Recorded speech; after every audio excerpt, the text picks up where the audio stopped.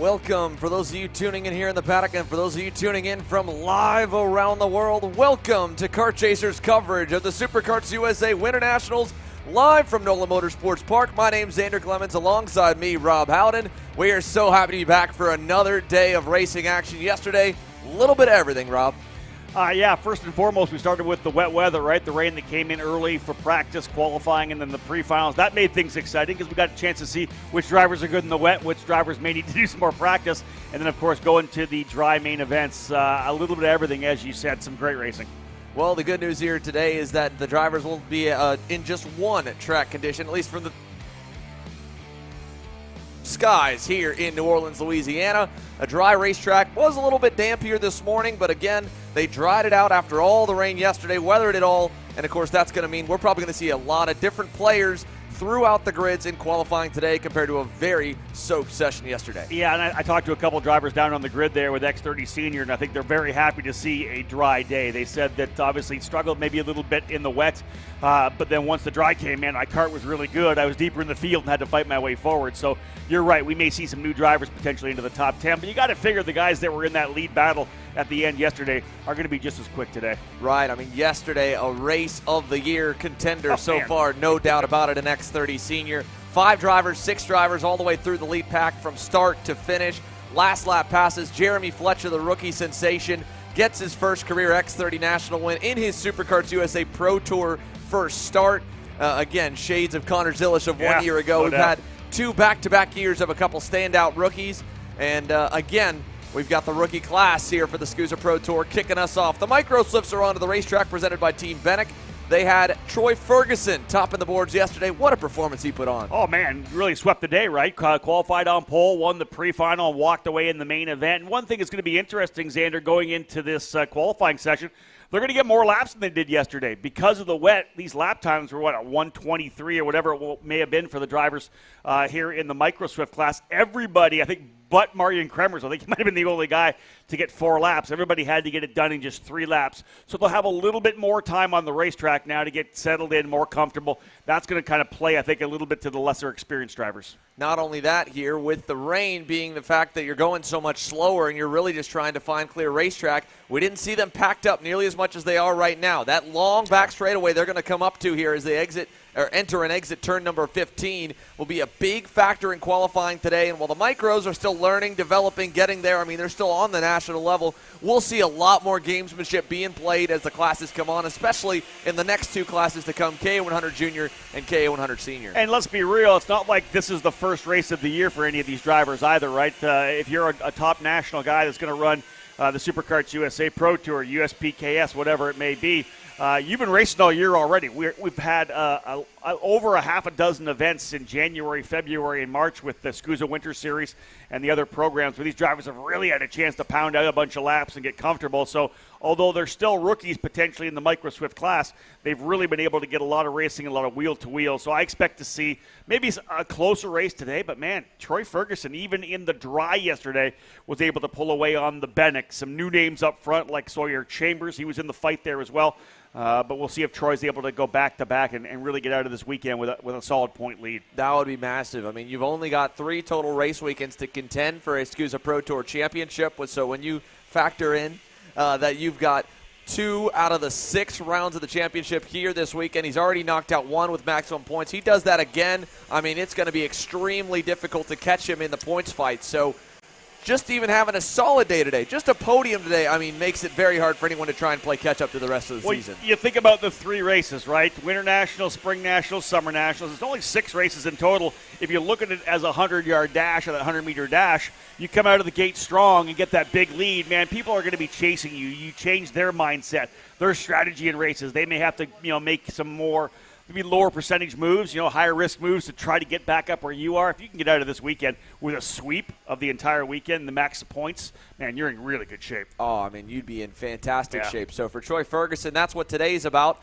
trying to go and back up that major performance yesterday. Now, with 1 lap in the books, though, he finds himself in the 6th spot. Driver topping the boards initially, Drew Waltz in the number 19 Motaz Sport Burrell Art over Jackson Porter in the high V number 21. Jaime Garcia is 3rd, Rocco Simone 4th, Luke Giglio in 5th. A lot of the same names, like you said, that were impressive in both conditions yesterday, we're finding inside the top 5 today. That's no surprise whatsoever. And again, this class, just like the next two to follow, and really almost all the classes here are going to benefit from a little bit of that slipstream effect down the backstretch. So you're seeing some different drivers in different places and maybe trying to set themselves up for a good lap number 3. Let's see what they look like second lap across the line. Rocco Simone to the top at a 2:10 or 1 minute 10.090, puts a tenth and a half over Waltz, who does improve, holds on to second. Then Garcia, Sawyer Chambers, big name from yesterday, jumps into the top 5. Yeah, Troy Ferguson falling down to the 9th position here in this dry qualifying. And one thing we'll bring up, because it kind of plays into the rest of the day as well, we had so much hard rain earlier yesterday. All that rubber kind of getting washed off the track from all the practice on Thursday and Friday. So this track is continually going to grip up throughout the day as well. We only had that one run through the rotation in all the main events in the dry yesterday. So indeed, this track will keep rubbering up. The grip will keep getting there. We'll play with the weather because it's potentially going to get into the low 80s today. Not quite there, of course, here earlier in the morning, but this track is going to continue. And, man, Troy Ferguson down in 9th position. He's almost 7/10 of a second off. Was the dominant factor yesterday in the dry. We'll see if he has a little bit of magic here late in the going. Well, the big thing for Troy Ferguson is he was the quickest in final practice, I believe, so he was sent out first on the racetrack. As he comes down the front stretch here, they will get another lap. It looks like the checkered may fall towards the end of the field, but Ferguson's leading this train we're following here. He's able to move up to third that time by, but Rocco Simone following him goes a little bit quicker. They're at least hooked up down the backstretch, so they're going to work together as we watch them come into turn number 4. That'll help pull them away from Jackson Porter, who trailing them last time by did go purple. This time he's faded a little bit further back as they work through the infield section. But on your screen, the first 3, the fastest 3 from final practice, are the top 3 on the board at the moment. Porter, Simone, Ferguson, then Jackson Gibson, who was a factor inside the top 10 yesterday, jumps to 4th. And Luke Giglio on lap 3 gets himself back into the top 5, stays there, P5 for the 68.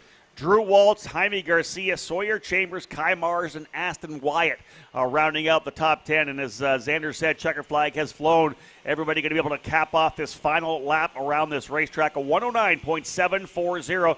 Jackson Porter on the provisional pole, that number 21 machine.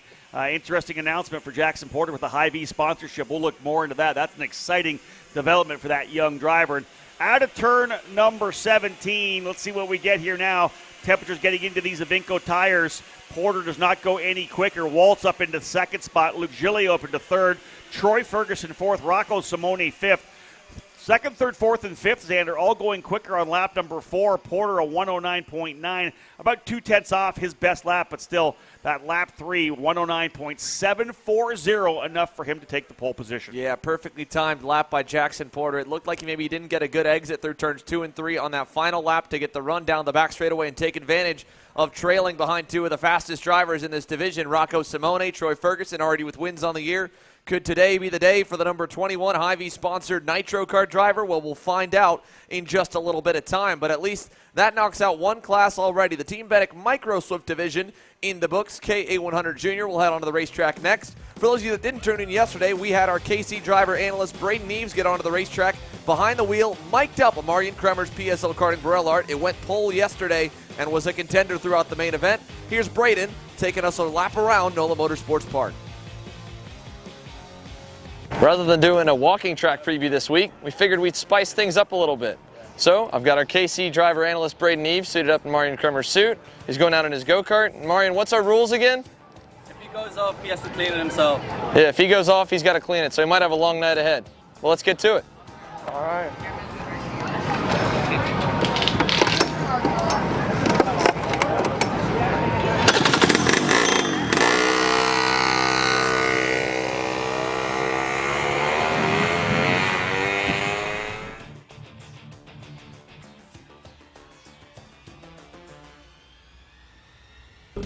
Going to turn 1, kind of a medium braking zone. The kart likes to slide a lot.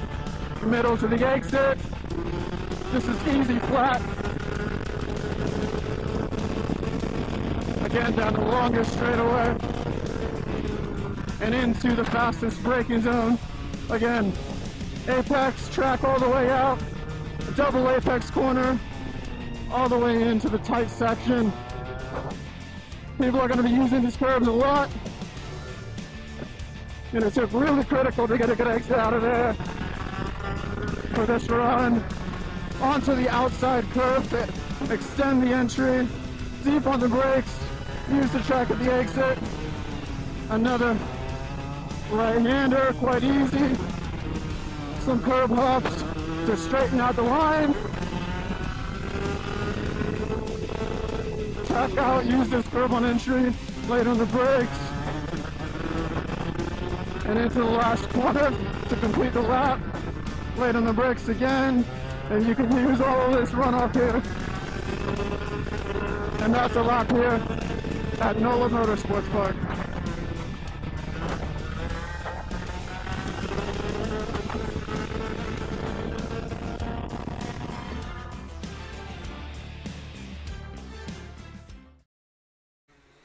So again, a live shot here from NOLA Motorsports Park as the KA100 Junior class presented by National Motorsports gets set to go onto the racetrack.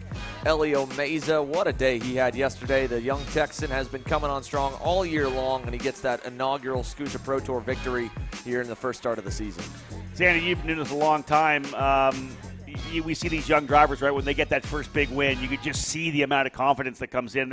It just changes them for the next races, and we've seen it with Caleb Gaffaras coming out of the gate very strongly this year with a bunch of victories. Same with Elio Meza with Iron Rock Motorsports. Here's a kid that now has that first Pro Tour victory. You know more are going to come. You know he's going to be in the fight throughout the entire day, so I'm looking forward to seeing how things shake down in qualifying for KA100 Junior. And whether or not he's got a chip on his shoulder, vengeance, or just ready to get after it here to make up for lost time, not only did he win KA100 Junior, he threw a chain after just taking the lead in the X30 Junior main event. This is a kid that could have swept the junior classes yesterday. And again, he's got the same go-kart, reset, fixed up, ready to go after it in both again today. I think he could be a contender easily in both divisions, and he's quickly established himself as the driver to beat so far this weekend in the division. So we'll see where he ends up. Obviously, Caleb Gaffaras has always been fast in the K100 Junior class. This class at 31 drivers will be the first one that we'll see on the racetrack split into two groups. So just like the majority of the groups that classes we'll see here for qualifying, divided in half to try and give everybody at least a little more space on the racetrack, try and clear up the log jams that typically happen in qualifying. So we won't see him as the first driver out. On your screen, Graham Tremmel is going to be one of the first ones that led onto the racetrack at the RPG Cosmic, teammate to Caleb Gaffara, and standout from yesterday, Ernesto Rivera, who also got himself onto the box with a good run. I was going to say, he's one of the drivers that really impressed me yesterday. Rivera, who debuted with Rawlison Performance Group at the USPKS Opener, a very strong run for him. Max Taylor was good yesterday as well. I think he qualified second in the wet. We'll see what he's able to do. Oscar Eilef was in the fight a little bit there. We know that Elio Meza is going to be up front. Parker DeLong found himself on the podium after some penalties, dropped a couple guys down. Cooper Shipman was up there. Steven Eisert as well. I think those are drivers we expect to see. Christian Cameron as well, right? Guys that will very likely fight for a top 5 position here in this qualifying run. Right, you talk about Max Taylor. He's had a stellar winter, hasn't he? I mean, he started off the SKUSA Winter Series, was quick in both divisions at Homestead. He was quick in the next few events that he ended up running on the national level, then obviously quick here this weekend under the Mike Doty banner. Another kid here with just kind of breaking onto the national scene. He doesn't have a background in mini racing. He did, just got in within the last 2 seasons. So for him to get up to speed is impressive. To get up to speed in a short amount of time, even more so to catch up to kids like Caleb Gaffara, who we've been talking about for 5-6 years now. Yeah, we talked about Gaffara and Garcia, right? Those drivers came in micro-swift together and kind of battled it out. They were always on the racetrack, and we've seen them for the last 4, 5, 6 years. These drivers have been running nationally, and that's why, of course, they're up front and going for their championships this year. And again, looking forward to potentially making that move up to senior in a year or two. But yeah, for a kid like Max Taylor, who we didn't see in the cadet categories, very strong coming out of the gate. And like I always say, man, if you can come out strongly in the Winter Series, it just really plays in to what can be a full season of really strong results. And that's really one of the reasons why the Winter Series is so popular, is it really gives these young drivers kind of a head start on the national programs. Well, we'll take that here while they continue to get set to go green for KA100 Junior. To take our first quick commercial break, we'll go nonstop through the 2 KA100 Junior groups, but it's a bit of a bigger time block here with the Micro-Swift class to begin. So stick with us, folks. More racing action to come. That'll be in the afternoon, of course. Right now, qualifying getting set for group number 2 on the SKUSA Pro Tour, KA100 Junior, presented by Nash Motorsports.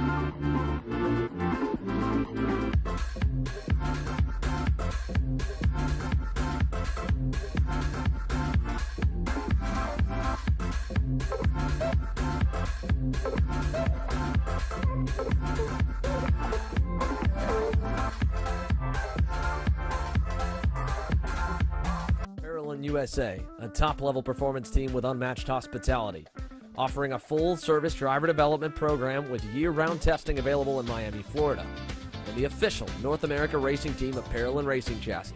Chassis and parts available at ParolinUSA.com.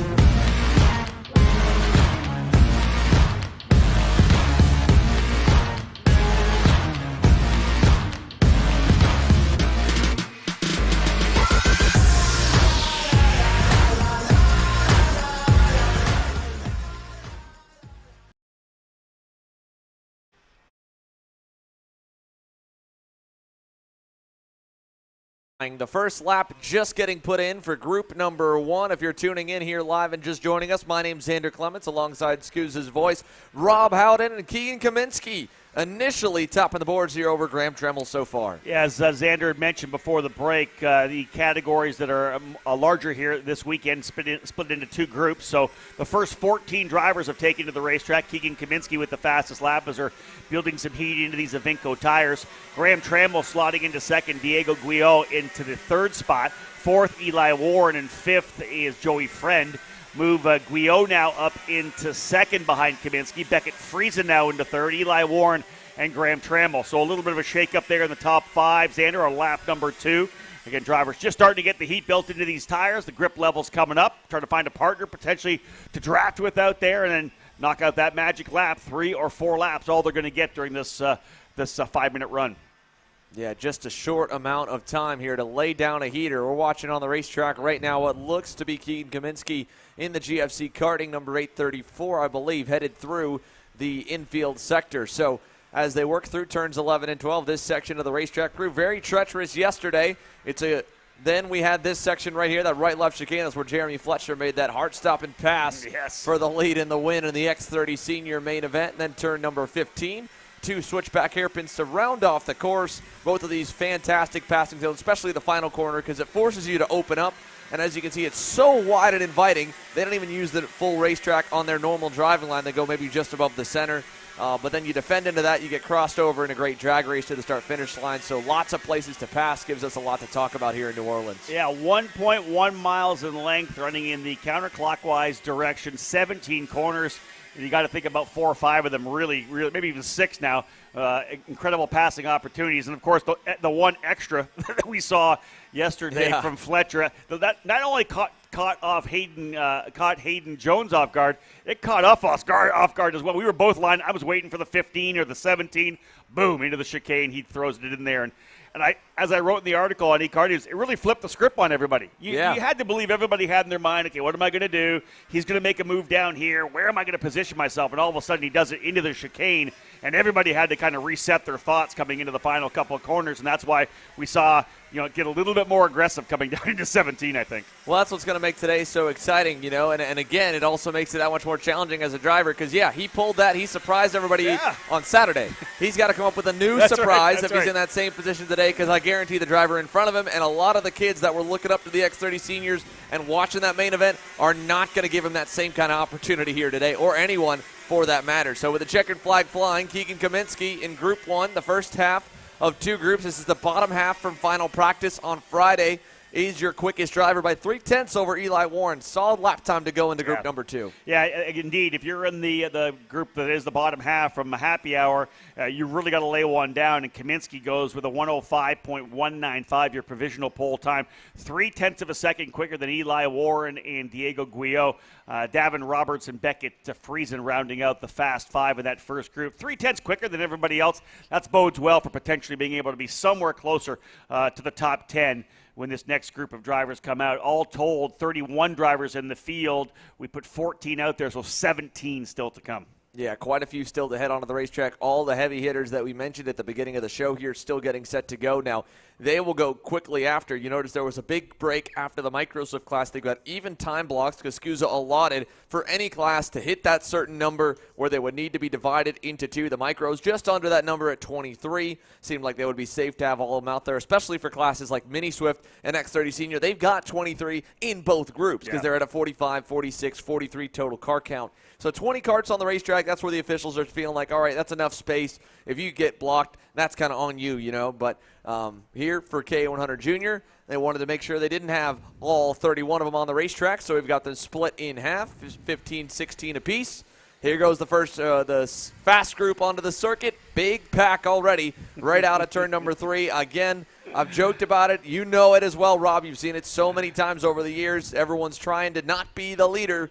And sometimes they'll lead the first lap, then drop back on lap 2. Sometimes they'll drop back in maybe the not most opportune places, sometimes on purpose to mess up the other guy's lap, sometimes not. And what's happened because of that? We went from, 8-minute qualifying sessions to 7. Now we're down to 5, trying to get some more urgency for these drivers. You really can't mess around too much. If you give up a full lap trying to get yourself into position and you're not coming out of the corner at the right time, you're going to find yourself with just not enough time and not enough pace, not enough heat built up in the tires either. So you're seeing these drivers get back on it a lot quickly, and that's why I like a shorter qualifying run. The 5 minutes puts the onus on these drivers to get out there, get heat into these Avincos quickly, especially with a long lap like this here, Xander. We're talking about a lap that, it's going to be that 103 or whatever it may be. You got to get quickly up to pace. Yeah, you've definitely got to get out there. That's why you see Parker DeLong, the first driver out, just had Jesus Vasquez Jr.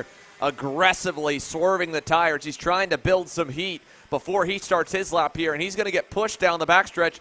Looks like Vasquez will go with him. Now they're going to pull over and let Caleb Gaffera go by, and look at that there. That puddle from yesterday looks like it's still kind of formed there on the inside of the racetrack going to turn number 4, Rob. Definitely not as large as it was yesterday. I'm sure that will evaporate and burn off a little bit as the day goes on, but man, was that treacherous in those finals. That covered halfway down the inside of the racetrack into turn 4. Well, I rewatched some of the coverage from yesterday while I was writing up the report for EKN, and of course watching David Greco when he was literally essentially leading in the pro shifter class and drive right through it and go straight off the racetrack. Most drivers stayed away from it. David decided he wanted to climb right across it, and that did not work. He went for it. He absolutely went for it there, and we're seeing a little more drivers backing off. That was Caleb Gaffera in frame.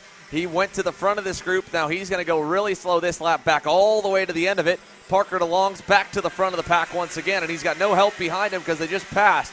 Max Taylor just went by Elio Meza in the final corner. Here's Valentino Garbarino on Christian Cameron.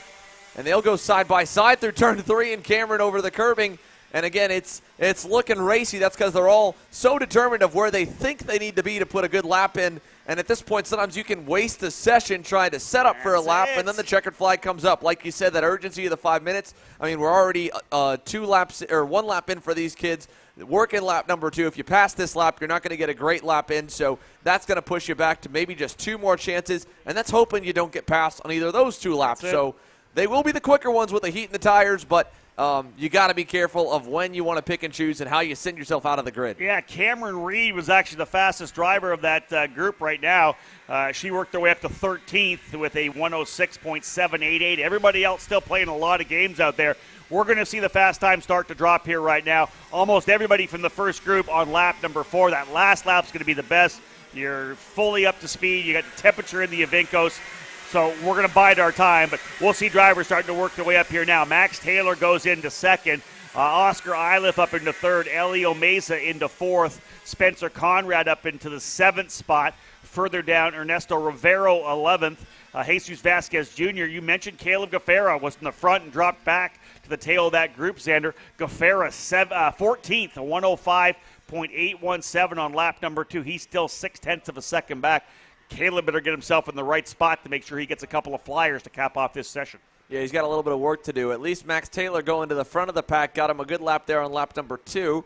We'll see where it holds up here. This group probably going to throw down a bunch of them this lap. We're not seeing a lot of passes. That means everybody is probably in a decent enough spot to throw at least a good lap down on lap number 3. So this will be one of the money laps, if not the money lap, for most of them. Coming into turn number 15 here this time, it's Taylor over Meza, DeLong, the first 3 in the group.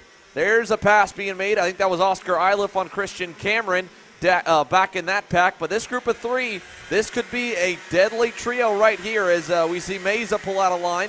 He'll tuck in just behind Parker DeLong. I think that was probably about as worst place as he could do it, though, unfortunately, right after the line, because I don't think they're going to get another lap. This will probably be the money lap here. Last chance for him. DeLong knows it. He could be in a great spot, getting a slingshot move done down the back straightaway on Max Taylor. Watch Parker DeLong when he gets back to the line. If he hits his marks, this could be a pole lap here for the Ryan Perry Motorsport driver. Jesus Vasquez Jr. goes P1 on that last lap with a 104.829 to 10th quicker than Steven Eisert. Ivana Richards up into third. Parker DeLong fourth at the head of that group that we're watching right now. Valentino Garbarino up into fifth. Cooper Shipman in sixth. Keegan Kaminsky, that 105.195, still holding on for seventh. If he's able to slot in the top 10, I think it'll be a successful run from the opening group for Keegan Kaminsky. But here's this final lap as the drivers work their way through turn number 15, through the kink 16, back to turn 17. Final corner on the racetrack. And let's see if it all worked out for these drivers here. Parker DeLong will lead him out on the rumbles across the line. Checkers in the hands of Aaron Likens. It's still Vasquez on top. Christian Cameron goes to third.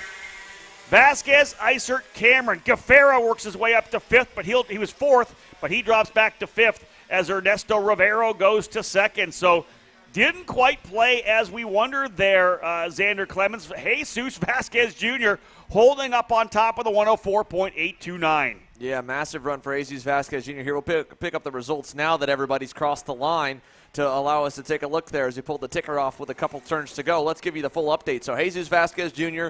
by 33 thousandths, like you said, his third lap, holding strong. I mean, he was behind that group of three that we had talked about, Max Taylor, Parker DeLong, and Elio Meza. Meza pulled out of line on the fourth lap, then kind of locked himself back in, but ultimately, even though it was his best, it was only 12th, so a long way forward for the driver that won on yesterday. Caleb Gaffera, ultimately, the decision to drop back, got him a good bit of space, so he ends fifth. Again, Ivana Richards, great final lap to jump way up the order, Ernesto Rivera as well. We look down the order. Cameron Rita was quick early. Unfortunately, ends up in 17th by the end. Max Taylor, 15th. So two drivers that were quick as well as Meza that'll be outside the top 10 starting in the pre-final. What I like here is just 0.2 of a second for the entire top 8. Vasquez back to Parker DeLong. Everybody but Steven Eisert going, and Vasquez going quicker on lap number 4. Lap 3 the best for Jesus Vasquez Jr. He'll start on the pole for the pre-final. Bonus points as well. We talked about that yesterday. When it comes to this championship, when you get to Newcastle for the Summer Nats, come on Championship Sunday, and you're thinking, man, I'm 5 points here or there for me to try to win the title, you can come back and look at NOLA and being able to qualify on the pole and getting those 10 bonus points. Every point is crucial. That's why they give so many points to the pre-final, so you're not just cruising around. You have to maximize every opportunity to get points here if you want to win a title when we get to the Summer Nats. Yeah, you've got to be good all day long if you want to be crowned a champion. That was a big part of why Hannah Greenemeyer and Brandon Tyner were in contention for the X30 Senior title last year over Ryan Norberg, who had overall some good main events but some rough pre-finals, and that ultimately hurt him in the points chase. So the points chase continues now for the next group, K100 Senior, with their bonus points up for grabs here in qualifying. Same type deal. 2 groups for qualifying. Split up group 1 here, the bottom half from Happy Hour, getting set to go green on the grid. We'll take another commercial break and come back with K100 Senior qualifying as 2 groups are set. Plenty more here to come. I'm David Serra, 18-time Australian karting champion, and we're launching Kart Class. Kart Class is an advanced digital training program that suits a driver who's just starting out in the sport all the way to the driver looking to win a national championship. In this program, you're going to be learning about how to find the ideal racing line and what an apex is. Braking and throttle markers, wet weather racing lines, and how to overtake other competitors. We target how to brake in the wet weather, and we look on the mental side of kart racing as well with our mental skills coach. At the completion of this program, you'll be lighting up purple sectors in qualifying, know when to defend on the opening laps, and how to pressure your opposition into mistakes. We teach you the tools to be resilient and how to get in the right frame of mind before a race. We look to complete the whole package by getting a strong mindset, a driving style to suit all conditions, strategizing your race, and getting the last 1% from your team. We'll teach you how to win the final lap of a race, drive in the wet like Max Verstappen, and creating the perfect bubble for yourself to mentally be in the zone. To find out more, click the link below.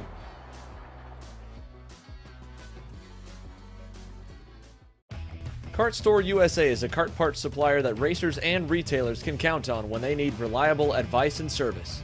We focus on servicing all racers with honesty and pride while maintaining customer satisfaction. We carry a full stock of Kart Republic and Tony Kart chassis, as well as IAMI and Vortex Rock engines. We've also got a host of other parts available and in stock, such as products from Rev Performance Materials, Jekko Racing Seats, and more. We have a 100% satisfaction guarantee, and on top of that, if your order exceeds $200, shipping is on us. Check out all we have to offer today by visiting us online at kartstore-usa.com. As the Western importer of the Praga and Formula K chassis brands, Leading Edge Motorsports is a high-performance kart shop and race team with a simple mission: teach others the joy of high-performance driving, supply our customers with the highest quality products and services, and most of all, win races. With our remarkable racing inventory, expert services, and top-ranked national-level team to back it up, we'll help to get your new kart racing package up and running fast. From arrive and drive service to kart preparation and driver coaching to the parts you need to get you back on the racetrack, Leading Edge Motorsports is the industry answer.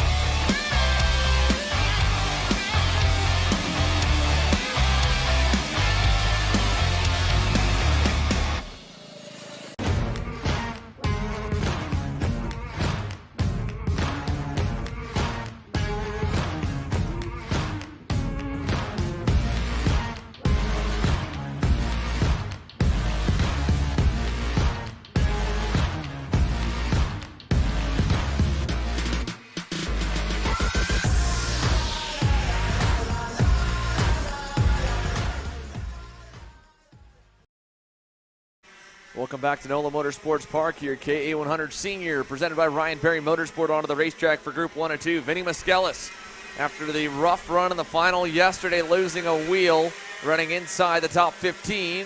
He's your quickest driver at the end of 2 laps so far. 6.5 tenths up initially.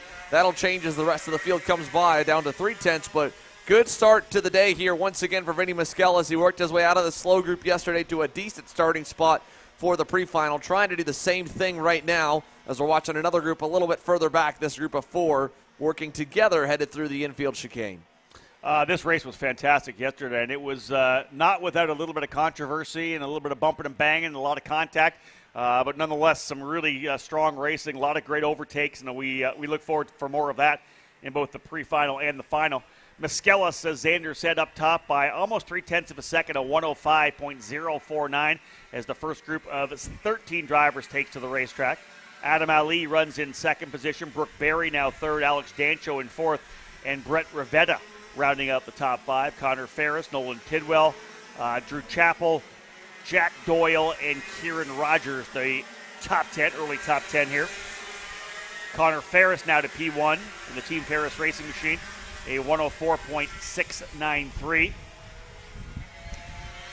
Probably 4 laps for these drivers here as well. They'll maybe be able to sneak in that 4th lap. That's pretty much what we're seeing. Maybe 5 laps, Xander, you think, for the Pro Shifter category? Will they be able to sneak in 1 extra with the extra pace they have? Yeah, I think that's doable. Again, considering they were just on the verge of getting 4 in the wet yesterday, so I think it wouldn't be out of the question to see Pro Shifter and Master Shifter get in 5 laps here in qualifying. I don't know if the X30 juniors or seniors will, but they'll be probably borderline when it comes down to it. Maybe the first few might get a 5th lap in. We'll see, as we've just hit that 5-minute mark, so this will be the final lap, obviously, for KA Senior, and I don't think that the second group will go much quicker to be able to get them any better. So Connor Ferris, the first of the 2, headed towards the final corner now. Final time to improve, a 104.69, his lap last time by. Behind him is Maskelis, I believe. If not Drew Chappell, and then no, that is Maskelis indeed behind him.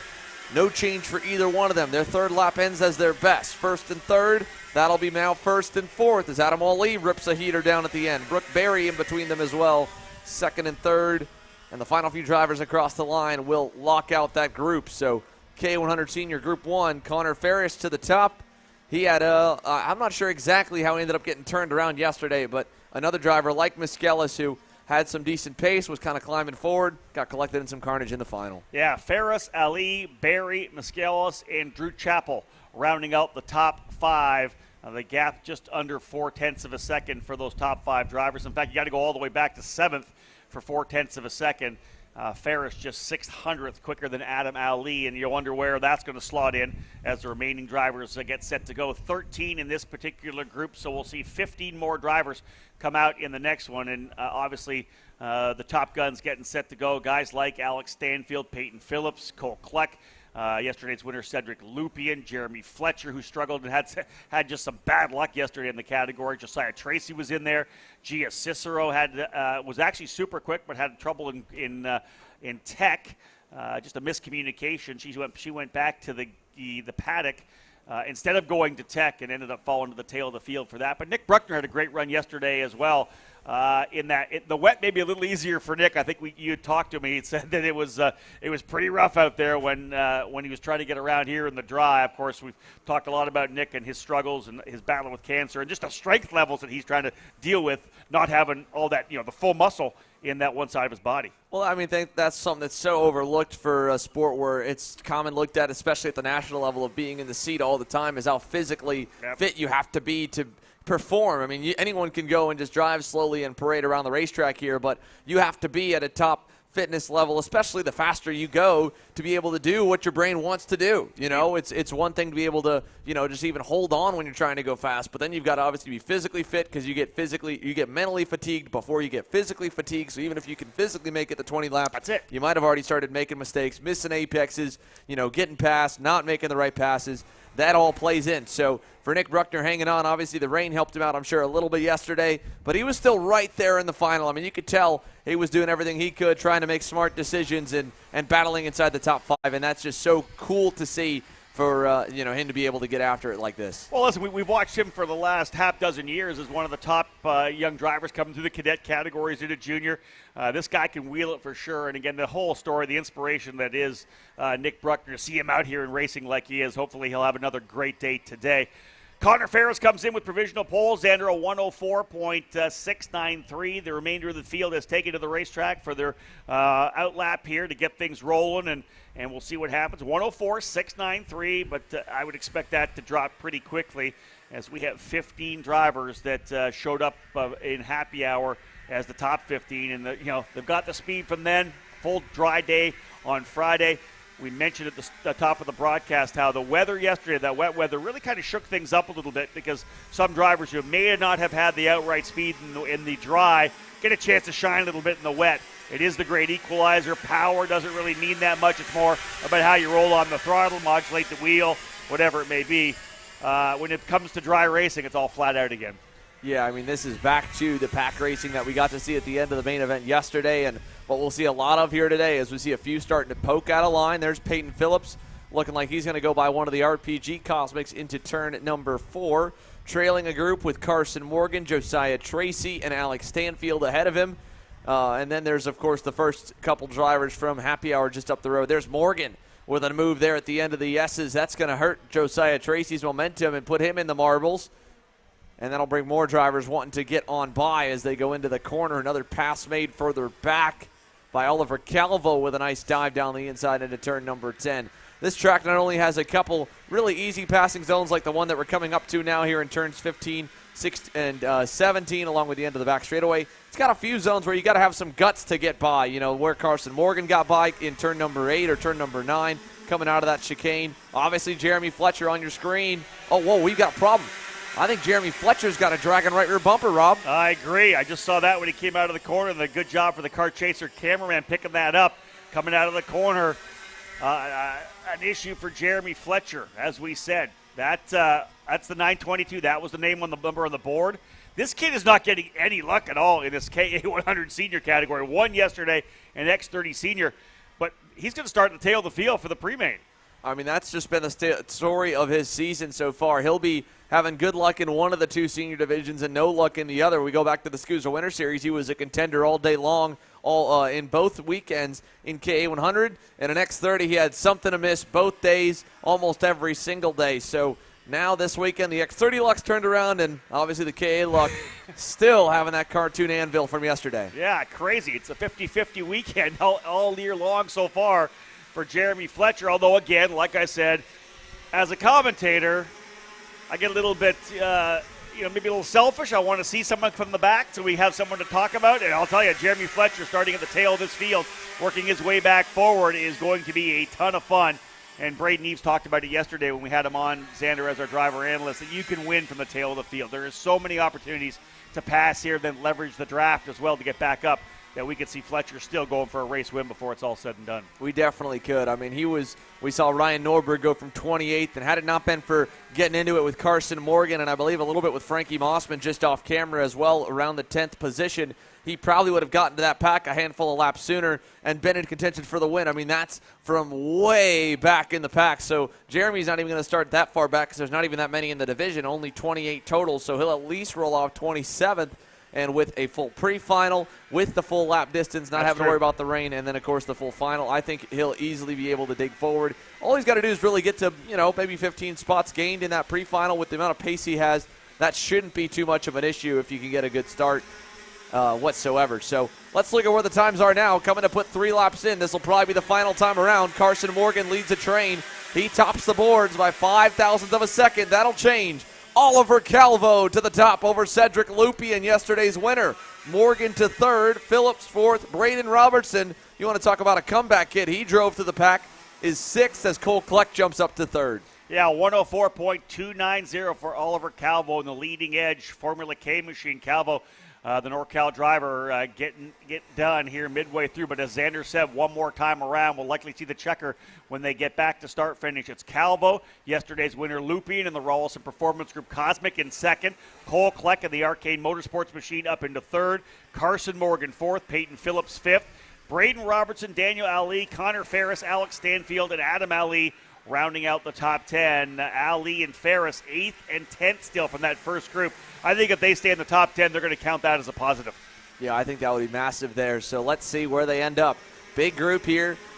Looks like Peyton Phillips leading them to the checkered flag, so he probably will not end up on the point. Hopefully he'll have at least a decent lap. Let's see where he ends up. Oh, no. Woo! Big time lap out of Peyton Phillips making the pass on that time. I wasn't sure if all the shuffling was going to hurt him or not.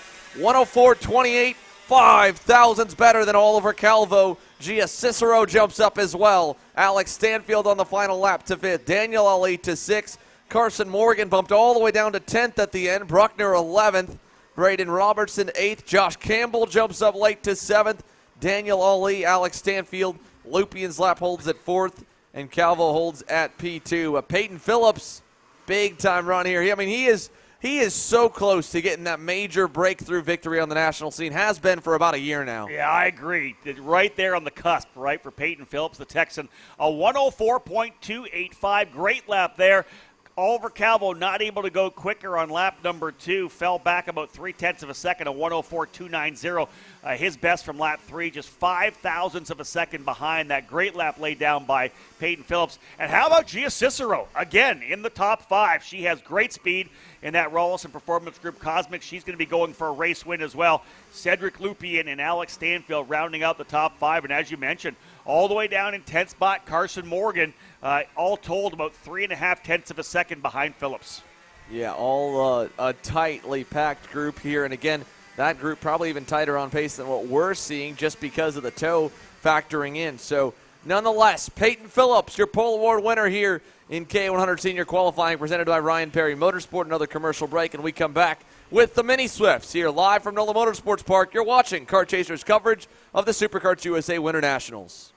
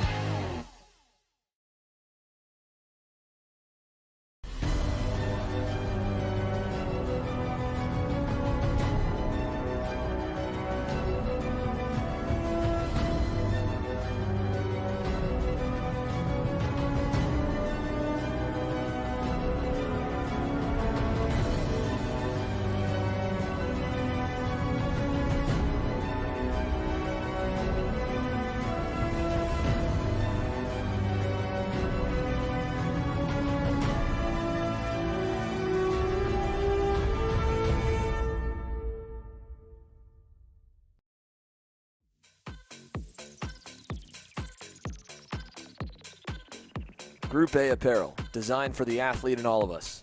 Check out more online at groupAapparel.com.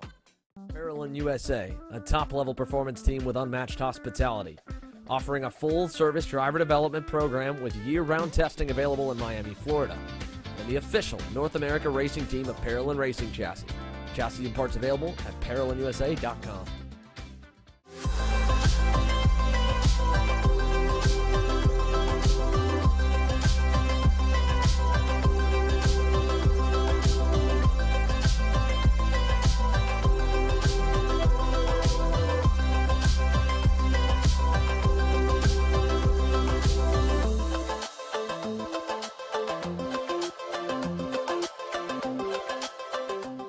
If you're looking for top-grade equipment, look no further than Rev Performance Materials engine mounts, sprockets, and arcade chains. Available online now at RevPerformanceMaterials.com and through a dealer near you. The highest quality material, built to the highest quality standards.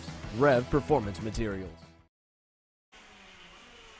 Here we go into the final corner for the Mini Swift presented by Parallel USA division as they come through. This is group number 1 of 2 getting set to go. Tyrone Kemper Jr. on your screen leading a pair as they come onto the front stretch. And we'll get the first couple laps laid down here. Lap number 1 going into the books. Derek Wargo, the first driver towards the first corner. Tyrone Kemper Jr. a little bit quicker. Asher Ockstein even faster. The driver in the 194 Tony Kart, who was quick yesterday, a contender in the final before contact ultimately sent him down the order. He goes quickest here in the slow group number 1 at a 109.213. He's got a little bit of gap ahead of him to try and close towards this pack of 4, and he should be able to get himself a pretty decent time, I'd guess, altogether, as this is packed up 5 drivers deep behind Tyrone Kemper Jr. Massive group for the Mini Swift class presented by Parallel USA of 43 drivers strong here this weekend, and they're just beginning. Again, 1 lap in for group number 1, working towards lap number 2 right now as they exit turn number 12, head through 13, 14, over to turn number 15, that right-handed hairpin. That's a great passing zone. We'll see 1 on screen right here as a quick change of position is made midway through the group. And we'll get, we got 1 off the racetrack coming out of 15. That looked to be one of the GFC entries there. I'm trying to get the number off the back. Maybe the 130. Turner Brown, maybe? Could have been the 136 of Turner Brown, I think, indeed, because he's going to drop way down the order. Did not go quick that time. So Turner Brown having a little bit of an off-road excursion as down the backstretch, Tyrone Kemper Jr. hooks up to Derek Wargo. Ockstein again goes quicker. This time David Ibarra goes to second at a 108.93, a 10th off Ockstein. Then Keegan Ellsworth, Kemper Jr. 4th, Ashton Woon 5th. Again, early in the run as the drivers will likely get the 4 laps again. 20 drivers in this group, 23 in group number 2. This is one of those ones when you're in the first group from the bottom half of the happy hour order, you really got to find some speed. You don't want to find yourself outside that top 20. Makes things a lot tougher trying to work your way forward. Asher Oakstein, as we know, a driver who has the pace to run up front and potentially race for a win here in the Mini Swift class. Just didn't have the pace he needed in happy hour. He's now a 10th of a second quicker than David Ibarra. Keegan Ellsworth, Tyrone Kemper Jr., and Ashton Woon, your fast 5. Cade Yeager, 6th. Giuseppe Cadera in 7th. Third lap coming in the books right now. Ockstein goes quicker, and that's what you need if you're up front. 4 tenths faster. Here comes Ty Fisher, the young driver on the Villeneuve chassis for Race Lab, running with Speed Concepts Racing here on the East Coast. Fisher coming off a solid podium finish at the Challenge of the Americas last weekend. The young Canadian in the number 138 now goes P2, but significantly back, Xander, 4 tenths. Asher Ockstein looking like he's in a position to potentially get himself into the top 15 when that second group rolls out. Yeah, definitely got some pace to close in if he wants to be a lead race driver here this weekend. As we see Tyrone Kemper Jr. going by Derek Wargo. This is on lap number 4, so this is going to hurt this group of 4 on screen. What should be their final lap when they get to the line, the checkered flag will fly. Side by side, Ockstein going to make a move there. That'll hurt his last lap as well because he just got to this pack and having to make that awkward pass into the chicane. He'll get a little toe down the front stretch. Don't know if any of the 4 will improve. I can't imagine that they will, but Kemper Jr. will be the first one across the line to see the checkered flag And then Group 1 qualifying. So here they come across the line. Kemper Jr., no improvement, neither for Augstein or a lot of that pack. Max Weiland and David Ibarra still yet to come by. Ooh, big lap. Tristan Murphy, Ibarra, and McLaren Carroll all move into second, third, and fourth. They jump up, close the gap a little bit to Augstein from his third lap at a 1:08.5, but he's still got 3.5 tenths. Yeah.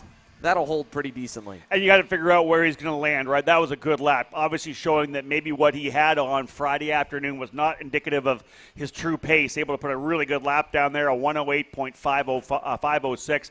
Over 3.5 tenths of a second quicker than Tristan Murphy. But as you said, Murphy, Ibarra, and Carroll all going quicker. Really the only drivers in the top 10 to go quicker on lap number 4. The rest relying on lap 2 or lap number 3. But Asher Augstein, as you said, in the 194, a significantly quicker lap time. I'm interested to see where he'll slot in when this next group of drivers rolls out to complete qualifying here for Mini Swift. Right, we went on and on about it all day through qualifying yesterday. How many top contenders could make up and could contend for the win here in the Mini Swift class in the afternoon? Obviously, by the end of it all, it ended up being just a two-driver fight, but there's still a lot more that could be up there, and we could see more of them finding some pace overnight here and getting closer in the dry. Now, you got some experience. This is the next group up from the Micro Swift class, and as they all fan out, one long train of 20-plus go-karts down to turn number 4, led by Vivek Kanthan in the Paralyn. Tyler Roberts behind him, then Keelan Harvick. Well, they were hooked up yesterday throughout the race for a good bit. Let's see if they hook up here in qualifying, all three on the same Paralyn chassis, and then I believe one more behind them as well, lined up to try and push and get some good laps in. They've got some groups behind them as it's about maybe 9 before you see a bit of daylight with a pass made there as Harvick falls behind one position headed through turn number 10. I'm interested to see where Tyler Roberts slots in. A little bit of a miscue for the team, and actually his dad actually made the miscue. They put the wrong set of tires on for the pre-final, similar to what Jake French did as well, and he had to go to the tail of the field having those wrong tires on, but put in an absolute monster drive in the dry to work his way back into the top 10. And for him now, if he's able to get out there now, get clean, get a full day of racing here in the dry, I think Tyler Roberts will be one to watch. I think it was he and Vivek Kanthan were first and second in happy hour, both those drivers working together. Kanthan was obviously very fast yesterday in the dry. If not for that jump start, I think he would even had a better position, but he got ahead of Harvick at the start and got the position penalty there. This will be interesting to see how it all shakes out. Both those Paralyn drivers, Roberts and Kanthan, with lots of pace, as did the Paralyn driver, Keelan Harvick. We'll see how it all shakes down. Again, the opening couple of laps will kind of give us a little taste of who jumps into the top 10 early, but otherwise, I don't think I really know or have any idea who's going to end up on top with this one. So many great drivers in this Mini Swift class. Yeah, big train of drivers here led by Carson Weinberg now in that new second pack. Max Christia right behind him. He's in a good position, and then that whole pack could be lined up to put down some quick times as well. So they'll get the first look for us. One lap complete this time by for the entire pack. Vivek Kanthan, Tyler Roberts lined up nose to tail. Jack Iliff right behind, then Keelan Harvick. Here comes Carson Weinberg's pack to the final turn. They'll round the turn number 17 section. On to the front straightaway, nose to tail, and single file for the most part. Gage Bailey going to get passed by Oliver Weldon with help from Lucas Palacio. Beyond that, quickly, the fast drivers here in group number 2 jump to the near the top as Iliff goes to second. And that's kind of what we figured, right? With Augstein turning a pretty good lap, they're going to jump up into second, not past Augstein. He's still got 0.2 of a second, which bodes well for him. He may still find himself in the top 10 when this session's all said and done, but the opening circuit sees Jack Iliff, yesterday's winner, up into the second spot. Alessandro Truchot, the SKUSA Winter Series Micro Swift champion, jumping up into the mini class here for the 2022 season. The Paralyn driver going to third. Carson Weinberg on the CRG Black Mirror chassis up into fourth. Harvick, the pole sitter for the main event yesterday, in fifth. Tristan Murphy holding on to sixth. Got to go all the way back then to Tyler Roberts and Isaac Malkett, 14th and 15th on the opening circuit. Heat getting built into these Vinco tires, Xander. We'll see it here through laps 2, 3, and 4. Let's see where they end up out of turn number 17. I gotta get you a coffee. Yeah, I could use one. The Krispy Kreme donuts didn't do it enough, man. Oh, my God. Folks, a lot of work gets put into this Kart Chaser program, and I know that I was up late with the report last night, but the Xander and the crew working all week as well. So I'm sure they'll be looking for some sleep come Tuesday, Wednesday, and Thursday. It's going to feel great here. Don't get me wrong. Trevor's like, yes, please. Oh, yeah. I mean, it's great. We're super happy to be able to broadcast this many events and work with the amazing partners in the series, promoters, and advertisers that we do. But at the same time, I'm looking forward to a couple weeks where we have a little bit of a break. Obviously, the work will never stop. We got planning. You can never really turn that off, and you know this as well as a fellow entrepreneur and media guy. You want to do more. You want to have all these cool ideas and stuff to do. So there's going to be some stuff churning, I'm sure, and that'll give us time to plan and do some more cool things by the time we come back in a few weeks' time with the next broadcast. But getting home for a couple of days, I think I may stay in bed for I can see it. All day. I can see it in your eyes, dude. You're tired. I love it. It's but you burn in the midnight hour. That's what you got to do. Yeah, that's what we got to do here. That's what we got. We got such an awesome sport. We got such awesome drivers on the racetrack. It just motivates you to get after it and do it here. That's so the mini Swifts coming around. 3 laps complete this time by 107.897 for Vivek Canthan. He jumps to the top. Truchot to second. Iliff back to third. Did not get a good time that time by. He was making a pass, I think, on Tyler Roberts. He's got a big amount of speed coming down the backstretch. Perfectly timed pass for Iliff into turn 4. He'll take advantage of the slipstream off Vivek Canthan. Canthan, again, got a good lap on lap 3, so that'll still probably hold okay. If Iliff is able to hit his marks here, that could be a pole position lap, already sitting third. We watch Carson Weinberg now through the S's coming out of turn number 8. Yeah, really a assertive turn-in at the end of that straightaway and got the kart to rotate nicely, so we'll see what kind of speed we get out of Jack Iliff. Vivek Canthan, who topped the happy hour practice on Friday, goes P1 with a 107.887, almost 0.2 of a second clear of Alessandro Truchot, but still, Truchot punching above his weight class up into the mini category now. Iliff runs third. Gage Bailey nicely up into fourth. Tyler Roberts fifth. Oliver Weldon, who was actually the on-track winner yesterday, but not for a pushback penalty, now sixth. Keelan Harvick seventh. Lucas Palacio, Carson Weinberg, and Gianmatteo Rousseau, your top 10. But here they come. Roberts goes to P1. 107.862 for Tyler Roberts. It's a parallel in 1, 2, 3, 4, 5 right now. Wow. And not only that, Roberts, he pushed Iliff all the way through. Iliff got the good lap. He beat him by 400s because he pulled out a line down the front stretch and got alongside him. And that extra couple feet slingshotting out of turn 17 is the difference from first to fourth. Oh, my goodness. 0.04 of a second, first, second, third, and fourth. And again, as I said, the Parolin drivers showing here in qualifying for Mini Swift. Tyler Roberts, Vivek Canthan, Keelan Harvick, Jack Iliff, and Alessandro Truchot, all on the Parolin chassis, and they dominate the Fast Five. Gage Bailey ends up 6th, Oliver Weldon 7th, Gianmatteo Rousseau in 8th spot, Lucas Palacio 9th, and Carson Weinberg rounding out the top 10. But how about 0.04 of a second for the front-running quartet? That is a fun qualifying session to watch. Tyler Roberts, who had the issue yesterday, had to fight forward, going to find himself with a very different opportunity here today as he'll start on the pole for the pre-final. Yeah, no better place to start off here, especially when you've got 42 drivers behind you. Here's a look finally at how they stack up for the 43-driver grid. We'll go back to the top 10 once again. Tyler Roberts, as we mentioned, pole position. Vivek Canthan with a quick lap on lap 3 will join him on row number 1. Keelan Harvick, Jack Iliff, Alessandro Truchot, the top 5.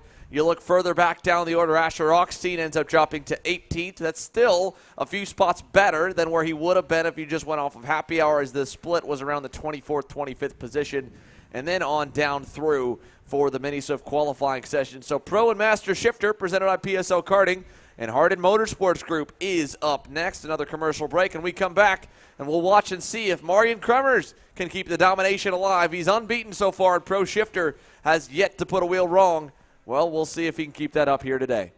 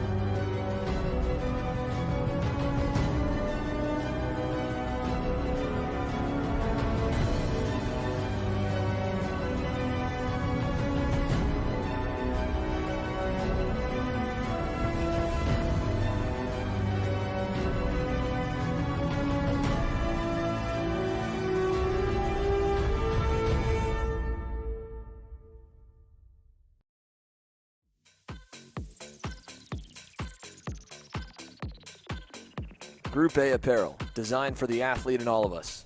Check out more online at groupAapparel.com. Parolin USA, a top-level performance team with unmatched hospitality, offering a full-service driver development program with year-round testing available in Miami, Florida, and the official North America racing team of Parolin Racing Chassis. Chassis and parts available at ParolinUSA.com.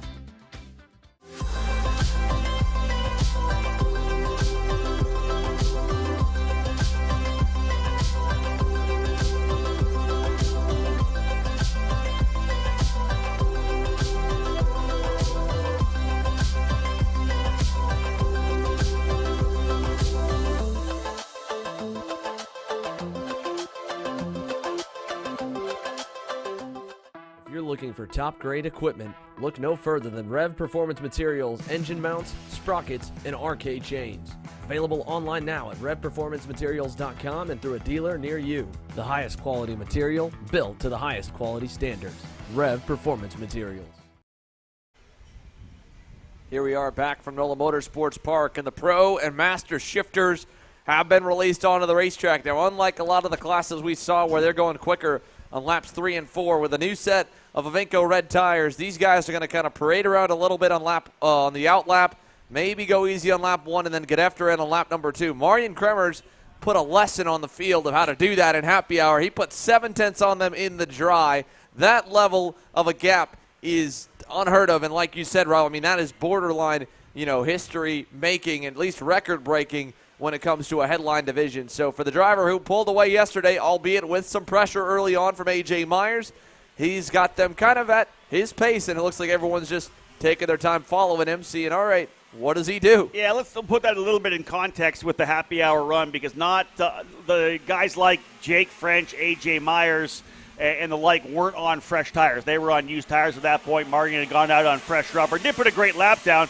But let's be real, he is the former world champion in the KZ category. A really strong lap that shook everybody up when he dropped that lap down. Although those that weren't, the guys that weren't on fresh tires, used that to kind of make sure everything was okay in their own minds as well, had to justify it. But we'll see what he does here. This is our first qualifying session, of course, of the weekend for shifters in full dry conditions. Yesterday coming in the wet, so we'll see what Marian Kremers can do here, and getting the kind of monkey off the back. We mentioned it yesterday, getting that first shifter kart win on American soil. Has not been able to do it in these past races here at the Supernats, whatever it may be.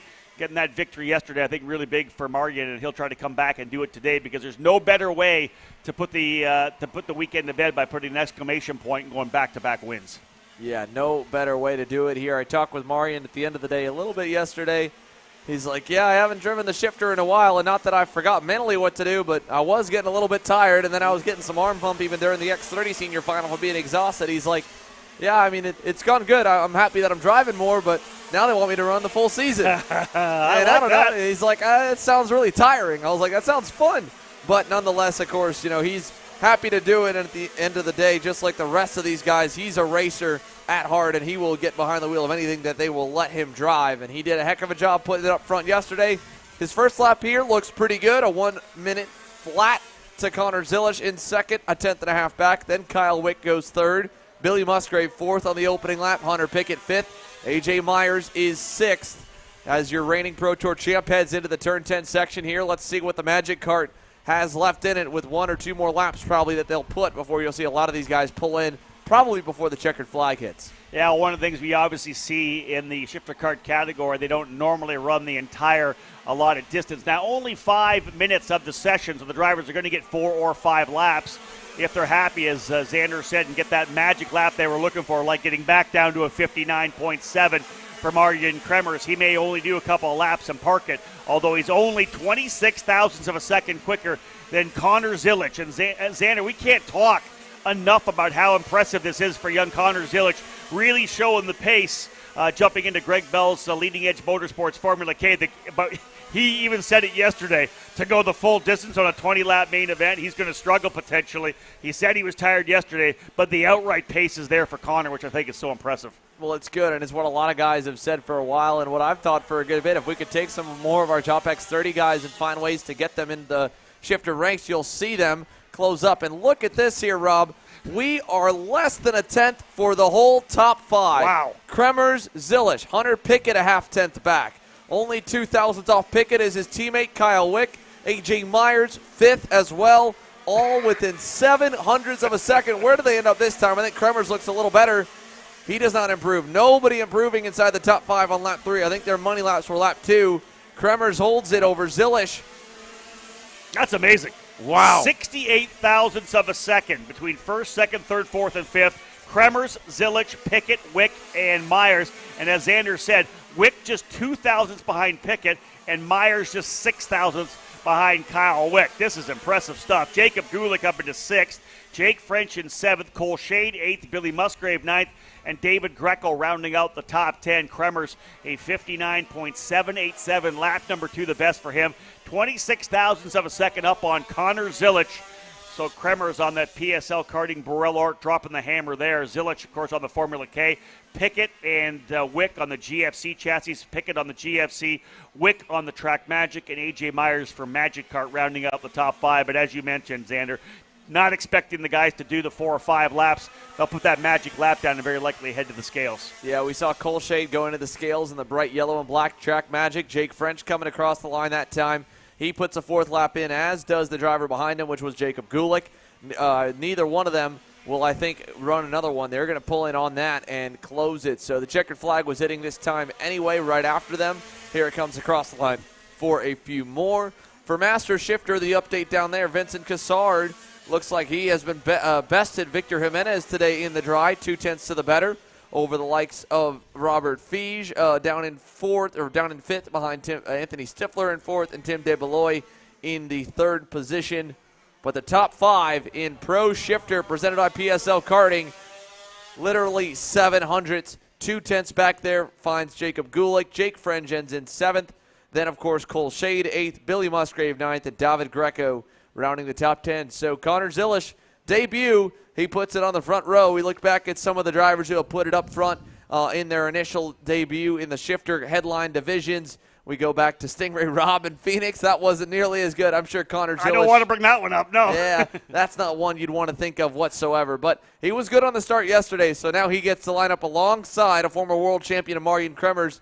Not many people know this, but they were joking about how to do the starts, and Connor was asking him. Marion told him exactly what he does. He gave the cards away, and so, that's just kind of a show of confidence as well for Marion. You're like, yeah, I'll tell you how to do it. I'm still going to do it better than you, so let's see. All right, stacked top 6 for sure in that category. That'll be good to see Zilish going from the outside of the front row. That monster hole shot yesterday for Kremers. If Zilish gets off the line and slots into 2nd, I'll call that a win for him.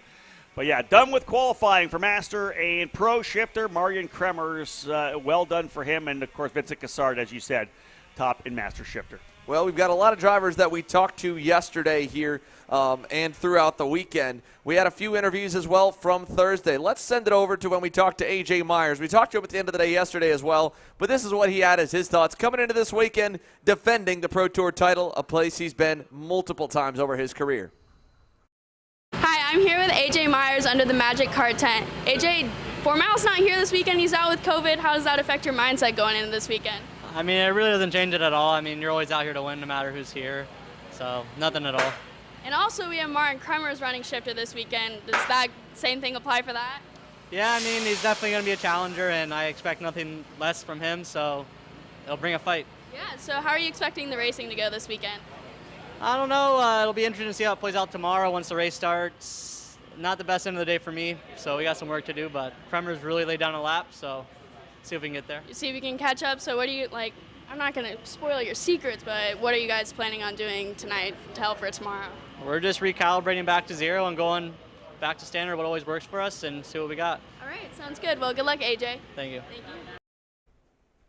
Along with A.J. Myers as well, we were able to talk to a number of the other Pro Shifter drivers. Let's hear from Cole Shade on how his testing was going here from the end of the day on Friday. The GFC karting driver representing the Track Magic brand. He was with Kendall. Hi, I'm Kendall Hedge, and I'm here with Cole Shade. Cole, what's it like running a shifter around this track?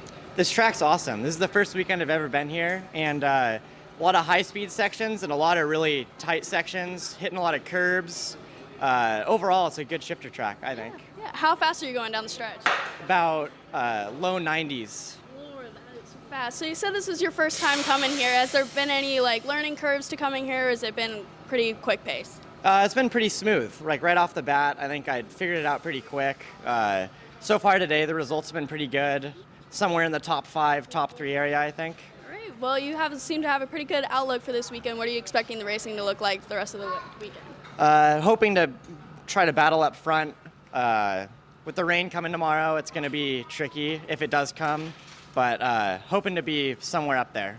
All right. Well, sounds good, and good luck this weekend, Cole. Thank you. Thank you. And so with the Pro Shifter class wrapped up, obviously Cole Shade, AJ Myers, we're feeling decent about their chances coming into the weekend. Cole was really quick throughout practice day, had a rough run in the wet a little bit yesterday, then got going towards the end of the main, and he's got some decent pace starting inside the top 10. AJ Myers inside the top 5. The X30 Junior class, they had a barn burner and a lot of different storylines coming in. We touched on them a little bit earlier on in the show. 2 groups once again here for this group as they had a decent turnout of 30 drivers in total. So the first group is sent onto the racetrack now as they begin their initial qualifying session for Sunday, their initial lap on the qualifying session. Finding some space, there's Stephen Miller taking a few drivers by that awkward spot in turns 13 and 14, that right-left chicane into turn number 15 here that opens up towards the final corner. They'll begin lap number 1 as they were just released onto the circuit. Rob, we had 4 drivers all kind of in contention throughout that main before Elio Meza broke, and really we thought Meza might have been the one to have something for Caleb Gaffera, who eventually got away from the likes of Max Garcia and company. Everyone's got a day to kind of sleep on it, work on it. Do we see more names get into that pack? I don't know. To be honest, I think the guys that were up front were the guys I expected to be up front when we rolled in here. You know, even the way the day went yesterday with the wet weather leading into a dry main event, the guys that were up front were kind of the guys I expected to be there again. Will there be a couple additional drivers that maybe will jump up into the fight? That's a definite possibility because we've seen some drivers that have good speed, and on a day that will be fully dry, those that maybe struggle in the wet, that don't have a lot of time to practice in those type of conditions, maybe were hindered a little bit yesterday at a disadvantage. They won't have that here today. It's a beautiful day here right now. Blue skies, light wind. We're in the low 70s right now. We may get to a high of 80 today, but otherwise, this is literally picture-perfect Chamber of Commerce weather here in NOLA. So I think that we'll see a couple other drivers in the fight, but Elio Meza, Caleb Gaffera, Max Garcia, like you said, those are the guys we expect to be running up front anyways. Yeah, definitely the guys we expect to be running up front here. One driver that we didn't expect to see down in group number 1, but was yesterday and was able to fight his way forward out of it, is Max Taylor. He's running by his lonesome, headed to turn number 4. Big gap out back for him as he heads through 5 and 6 now to the right-hand section. We've talked about him. He's double duty as well as Gaffera and Meza and many in the X30 Junior class, so he's already been back out on track once today here in qualifying settings. He knows he's got to lay down a heater here and ultimately decided he didn't think there was anyone worth trying to run around and work together with. Vidmontien 104.375 rather, the top time so far, 0.3 of a second quicker than Leonardo Scorpione, last year's Mini Swift champion in the Superkarts USA Pro Tour, jumping up as a rookie in X30 Junior. Vidmontien on the Bennick, currently P1. And you talking about it, we've done it all weekend. If you're in that second group, you need to be 2, 3, 4 tenths quicker than the second place driver as the top guy provisionally coming into the second group, because you got to have that kind of pace that would put you somewhere in the middle of that top group if you want to challenge in the pre-final. Yeah, you've got to have something at least good here. So let's see. With a 3/10 gap, like you said there, Taylor, that's decent. I think he probably still needs at least a really good lap on lap 3, if not a good lap on lap 4. A 103.6 holding solid. Vidmontien comes across. He'll knock it down to 0.2 back. Charlie Smith moves up the order as well. Vidmontien was kind of hovering the top 10 yesterday. Smith got going a little bit. Needed a little bit more maybe to contend, but still some drivers that could easily get into it. You'll see more of that with a split at down the middle at 15. Some guys that maybe have an off happy hour session end up in this group here that could easily go forward. So I think easily any of those top 5 could try and have a good lap on lap 3, lap 4, be around 10th to 12th, maybe better with a heater. Max Taylor on the number 733 Lando Kart. We've seen a number of drivers on the LN Kart be pretty impressive out of the gate to start the season. Max Taylor being one of them, of course, out of the Mike Doty camp. JC Karting with the Weldon brothers showing well on that LN Kart, the Lando Norris. Great livery on that machine, and, of course, leveraging the excitement around Lando Norris, who runs for McLaren in Formula One, and another one of the Formula One drivers who has put his name on a chassis working with the OTK group. Max Taylor up front, Leonardo Scorpioni now second, Enzo Vidmontien third, Stephen Miller in fourth, and Charlie Smith rounding out the top five. Just under 2.5 tenths of a second separating the top five drivers, and Taylor about 67 thousandths quicker than a Scorpioni. They'll probably get one more lap in. Again, Rawlson Performance Group, the sponsor of this X30 Junior category. And we'll see how the drivers who get into the top five here, and of course the provisional pole sitter, we'll see how they fare when the remainder of the drivers roll out here. Yeah, let's see what they do this time by the stripe. We'll get to know here in about 10 seconds. Out of the final corner for most of them. Max Taylor crosses the line. Does not go better on lap 4, but a good lap at lap 3 still puts him on top. We're waiting on a few more. Scorpioni going to be coming across the line in a little bit here, as well as Vidmontien. They were, I think, a little further back. Here they come towards the final corner. They'll come out of the last turn on the racetrack across the line. Vidmontien and Scorpioni nose to tail. Will they improve? Not on lap 4. No change. Miller does go better, doesn't change position. Charlie Smith, Cameron Brinkman will sit on their third laps as well. And so Max Taylor tops it in the first half of X30 Junior qualifying. The second group to come, they'll need to beat a 1-minute 3.638. The Lando Norris, Mike Doty Racing driver pulling it into the scale line here as we get set for the rest of this division. So again, running back on through, Taylor, Scorpioni, Vidmontien, Miller, Smith, Brinkman, Jay Irwin, 7th in this group, Diego Ardiles, 8th, and then Ivana Richards and Gavin Witt were 9th and 10th. Here's a look at some of the drivers still to come. Max Garcia, Christian Miles, who had a terrible day yesterday, looking for redemption here today. Caleb Gaffera, of course, super quick. Your winner from yesterday, Cameron Reed, Cooper Shipman, who was almost there in that group of 4. Yesterday's main event just needs a little bit, maybe an earlier start. I don't think he really needs a whole lot more pace to be there because he could match them when they were running together. They were already 2 seconds up the road, though, by the time he got to 5th. And Xander Jesus Vasquez Jr. was very quick in the KA100 Junior class, too. That kind of speaks well. You mentioned yesterday quite a bit getting the opportunity to run 2 of the classes, especially in the wet weather. They got an extra chance to be able to feel what it was like on those tires. For Jesus Vasquez Jr. to be quick in KA100 Junior, you have to believe some of it's going to transition over here to X30 Junior. Yeah, you have to think so. So we'll find out here in just a moment as the class has been released. Caleb Gaffera, Max Garcia, Elio Meza, and Parker DeLong will take them onto the racetrack as Sebastian Weldon, tail end Charlie was the last one to make it through on the cut line into the group. They'll warm the tires up down the back straightaway, and Gaffera takes them into turn number 4 here on the opening lap as they get set for 5 minutes when the clock starts as soon as they get released, so it's already beginning to tick, I believe, for their first lap. And like we've seen, 4 laps at the most. You've got to find a good place in line. You've got to find someone that you think you can trust in front of you because they're all packed up tightly. So Gaffera the first, then Garcia, Meza, DeLong, 1, 2, 3, 4. A little gap back from there, but not a big one whatsoever. And they'll exit turn number 12 and head towards the start-finish line here this time by Gaffera, Garcia, Meza, DeLong. DeLong, of course, he had kind of a, I'd say, atypical day for Parker yesterday. I mean, he got going eventually in both of the mains. I think KA Senior Junior, he came up 10 spots from 17th to 7th. But for a driver that probably came into this weekend looking to be a race-winning contender, I think that they put a little bit of an extra fire in the belly to come out here and dominate on Sunday. Let's see how it plays out with a full day of dry racing for him. That may be a bit of a help. I think that is that Gaffera pulling off to the side of the track. He may not want the rest of the guys following him around. We've seen that many times. He'll fall to the tail here, and we'll see how it plays out. It's now Max Garcia, I believe, to the front of that group that's working its way through here now. Max Taylor again, provisional pole, a 103.638, 67 thousandths of a second up on Leonardo Scorpioni. And again, we'll see once they get around here and put that first lap in the books what kind of damage we get from this second group of drivers in X30 Junior.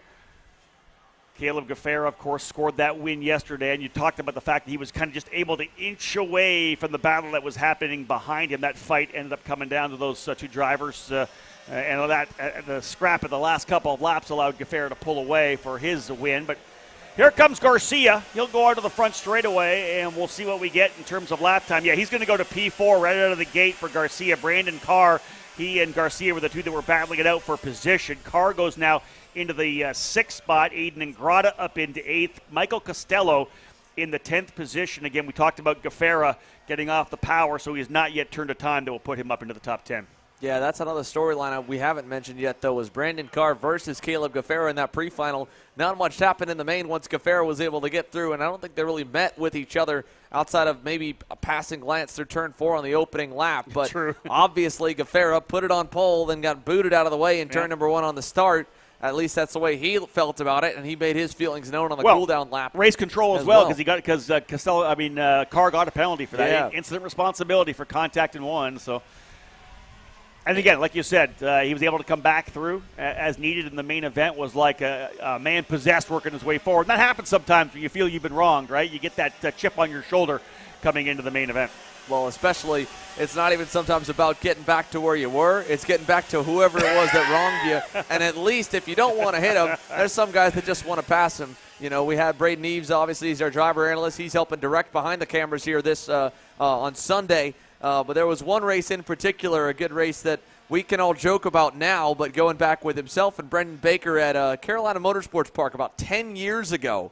And he thought Brendan got into him in the pre-final and spun him for the win, and it was just kind of an awkward situation. Well, he started dead last, ended up driving through the field, caught Brendan, passed him for 5th, and waved. And then when he uploaded his little video to YouTube, he made sure to put on the caption, "I waved to the driver that wrecked me in the pre-final." Yeah, like you said, right? You're not trying to get back to a position. You're trying to get back to a person. There's a place you're trying to get to. I like it.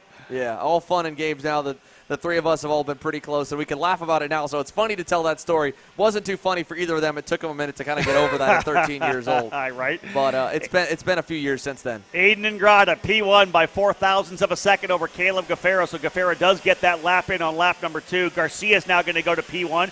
Here comes Parker DeLong. Xander talked about the fact that lacking a bit of pace yesterday in the wet, he finds himself up into the Fast 5. Gaffera on lap number 3 goes P1, trying to keep his momentum rolling off that victory yesterday. 103.309 for Gaffera, now 0.02 of a second quicker than Christian Cameron. Michael Costello now up into 3rd, Parker DeLong 4th, and Max Garcia rounding out the top 5. One more lap coming still for X30 Junior. Aiden Ingrata 6th, Ernesto Rivera 7th, Jesus Vasquez Jr., Christian Miles, and Max Taylor rounding out the top 10. Expect a little more shuffling as these Avinco's fully up to temperature. We'll see what drivers can put down a magic lap here on lap number 4. Yeah, let's find out here. Not too much time before we will get to, as they're already towards the back sector of the racetrack.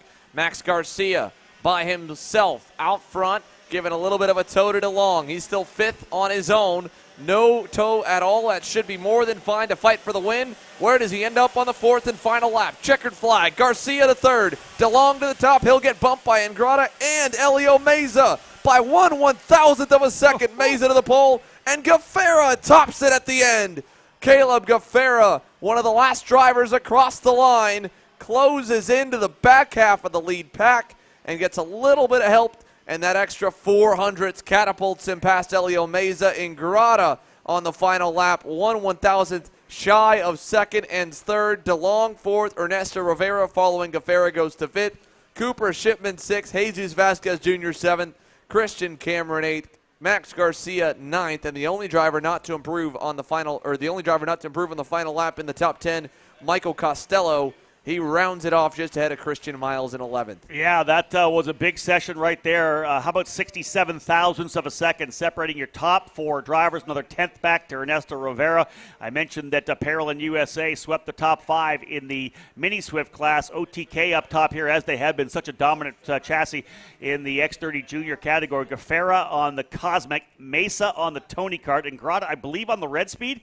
DeLong running the Tony Kart, and Ernesto Rivera alongside Gaffera with Rollison Performance Group running the purple of Cosmic. So OTK strong there, as they always are on X30 Junior.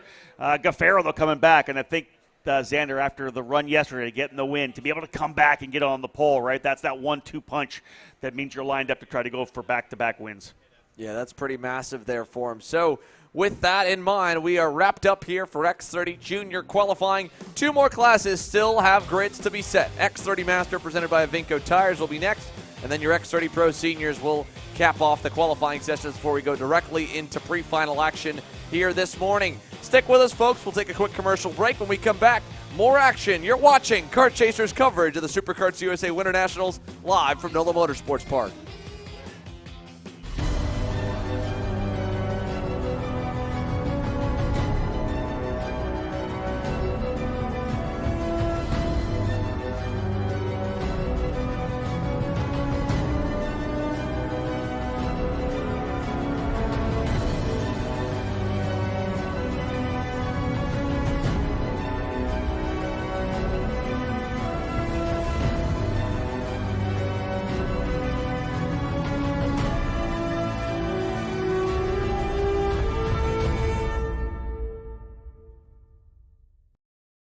I'm Billy Vincent, owner of MPG Motorsports.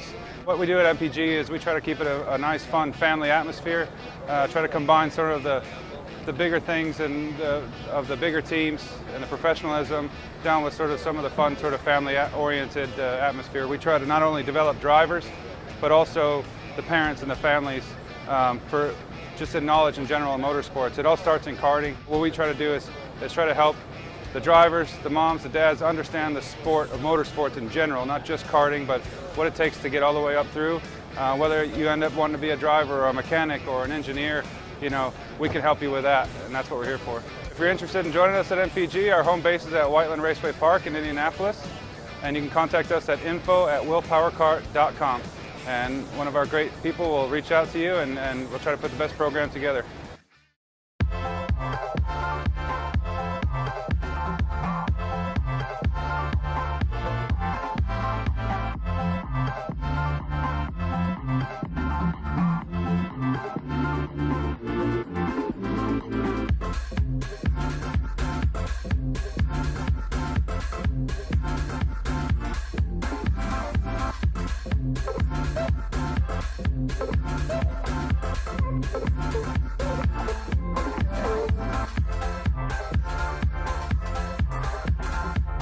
Overdrive Motorsports is more than just another full-service kart shop. Beyond our excellent service and more than 20 years of experience, we also offer a number of aftermarket parts and upgrades, such as our own proprietary pedal kit and the only aftermarket rock shifter mount in North America. Check us out online at odkarts.com.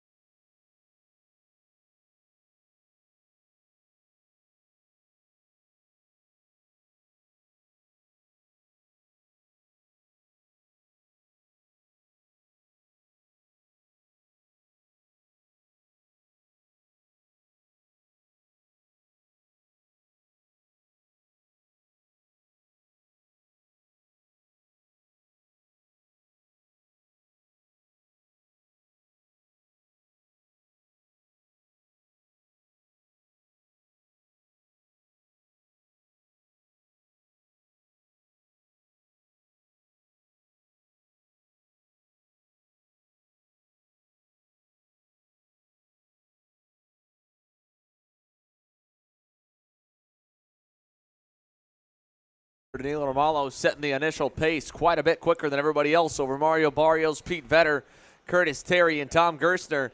We've got the X30 Pro Senior class on deck, and while the X30 Masters continue to qualify, let's talk to a few of our X30 drivers we talked to on Friday that we haven't shown you here yet. Next up, we've got Paulie Massimino, the RPM Tony Kart driver, won the Texas Sprint Racing Series warm-up 1 week ago. He was up in contention and did second yesterday after the dust settled. Here's what he had to say to Jenna on Friday. I'm here with Paulie Massimino, one of our front runners at X30 Senior. Paulie, you swept the weekend at Texas Sprint last weekend. How are you feeling coming into this weekend? I'm feeling pretty confident.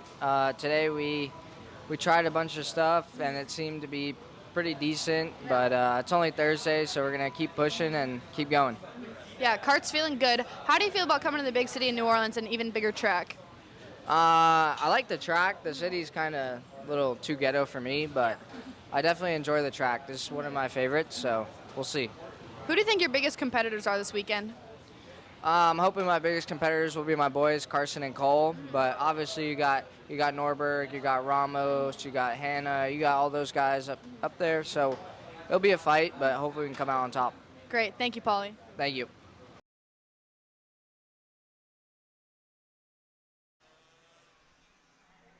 And here we are back for X30 Master qualifying. The qualifying session just coming to a close as Danilo Romalo pulls into the scale line here. He is done for this session. The back straightaway pretty quiet as well. We'll pick up a few more coming across the line. There's the 5:25 of Pete Vetter. They're going for another lap. Mario Barrios 8/10 off here in qualifying. Another 8/10 back to Pete Vetter there in third. Some bigger gaps here, and a bigger gap than where we expected maybe for Barrios up to Danilo Romalo. He only got one lap in, so that's the reason. And I'm not sure what the issue was for Barrios. It looks like Tom Gerstner with an issue as well. He's pulled to a stop in the final corner. So an issue for Tom Gerstner after yesterday ended in a bang, if you could say that there. True enough. Went off in turn number 3 at the end of the straightaway. But you're right. Danilo Romalo is kind of in the class of the field so far. He's had the best of Mario Barrios, your reigning X30 Masters champion, 8/10 of a second quicker here in qualifying. A 102.800 for Romalo, but as you said, only a single lap for Barrios, a 103.688. Not sure whether he parked it early to save tires or whatever it may be. Pistol Pete Vetter ends up in third, Curtis Terry in fourth, and Tom Gerstner rounding out the 5 drivers we have in this Masters category. Yeah, that'll close that one out there. We've got a few more interviews we'd love to show you guys here. We talked to both of the Morgan brothers on Friday afternoon as well. Here's what Carson Morgan had to say about his weekend coming in so far as the rookie hotshot makes his X30 Senior SKUSA Pro Tour debut here in NOLA. Hi, I'm Kendall Hedge, and I'm here with Carson Morgan. Carson, you're giving these old guys a run for their money. Is that boosting your confidence at all lately? No, we're out there just Friday practice and just driving good. Everything's been good, so we'll see how it goes tomorrow. Yeah, so what's it like racing in New Orleans for you? I've been here a few times in my racing career, and I like the track, but it's a different atmosphere for sure. All right, well, how are you feeling about this weekend? Feeling pretty good. Seb's been good. You know, the whole team's been good. Paulie, Cole, and I think we got a good shot at it this weekend. All right, well, sounds good and good luck. Thank you. Thank you. Quick and to the point for Carson Morgan here. We also talked to his brother Cole Morgan. Here's what Cole had to say as he comes back on what will be his 3rd season in the headline division, competing alongside his younger brother for the first time in a couple of years. Hi, I'm Kendall Hedge, and I'm here with Cole Morgan. Cole, how's it been going for you so far this weekend? Today was not very good. I mean, the last session, I think I finished 6th or 7th, but every other session like 20s or 30s, so I think, at least I hope I figured something out, but we'll see tomorrow. Yeah, what changes did you have to make to get up there today? I don't know, I just started cruising more than trying super hard, and I don't know how it worked. So we got rain possibly tomorrow and just different amounts of weather. What are you expecting the racing to look like this weekend? Definitely a lot of crashes and a lot of mud on all the go-karts, but I don't know, we'll see tomorrow. What about for you personally? I mean, I'm a hit or miss in the rain, but I hope we'll be a hit tomorrow. All right, well, sounds good, and good luck this weekend, Cole. Thank you. So as the drivers begin to get set for group number 1, you can see one standing up there. That is Zachary Clayman DeMello, who, again, in the slow group after a not-so-great final practice, but he was the first driver across the line in the pre-final, and somehow again in the final got digging forward again as well. So he is looking for what hopefully will be another good day, maybe with a little bit better main event result for him. But he was close in the main, inside the top 10 through all that, and he's got to dig his way out of the slow group. Wasn't an issue yesterday. We'll see how he can do here today. To his outside are getting set to go green as well as Aiden Rudolph, who makes his X30 Senior debut and his first race in general in the class. I haven't seen him in an X30 package in quite some time, Rob. Indeed, yeah. I talked to both Aiden and his dad, Alan, on the grid during final practice today. They didn't have what they wanted in the wet, but we're very happy with the Kart in the dry. So we'll see what Aiden's able to do here. They're very, very confident with the chassis itself.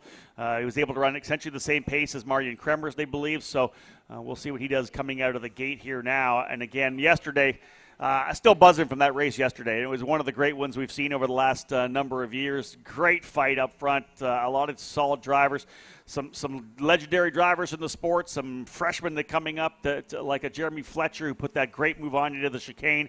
Everything you would want out of a single-speed headline class, we saw that yesterday in the main event. Yeah, they put on a show, and that's why they are put at the end, is to put on a show here and to keep everybody around, to hang for podiums, to get everybody amped up at the end of the day, because the days – they're long days. You get a lot of track time, a lot of classes that come out there, and they bring the excitement, and you kind of just hear it in the paddock. You can feel the buzz. It's really palpable when they're getting set to go green, and there's a couple moments before the X30 seniors head onto the racetrack. The fence is all lined. The stands fill up at every racetrack that we go to when they get onto the circuit, and, of course, that's why it's so intense as well for the young drivers coming in because they know they're getting onto the big stage for the first time. That's exactly it. And the other thing is it's interesting, right, because over the past couple of years, I've been doing it for a couple of decades now, and there was always that battle at the Super Nationals where you want to put the kind of headline class in the middle of the day when we have the best sunlight, right, when the photography and the TV cameras work the best. But you always want them at the end, so we usually put the seniors kind of in the middle and then have the pro shifters to wrap things up, sometimes under the lights nowadays. But you want people to walk away from the grandstands in the last race pumped and fired up, right? You don't want it to be a class that maybe doesn't have quite as much excitement. That's why we try to have one of the pro classes at the end of the day. You want people to walk back to the paddock fired up. Yeah, I mean, they got to walk away and be telling their buddies, man, you should have seen it. I can't wait till the next one. I mean, that is so awesome. And, of course, it's something for the kids in the classes looking up to them to aspire to. You know, all the micro, the mini, the junior kids, they look up to these senior kids, whether they want to get to race against them or want to be like them. Yep. And that's what's cool, especially now, you know, getting these streams to be able to talk to these guys and put a face behind a lot of those helmets and from underneath the helmets for a lot of drivers so the kids can see them. And, you know, the drivers themselves, I feel like they've gotten a lot more approachable, especially without touting our own horn, that we've forced them to kind of come out of their shells, sticking a mic in their face over and over again. You know, you guys have the interviews every single race on social media as well for the winners each year in all classes, but we're seeing more and more of that in the sport, and that's awesome because that translates whether they want to continue to race karts here and continue to make a name for themselves like Marian Kremers or Ryan Norberg, or if they have the aspirations and the wherewithal to be able to try and make a transition to go to other motorsports like open wheel, sports car, dirt racing, circle track, all that stuff. All the motorsports at the end of the day is entertainment. And you've got to be able to talk and build a following. It's really good training for the young drivers here at this level, what you guys are doing with Kart Chaser and what we do, of course, with our interviews on ekartingnews.com for if they're trying to get to something like the Road to Indy, right? When they get in there, cameras are immediately in their faces when they're there. You're getting your interviews on the podium. Very crucial opportunity here to learn not just the racecraft, but everything that comes around racing as well. Yeah, I mean, that's a big part of it here. And, you know, one kid that's obviously was great at it, he was, you know, got a whole lot of airtime last year was Connor Zillish, you know, and we see him now. He comes and joins us in the booth here from time to time. He's, you know, become very accustomed to being very personable. You can go and approach him, and a lot of the senior drivers, again, becoming like that. And then that always trickles down, right? It's their role models, so that's going to make the more kids approachable, and that's the best way we can grow this sport in general is when you can walk up to the tent and not feel intimidated and talk to the superstar. And the crazy thing is about it, you know, when it comes to racing, you kind of look outside of the motorsports itself. You know, when you come racing with your child, you get a lot of great family time here at the racetrack, but you're also teaching your kid to be an adult, to be able to interact with people, whether it's networking, whatever it may be. It's just so many different facets about motorsports and karting in general that help develop a young man or a young woman as they grow up and you know, work their way into the society. Just the ability to interact with people trackside, and whether it's the media or just, again, working with their team, solving problems, whatever it is. I always think that's kind of like the best maybe hidden secret of karting is how it develops these kids as young adults. Yeah, I mean, there's so many lessons to be learned here. One more will be taught, I'm sure, throughout the day among many. We're going to see more qualifying coming here. The engines are about to fire up. We're going to take one more commercial break. When we come back, X30 Pro Senior qualifying groups 1 and 2 coming your way.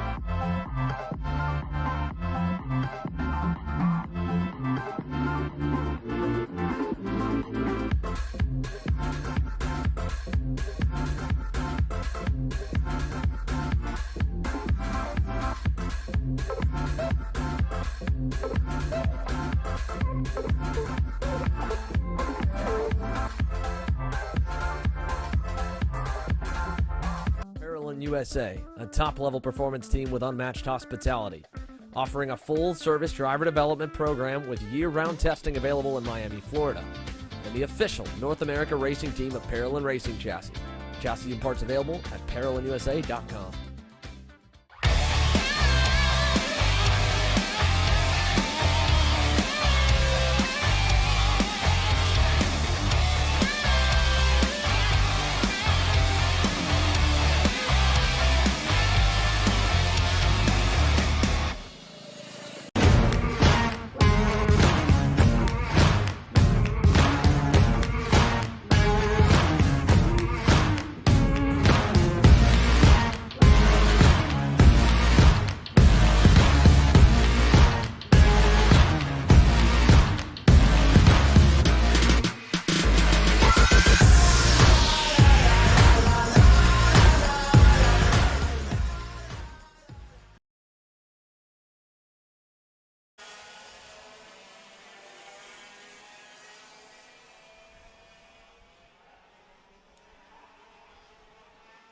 Welcome back here live from NOLA Motorsports Park. Qualifying underway for the first of two groups in Speed Lab Racing Engines X30 Senior. 45 drivers in total, so it puts us about 22 to 23 in each of the two groups. We mentioned Zachary Claman-Mello and Aiden Rudolph initially here. They're not the first drivers on the circuit. The first one out, at least in the pack, after they all kind of shifted around on the back straightaway, is Leonardo Hassan. And the Med-Step Racing Tony Kart just ahead of the whiteout Tony Kart of Dalton Haynes. So let's see this group coming onto the front straightaway. Hassan across the line will set the benchmark at a 102.2. Haynes at a 101.68. So Dalton Haynes quickest off the bat of the first four. That'll hold over Timothy Carroll and company. And the rest of the field coming through. I think that flyer on lap one already looking really good for Dalton Haynes. The privateer, you can see no sponsors, no teams. Just him and his brother driving across the country here to run X30 Pro Senior competition, and they, of course, stunned the world last year, and they've been really good here through this year, too. Yeah, what a great story. Dalton Haynes, of course, the GoPro Motorplex specialist, if you will. The local drivers came up into the Supernats as well and showed so well there. Over 0.3 of a second on Diego Ramos right now for Haynes up top with a 101.689. Ramos second, Tyler McIntyre, Timothy Carroll, and Adam Ali, your early fast five here. And again, as you said, Xander, we're going to split this in half. What do we got? 21 in this one here. We'll have 24 in group number two, and Haynes out of the gate early with some open racetrack. Key, I think, for this particular category. Get the open track, but it's just enough to get that draft coming down the back straightaway. But Haynes, as you said up front, 101.674 to get things underway. Aiden Rudolph jumps up to second in his second lap. Kyriakos Soukas into third. Laurent Legault in fourth. And Diego Ramos in fifth position. Haynes able to go quicker on lap number two. Yeah, improved a little bit. He'll get held up a little making a pass on Hassan this time, I'm sure. So we're watching Kyrie Soukas head on through with Timmy Carroll right behind him, and between the pair, I think, is one of the panic entries. That might be that's Frankie Mossman there in the middle of the group of three. So they're headed in. We'll pick up them headed to turn number 10 and find some other drivers on the racetrack to follow, as indeed Haynes has worked his way by Hassan. So he's gotten clear on lap 3. That's been the money lap for some. Now he's going to pull off and let Aiden Rudolph and Hassan go by, try to set up for maybe one more toe lap here behind another one as they go towards the final corner. So one more try for Dalton Haynes to get a good toe down the front straightaway. Aiden Rudolph, I think, is on a pretty good burner this time. Not enough. 102.12. Still fourth. Haynes' is quick time on lap 2 holding. In fact, everybody's quick time coming on lap number 2 so far. 3 laps in. Couple improving, but not a lot. That's going to feel like a shifter kart qualifying session, right? Where they're putting it down on lap number 2. Every other category, we've seen them get faster and faster. Lap 3, lap 4. Not everybody going faster on lap number 4, but at least lap number 3. And really only Jacob Hoover and Frankie Mossman quicker in the top 10 here on the third lap. We'll see if lap 4 is a winner for a number of these drivers. A lot of guys already pulling off here. Xander, I don't know that tire conservation is something they're thinking about here today, but a number of drivers only putting a couple laps, 3 laps in the books, coming off early. And lap 2, the best for all but one driver here in the top 10. That's Frankie Mossman on lap number 3. Well, again, the other thing to factor, like you said, it's like a shifter session. Well, this class and X30 Master, the only two classes that use the same tire the shifters use, the Avondale Red. So even the X30 Juniors are on the Avondale Blue tire that lasts a little bit longer. and is a little bit harder of a compound. So it's no surprise to see the similar times. I figured we may see more on lap number 3, but ultimately lap 2 seems to be the money lap so far, which means there's going to be a lot of shuffling probably on the out lap of the fast group as everyone tries to get a good place in line to run a heater early. I was going to say that's kind of a little indication for those sitting on the grid right now, right? They're set to go. Hey, listen, everybody's turning their fast lap on lap 2. Nobody going lap 4, just a couple guys on lap number 3. So, indeed, there's going to be a sense of urgency for the drivers here in X30 Senior. The quicker guys from happy hour, they're going to want to get out there and get it done early in the first couple of laps. Yeah, let's see what will happen in that group here as the time starts to tick on through. Checkered flag given as we watched the scale line there for a moment with a few drivers on in lined over in the scale area. So here we go. X30 Senior wrapped up for group number 1. And group number 2, the fast group getting set to go green with Alessandro DiTullio, your quickest driver. Here's a quick look at where they line up so far. Dalton Haynes, Adam Ali, and Diego Ramos, the quick drivers. Then you go back. This is showing some of the drivers from that first group, but mainly a lot of the drivers still to come. Blake Nash, Carson Morgan, 2 top-rated rookies coming in. DiTullio's in that mix. Hayden Jones leading up until the final 3 corners yesterday.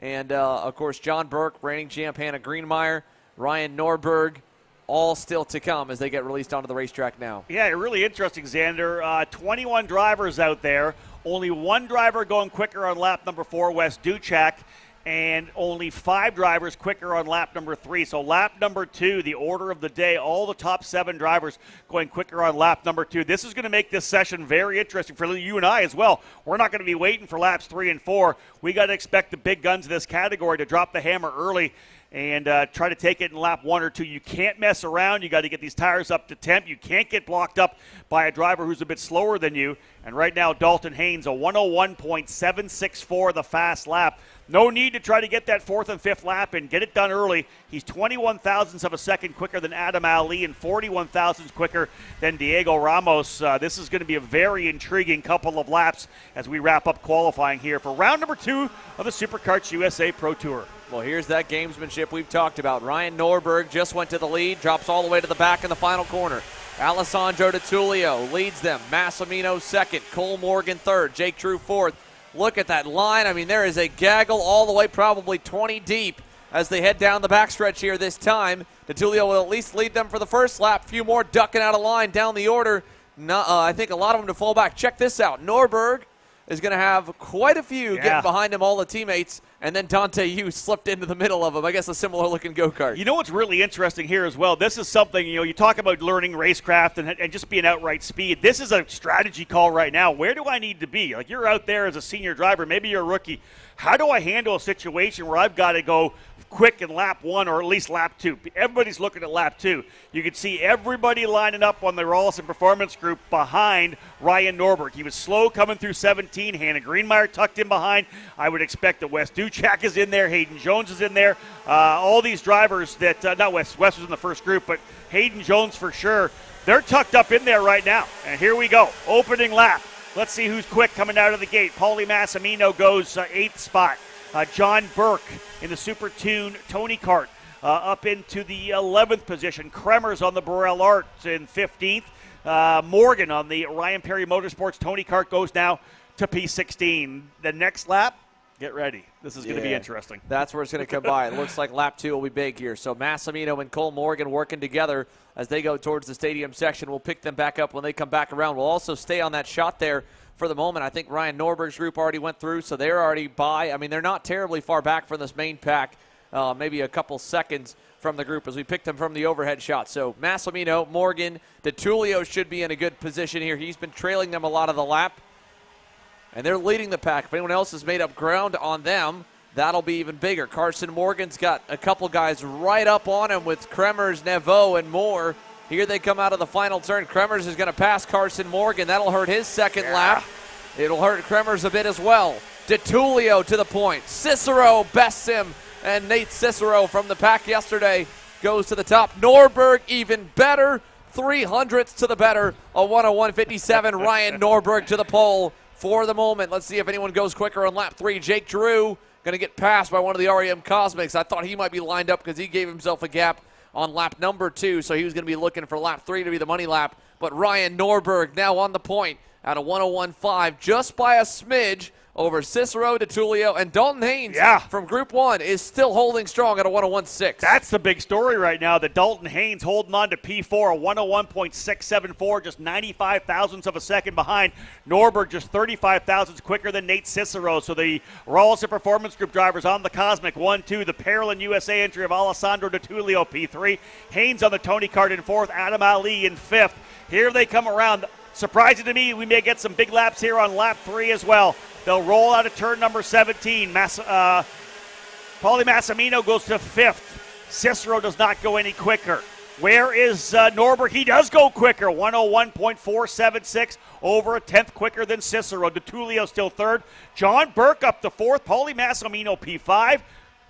Do we get more laps in the second group? Are they able to potentially leverage those tires differently and go faster on lap number 4? Well, you saw them going a little bit slower to all kind of find some gaps here early on, where a lot of that first group went quick early. Massimino was not quicker or not feeling this lap. He's pulled in Morgan and DeTulio together. I don't know if you'll see any last-second improvements on lap number 4. That may do it. Ryan Norberg might have just secured a pole position by a 10th and a quarter. Here's Cameron Weinberg. He's trying to pick up some time because he is way down the order. The CRG driver currently 22nd. Hannah Greenmeyer, your reigning Pro Tour champ, 23rd. Yesterday, went near winner. Hayden Jones is 21st. So just like you talked about at the beginning of the weekend, Rob, you can have a great day Saturday. It doesn't mean anything of whether you'll be up there here in this division on Sunday. There's so many guys with pace to win. Lap 4, not really an improvement for many. Nobody going quicker on lap number 4 all the way down the grid. Jake Drew back in 30th for Jake Drew on the GFC. Wow, what a qualifying shakeup that is.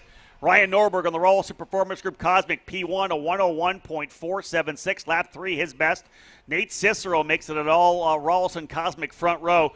DeTulio and Burke on row 2. Paulie Massimino quicker on lap 3, but you said probably didn't like the way he kind of rolled through, 3, 4, 5, and 6 and said, I'm out. Bailed out before he got over to turn number 9. So Massimino, lap 3, his best. He ends up in 5th. Dalton Haynes holding on from that first group. I think Dalton's got to be really pleased with that. P6. Marion Kremers back in 7th. 8th, Adam Ali. 9th, Diego Ramos. And Thomas Navu on the Kart Republic rounding out the top 10. That was an interesting qualifying session. There are some heavy hitters outside the top 20. Well, while they wait to get Ryan Norberg here set and maybe a few more for some post-qualifying interviews, I see we've gotten them almost set and ready to go. We've got a few more ones that we hadn't talked to yet as a whole. Jake Drew, we had a few of the drivers interview their mechanics and family members. Jake Drew, we got him to interview his father, who helped him out throughout the weekend so far. And while he's not having the best qualifying run, he was at least in a little bit better spirits back on Friday when we did talk to him on through. Do you love me? Of course I love you. That's why you're here. Any other questions? How are my performances this year so far? Your performances this year have been pretty impressive for a guy who doesn't know why he's here. Anything else you want to add? Yes, there's a lot I'd like to add, but I think we're just going to let the results speak for themselves. All right? I think that's all.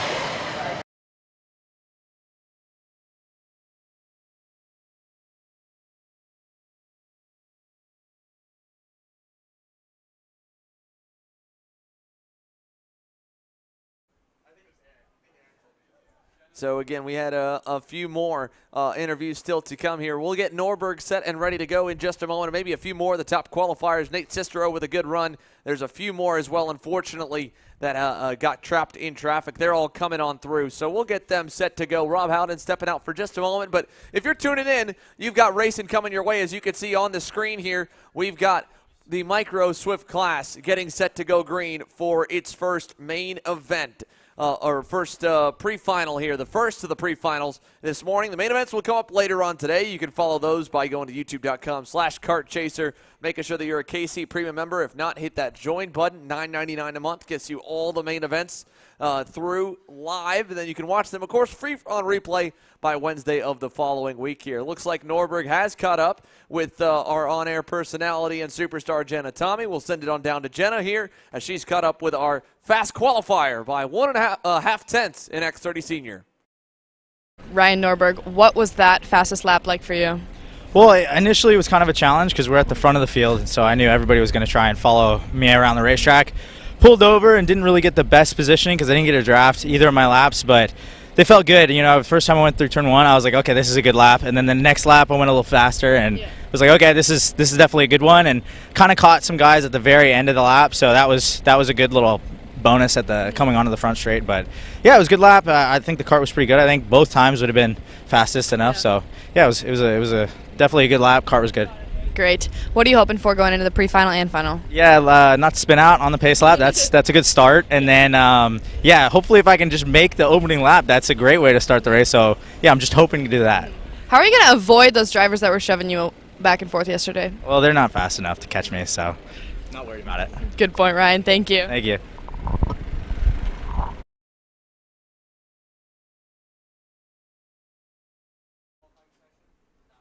So the Micro Swifts presented by Team Bennick currently on grid. Qualifying still going through some more post-race tech inspection and scaling. We'll see who else maybe we can tag along. For the meantime, we'll take a commercial break and come back. Pre-final action as the engines get fired up, coming your way from NOLA. I'm David Serra, 18-time Australian karting champion, and we're launching Kart Class. Kart Class is an advanced digital training program that suits a driver who's just starting out in the sport, all the way to the driver looking to win a national championship. In this program, you're going to be learning about how to find the ideal racing line and what an apex is, braking and throttle markers, wet weather racing lines, and how to overtake other competitors. We target how to brake in the wet weather, and we look on the mental side of kart racing as well with our mental skills coach. At the completion of this program, you'll be lighting up purple sectors in qualifying, know when to defend on the opening laps, and how to pressure your opposition into mistakes. We teach you the tools to be resilient and how to get in the right frame of mind before a race. We look to complete the whole package by getting a strong mindset, a driving style to suit all conditions, strategizing your race, and getting the last 1% from your team. We'll teach you how to win the final lap of a race, driving the wet like Max Verstappen, and creating the perfect bubble for yourself to mentally be in the zone. To find out more, click the link below.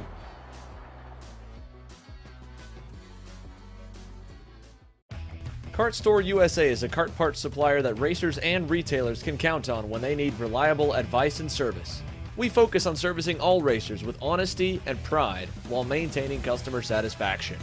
We carry a full stock of Kart Republic and Tony Kart chassis, as well as IAMI and Vortex Rock engines. We've also got a host of other parts available and in stock, such as products from Rev Performance Materials, Jekko Racing Seats, and more. We have a 100% satisfaction guarantee. And on top of that, if your order exceeds $200, shipping is on us. Check out all we have to offer today by visiting us online at kartstore-usa.com.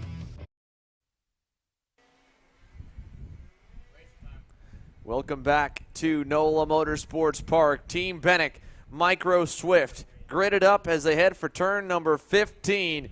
And their first pre-final for Sunday here. Round number 2 of the SuperKarts USA Pro Tour getting set to get underway. Mr. IV number 21, Jackson Porter, put it on the pole in qualifying with a nicely timed and positioned run. The Nitro Kart driver starts to the inside of Motorsport Burrell, our driver, Drew Waltz. Row number 2 will be the number 68 of Luke Giglio and the 43 of Troy Ferguson. Row 3, Rocco Simone and Jackson Gibson. Moving to row number 4, Matthew Cagle will start 7th alongside Aston Wyatt, and to round out the top 10, Jaime Garcia on the inside and Sawyer Chambers on the outside. Braden Wagner and Kai Mars will make up row number 6. Then we have the number 66 Paralyn of Alexander Procuna and the Bennick number 33 of Royce Vega in row 7. Top 10 rounded out by Antonio Pizzonia, Nito, Nicholas Orbezo on the podium yesterday, Alex Chandler, Pasha Ali, Emerson Lane, and Colton Schniegenberg. Well, here they come onto the front stretch, Rob, into the tram lanes. Our first pre-final here for Sunday. Porter Waltz into the lines. And we are looking good. Lights out, and away we go down to turn number 1. Green flag in the air and down to the first corner. They're 2x2 mostly. All the kids playing nice through the first 2 corners. Can they make it through 3? Couple hopping in the grass, and we've got them all 23 down the backstretch in line as they battle behind the top 3. They're going to get a big gap by 4, still side by side further on. Yeah, 3-driver breakaway working their way through here. Good start for the drivers who launched from up front. Again, key to starting up front, making sure you take care of the drivers around you so you can get through that first combination. The big, of course, quick left-hander, but then there's that kind of little right-left shimmy as you work your way back onto the straightaway. And the front three drivers doing a great job to line up. And that is a crucial opportunity for these drivers. But they're going to go to work very quickly. Drew Waltz, I think, going to the inside to try to take the lead over in turn number 11. So the three-driver breakaway. Waltz decides he wants to go to P1. Drivers back 4th, 5th, 6th, and 7th. Hoping that they continue this wheel-to-wheel racing. Yeah, that's all Rocco Simone can hope for here. He's just a couple kart lengths back from Troy Ferguson. Ferguson on the bumper of Porter. Drew Waltz wants to lead lap 1, and he will. Out of turn 17, 1 lap down, 7 laps to go in the Micro Swift Pre-final, and down to turn 1. Ferguson to the inside and clear. He'll get by on Jackson Porter for second. Here comes Simone looking for third. He'll tuck back in. They all kind of shuffle around, and Waltz gets a little bit of a margin headed down the back straightaway. Yeah, it was 3, and now there are pretty much 5. They're going to go 2 wide with another pass down the bottom, maybe to the inside of Jackson Porter. No, Porter holds on to the spot. Simone right there, but if they start working together, they may be able to get a 5-driver breakaway here. Luke Giglio and Jaime Garcia, 6th and 7th. Again, they want to see these guys to keep racing so that they can close back up, but there is a small little gap back from 5th over to 6th. Yeah, small gap from Jackson Gibson back to Luke Giglio and company. Giglio having not the greatest start here. In fact, he's faded a little bit further from Gibson. Gibson even didn't get a good exit out of 11 and 12. We're watching Simone and Jackson Porter. That's 4th and 3rd on your screen. Giglio's group about 5 or so deep as they battle. Oh, Simone had a look to the inside, didn't pull the trigger in 15. Little mistake by Giglio, and they are going to come for him into the final corner. Looking to the inside. Little bit of contact, runs him wide up and onto the runoff, and that's going to give a big gap here to the top 5. They'll break away further. Yeah, it's going to let those top 5 stretch away. Like you said, the tail of that front-running quintet is Jackson Gibson. That's going to give him some room to potentially tuck in behind Jackson Porter. So Waltz, Ferguson, Simone, Porter, and Gibson, the top 5. And then, as Xander mentioned, the scrap a little further back there. They'll go 2 wide again into turn number 3 and 4, and Xander just a little bit different. Now we're seeing the first wheel-to-wheel action of the day. That puddle that we had, that huge puddle that was on the inside almost to the apex of turn number 3, has subsided down a little further up the racetrack as well. We're going to see a little more aggressive moves, I think, to the inside coming into that corner. And there was a good save in that group by Matthew Cagle in the number 48. He got kind of pushed a little bit wide with just a slight elbow move down by a driver on the inside of him, and it looked like it splashed some water out of the outside curb. So while a lot of the standard exit curves have been run over enough, I think it's pushed the water out of them as we've got a change in the lead. Ferguson going by in 15. It looks like maybe that entry curb, if they get a little bit to the outside, the opposite way to the puddle, push a guy off the asphalt and onto the rumble strip there, that might have some water too and get guys a little bit sideways into 4. But either way, 3 in. Troy Ferguson leads a 5-car group with Drew Waltz, Rocco Simone, Jackson Porter, and Jackson Gibson down the backstretch. Looks like to be about a couple seconds back to that group with all the passing they've been doing. Yeah, Xander, Troy Ferguson was the dominant driver yesterday, topped all 3 sessions. Did not qualify on the pole today, started in the 4th position after that timed run this morning, but has quickly put that Bennick back out front of Drew Waltz, looking to try to continue on. All that momentum developed yesterday. We talked about that, especially for a young driver in the micro category. When you can go out for dinner with the family and the team and go to bed thinking you've just swept, you know you're coming into Sunday with all that confidence, lots of momentum. And I think we can see it right now with Troy Ferguson. He's right back to the front despite qualifying 4th. He knows he can run up there. He did it all day yesterday. Just got to get back at it again. If he wins a pre-final here, he's got to be the outright contender for the main event this afternoon. Yeah, let's see as they go into 15 if Simone also can get to him. He's been closing in the last couple laps. Onto the bumper now to 17. Looking inside, 2nd place. Give it to Rocco Simone. Digging forward. That's 3 spots gained from his qualifying efforts. Here comes as well Jackson Gibson on Jackson Porter for 4th. He'll take that spot in turn number 1. So Rocco Simone now 1 spot away from the lead, chasing down the guy who dominated all day long yesterday with a big run. Looking for the lead to turn number 4. Give it to Rocco Simone with help from Drew Waltz. Not surprised that Jackson Gibson was able to make the move past Jackson Porter there. He went back-to-back purple laps. A 109.879 was the fastest driver last time by, but this front-running trio pulling a little bit of a gap on 4th and 5th. Not a massive one, maybe 2 to 3 tenths of a second, but Ferguson, Simone, and Waltz last time by the line were able to stretch the gap a little bit. Is that Ferguson back out front, or is that Simone now? Simone yeah, leading Simone over leading. Waltz and then Ferguson. On the Parolin for Simone. We've got Ferguson on the Bennick, Waltz on the Burrell Art. So 3 different chassis brands running up front here now, and Rocco Simone, who has been a front-running driver throughout the majority of this winter program here in a number of different sanctioning bodies, the organizations that have been running throughout the season. WKA, USPKS, Rock Cup, and of course the Supercars USA Winter Series. He's been up front here with Parolin USA, and I think he'll be a driver we're going to talk about throughout the season, Xander. Yeah, I agree here. As Drew Waltz had Troy Ferguson initially lined up behind him, now trying to pull out a line to pass him. He's pulling out a little bit too early. Needs to wait a little bit longer and kind of surprise him in the braking zone, because when he pulls out, then he's poking his own nose in the air, and Waltz is still getting the toe off Simone. That's why you're seeing that blue and white and orange kind of go back and forth, because he thought he had momentum, and then it would die as soon as he went down to the inside. Jackson Gibson starting to close a bit here from P4. You see the tail of the screen there a little further back. Jackson Porter in that 5th spot. You've mentioned already Jackson announcing on social media. We just shared it on the EKN Instagram story that Hy-Vee sponsorship, the same company Hy-Vee that is also sponsoring Ray Hall Letterman Lanigan Racing. Whoa. There's a driver off. And in a puddle as well. That's the 77. Aston Wyatt. Aston Wyatt around and beached off the edge of the racetrack at like a little dip, it looks like. Looks like a sinkhole over there. My goodness. Yeah, well, at least they'll be able to get him out. Yeah, that's going to be a pretty muddy go-kart here when he comes back in. That was some murky water he was right over by with rubber and dirt and rainwater all in it. Either way, he's at the tail end and will have to definitely take a shower with that one. Troy Ferguson finally did get by Drew Waltz last time by. Here they are closing up down the back straightaway back to Rocco Simone. And they seem to have dropped Jackson Porter off the train a little bit, with Jackson Gibson closing to the rear of Waltz as well. It's 4, no longer 5 up front, coming to see the white flag this time by. So 1 more lap to go. Yeah, 8 lapper for the cadets, 10 laps for the remainder of the categories. And indeed, Simone up front here right now. And this is a good group of 4 drivers leaned up. Like you said, Porter getting dropped a little off the back, but still comfortable there in that 5th position. And again, white flag will fly next time by, as Xander has mentioned. So our first pre-final of the day almost done.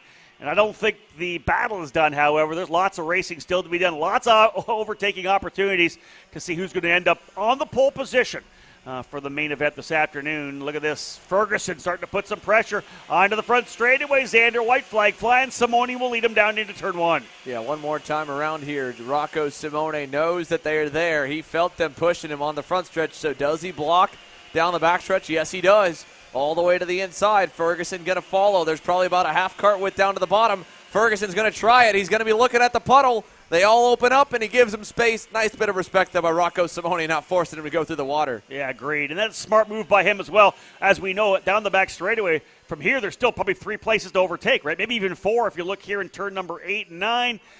Through 8 there, we know we saw passes. You know you can pass to the inside at 10 if you get there. We've seen passes in 11, 13, 15. Big move down the bottom, though, for Ferguson, so that's going to stack everybody back up. He's not going to get the exit speed out of turn number 10 through 11. They are nose to tail once again. We still got 15 and 17. Yeah, still 2 more good passing zones as they come on into 15. Simone trying to set him up, trying to find a hold of the bottom. Ferguson covers it nicely out of 15 here. Final corner. Rocco Simone's got pressure from behind. Does he open the door? He finds a hold of the inside. Moves him up the racetrack. Contact across the line. Simone will win the pre-final with a last lap surprise move. Just 1 cart width was there, that's it. And that's all he needed. Well, maybe not even that, because he got up on the curbing on the inside, too, and that can really upset the apple cart a little bit. The car just doesn't have quite the balance, but he was able to get out of the corner nicely, didn't get into Ferguson too much. Big run, though. Simone making that move, pushed Ferguson to the outside, allowed Drew Waltz and Jackson Gibson come to the inside. Simone ends up with the win, 84 thousandths of a second ahead of Jackson Gibson, who starts 6th and will start on the outside of the front row with a second-place finish here. So it'll be Simone and Gibson on the front row for the main event for Micro Swift. Drew Waltz in 3rd, Troy Ferguson 4th, Jackson Porter in 5th. Sawyer Chambers ends up 6th, Kai Mars in 7th, Royce Vega up 6 spots, Chambers up 4, Mars up 5, Vega up 6th, Matthew Cagle and Jaime Garcia rounding out the top 10. Yeah, a few light movers there. Impressive, as you mentioned, for Mars and Vega to get going forward. Vega with the fastest lap time of the session as well. They'll get to start row 4 unofficially, barring any other penalties here, which it was mostly clean racing. I don't imagine we'll have too many from the Micro Swifts going into their main event. The K100 Juniors will be next up here, as we've got the starting lineup for them coming your way shortly here. Another quick commercial break, and then pre-final group number 2 from New Orleans.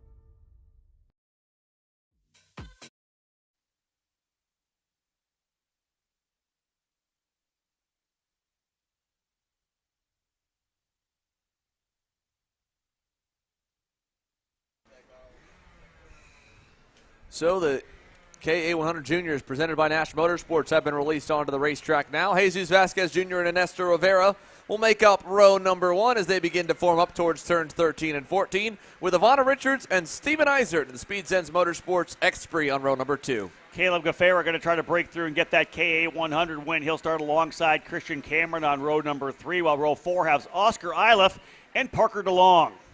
Moving back to the edge of the top 10, Valentino Garbarino and the RPM Tony Kart starts to the inside of Iron Rock Motorsports' Cooper Shipman. Then row 6, it'll be the 834 GFC of Keegan Kaminsky, and yesterday's winner, Elio Meza, rolls off on the outside in 12th. Field working its way around to turn number 17. We'll go to 13th and 14th. Row 7, that is Spencer Conrad on the inside. Stephen Miller, one of the stars of the SKUSA Winter Series, on the outside. Row 8 will have Max Taylor, who's been so impressive on that Lando kart, starting alongside Cameron Reed. Finishing off your top 20 starters, Eli Warren and Diego Guillo make up row number 9. Davin Roberts, Beckett Friesen, row 10. Field working its way out of turn 17 into the staging lanes. As we said, up front right now, Vasquez and Rivera. Green, green, green. And we are underway into turn number 1. Rivera coming across a little bit early there, and he'll work his way up into second. Drivers trying to get through turns 1, 2, and 3. It's that little kink to the right and then back to the left on the straightaway. They'll go too wide, a little further back. Big move to the inside, though, for Vasquez. Xander down into turn number 3. Oh, looked like one driver might have touched the water there. I think that might have been the GFC down starting just outside the top 10 of Keegan Kaminsky, but he was able to keep it on the racetrack. Maybe just the left sides are just grazing it. Either way, great start for Jesus Vasquez Jr. to hang on to the lead. Rivera still close there in second. Richards looks like she's in third. Then Eisert in fourth. And all single file for the top 6 or 7. Going back to Oscar Iliff there through turn number 12. It's a clean start. Hopefully it'll stay that way. A little stack up here as Richards gets bottled up through 13, and that gives a couple car lengths to the leaders. Nash Motorsports, the sponsor of this KA100 Junior category, working our way through the first half before the lunch break here of our pre-finals. Micro Swift already done, as we know. KA100 Junior now underway. The first official lap going in the books with Vasquez as the leader. Rivera runs in second. Steven Eisert third. Caleb Gaffera up a spot in the fourth ahead of Ivana Richards. Oscar Iliff also grabbing one to go to P6. Valentino Garbarino getting 2 spots. Parker DeLong holding station. In P8, Keegan Kaminsky up a couple to 9th, and Cooper Shipman rounding out your opening lap top 10. Good pass there by Oscar Iliff as Richards loses another one at the end of the backstretch. Isert and Caleb Gaffera got to get by, and we got one way off. Turn number 5 near the back of the field there. Not sure which one that was. That was missing the entry to turn 5. Might have got sucked into the grass, and at that point you don't have the grip to be able to just rotate as we see a pass attempt.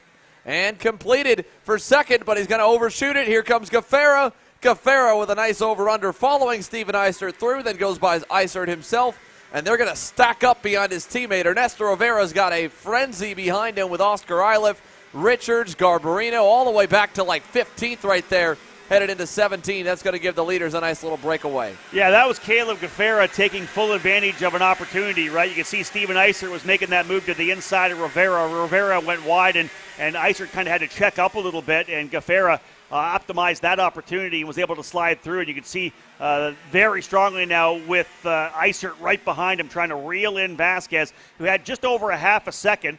A little bit of too wide racing, some contact coming into turns 3 and 4. That double apex left-hander at the end of the straightaway.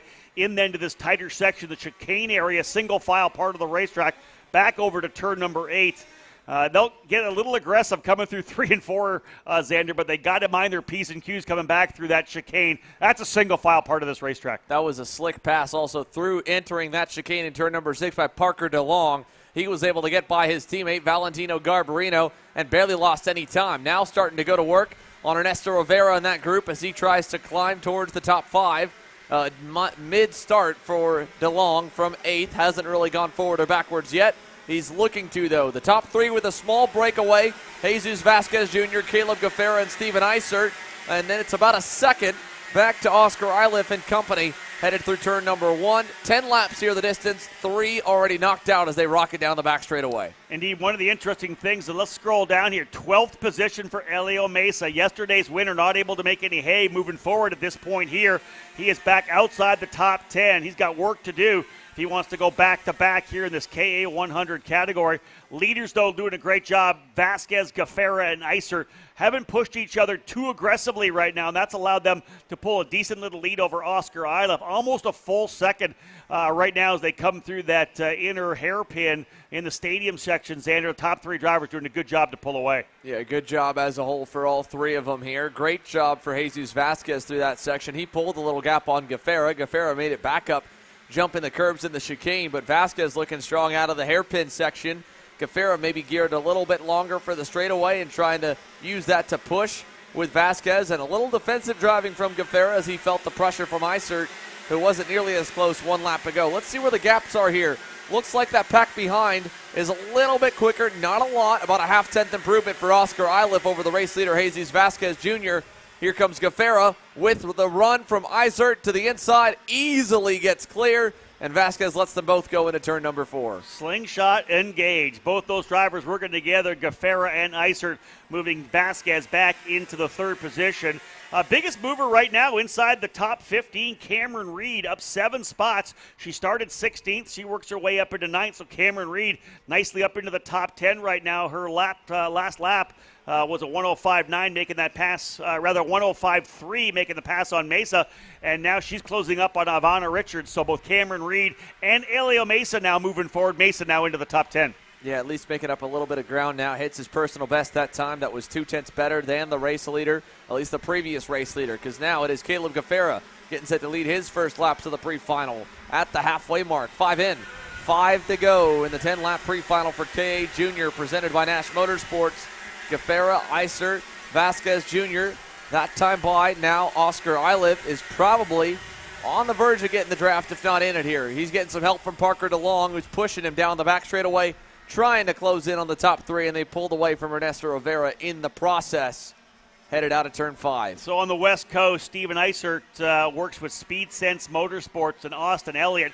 Elliott actually working with Rawlson Performance Group this weekend here on the in the SKUSA Pro Tour. So Austin placing Steven with Ryan Perry Motorsports, and he goes to the lead right now. There's the move, and over-under for Gaffera. He's going to try to come back across the bow.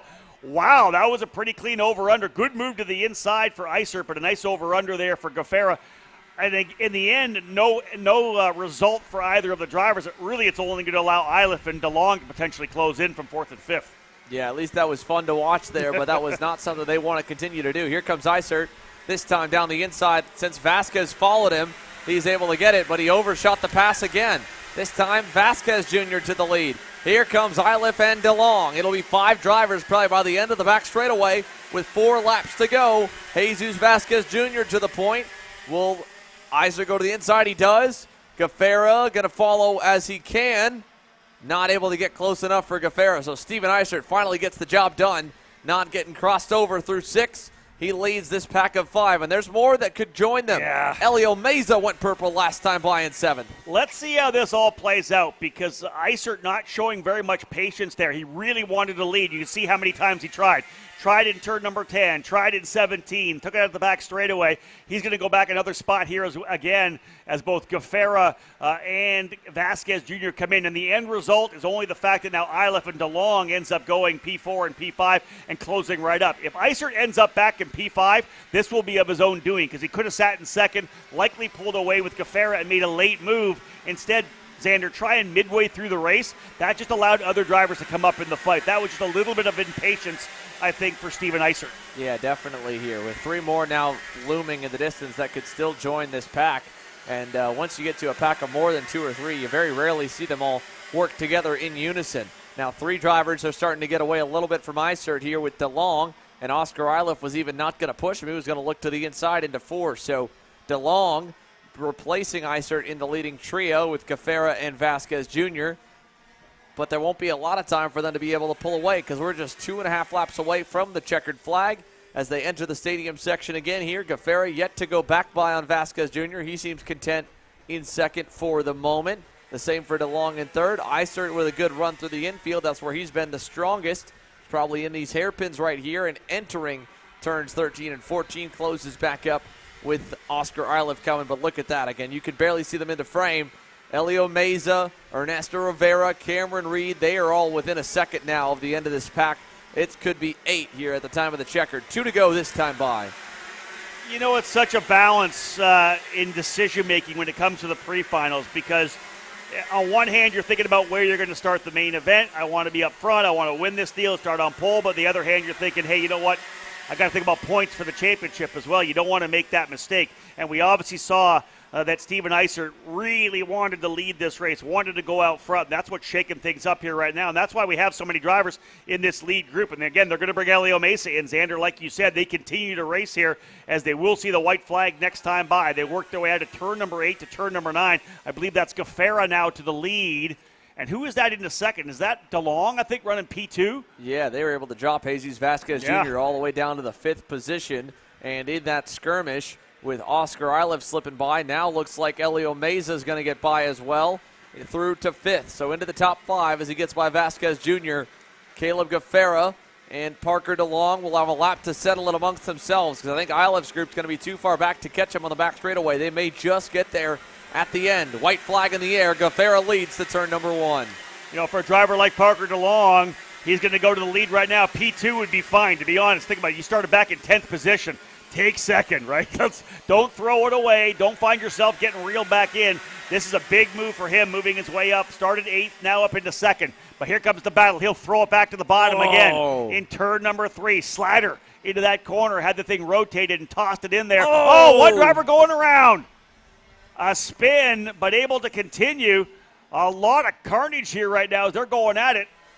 Yeah, that was Steven Isert trying to go down the inside of Oscar Iliff, and I don't know if Iliff didn't see him or if Isert got in too late and got into him, but now we got a crossover battle here. Gaffera trying to do something on DeLong. He's got the nose, not enough. DeLong's able to close the door into 13 and 14. Again, like I said, Rob, I think we'll see a lot more defending into that chicane here today. Over to 15, final time. DeLong to the bottom. Gaffera puts the bumper to him. One more corner to go. A lot of action here. Oscar Iliff right in there. Vasquez as well. DeLong's going to run the outside. Gaffera trying to do the outside run there, coming through turn number 17. They'll go to the line.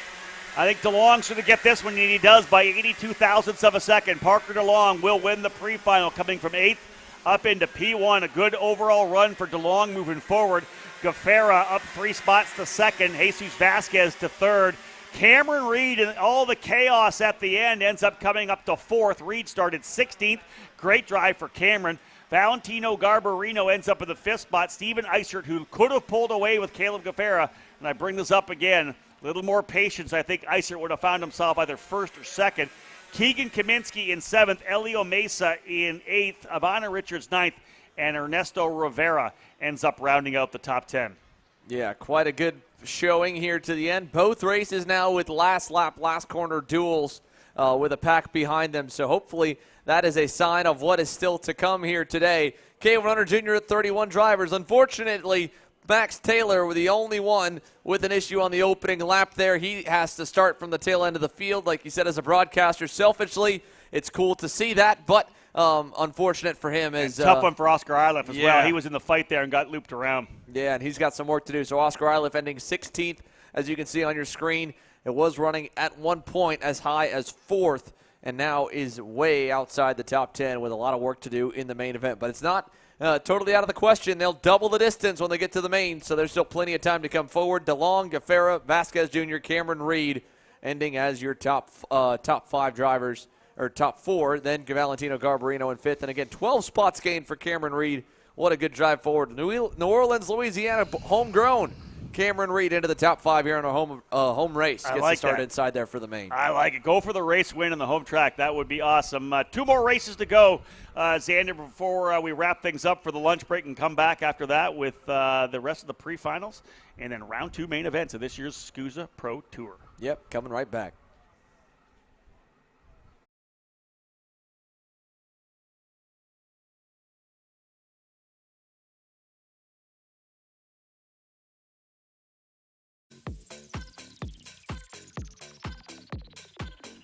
Group A Apparel, designed for the athlete and all of us. Check out more online at groupaapparel.com. Maryland USA, a top-level performance team with unmatched hospitality, offering a full-service driver development program with year-round testing available in Miami, Florida, and the official North America racing team of Parolin Racing Chassis. Chassis and parts available at ParolinUSA.com.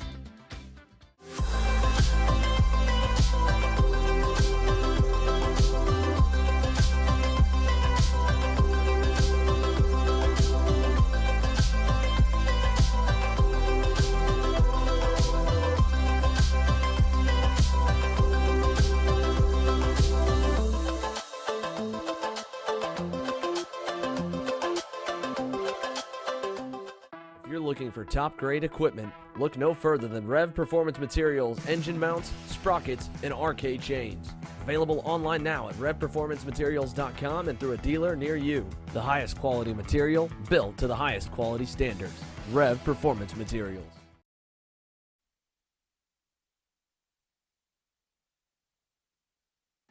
So we're back here getting set for KA100 Senior here. Before we do, let's send it on down to Kendall Head. She's caught up with our KA100 Junior Pre-final winner. Kendall? Hi, I'm here with Parker DeLong, the winner of KA Junior Pre-final. Parker, you started 8th and were able to get the win. Walk us through that last lap.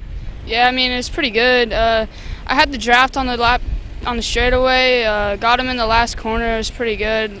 Blocked the rest of the lap. Pretty good.